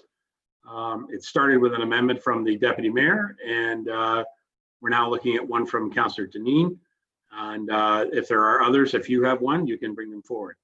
All right. I mean, I have several, but we then still have the opportunity when we see the amended bylaw to go through the cycle again. We could, because we would receive the report. We would ask for an amended report and an amended bylaw. And because it's an amended bylaw, we'll have the opportunity to review the attachments to the bylaw. Yes. That's some other. These are the schedules, right? I guess the map officially is one of the schedules to the report, correct? So let's call it Schedule C is the map. Yeah. That make sense? No, I understand the direction you're going. However, some of the proposed amendments are asking staff to consider it or to put it into the report. Okay, and then staff will have another look at it, and then that's when we would start to discuss any final amendments to the bylaw. So I just don't want to get again into this reconsideration trap that we get ourselves into. Well, you asked for it before and council said no, and so you can't talk about it again. I understand, and the reconsideration trap exists because our procedural bylaw has it there. So far, we don't have a reconsideration because nothing has failed in the amendment category. So unless we're in a reconsideration, something that has already been moved and carried. So I think we should continue. We have a mover and a seconder on the motion from Deneen. Walker, I think, is next. Did you ever speak to the amendment that's been proposed, Mr. Walker, or is that you have something else you want to add? No, I was going to talk about those roads are already on our existing ATV routes, the fairgrounds, the 21, 22, and the 6 because of the geography. So that was a question I had, is why they weren't there. And that's been already dealt with. So. Okay. Okay, so right now then we have the 91 to 21, 22 side road as the only amendment at this time. It's moved by Deneen and seconded by Broderick. Anybody else? Okay. Yes, Tom, go ahead. I have others, not this one. So. All right, that's, if you don't want, okay, if it's not this one, we'll accept it. Voting on this one? I was just about to call the motion on this one, and we'll ask for more amendments. Then we'll bring up my other points. That's how we're going to do this. You heard from Councillor McKechnie. You heard from yourself. So, all right. I'm sorry. I'm just a little lost right now too, because my notes don't match what I just said. 91 to 21, 22. And was this motion, Councillor Deneen, also included the Station Street motion, right? Was that in there? Yes, it was. Okay, so that's in there as well. Okay, 100%, right. So that is that's the 1819 side road south to the 1516, which is also Station Street. So there's 2 roads that are being asked to be permitted. Ms. Clerk, have you got that? Okay, she got thumbs up. Anything further? Nothing further? Council, I'm prepared to call the motion. All those in favor of this proposal? And those opposed? And so that carries. Thank you, Council. Mr. Sage, or sorry, Mr. Perot, I'm sure you're writing things down. Mr. McKechnie, go ahead. Yes, Your Worship. I'm just wondering if we could get an idea how much longer we're going to be here tonight. I have a very important meeting first thing in the morning, very early in the morning, and I would like to, I get the impression we could be here till after midnight, and that's not acceptable. I don't think so. I would like to, if possible, defer the rest of this meeting until, the October 26th meeting. I think that's October 26th. Our next meeting is the 5th. No, I would like to, I think that we need a month's break on this. So October 26th is what I would like to refer to.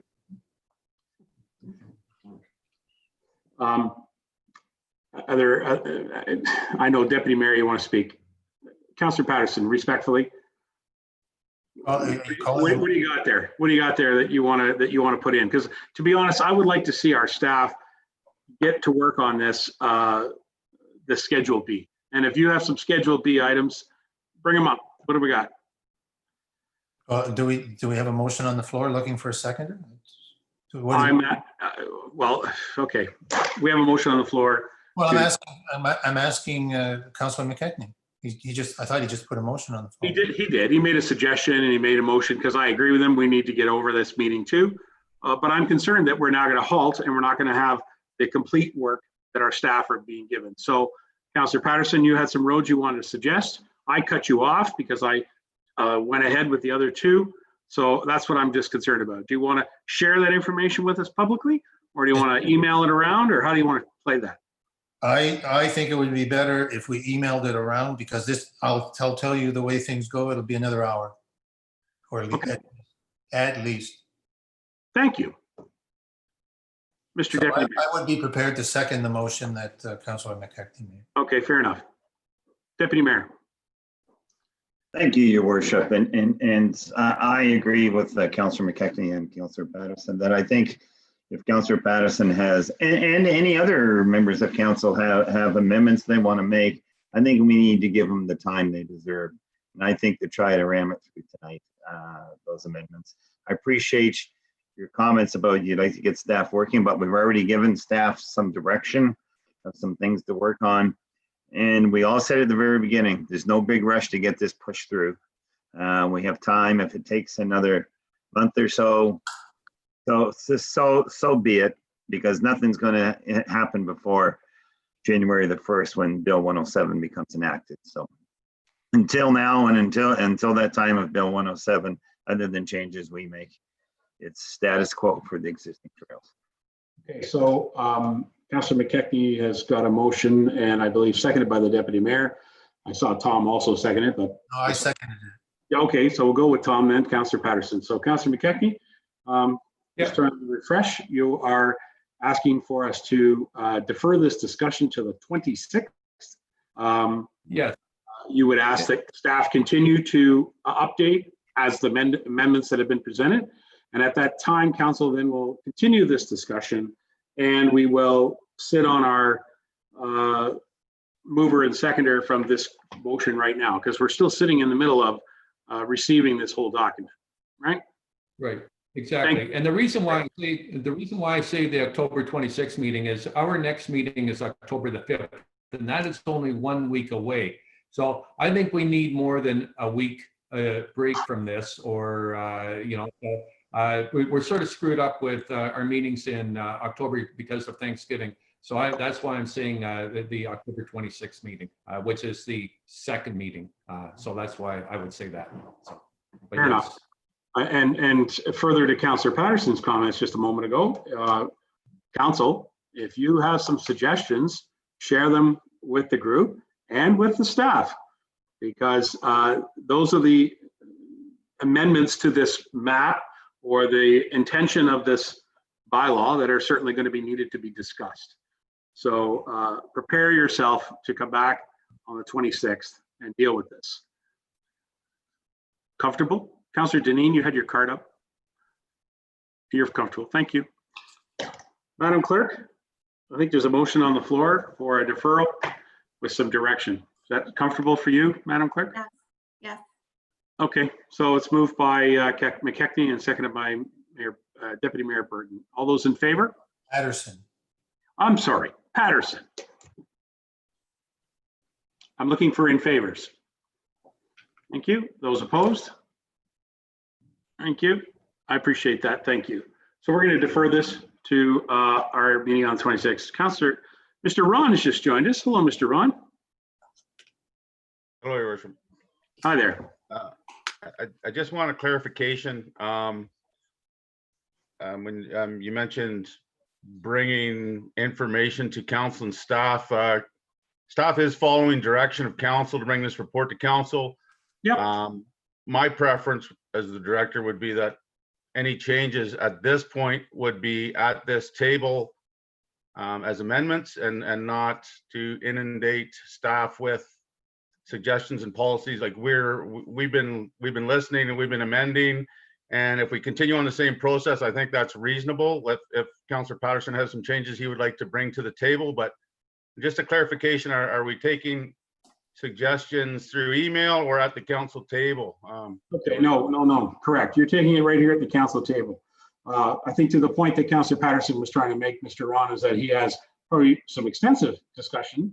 And so I think it would be important for him to share that with the members of council and CC in the email members of staff so that they're understanding what will be coming at our meeting on the 26th in preparation.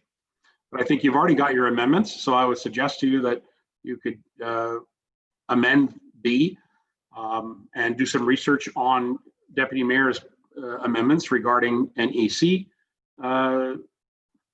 access or road access, and bring that information forward to the meeting on the 26th. Is that comfortable? I'm looking for anybody with any disagreement contrary to that. Excellent.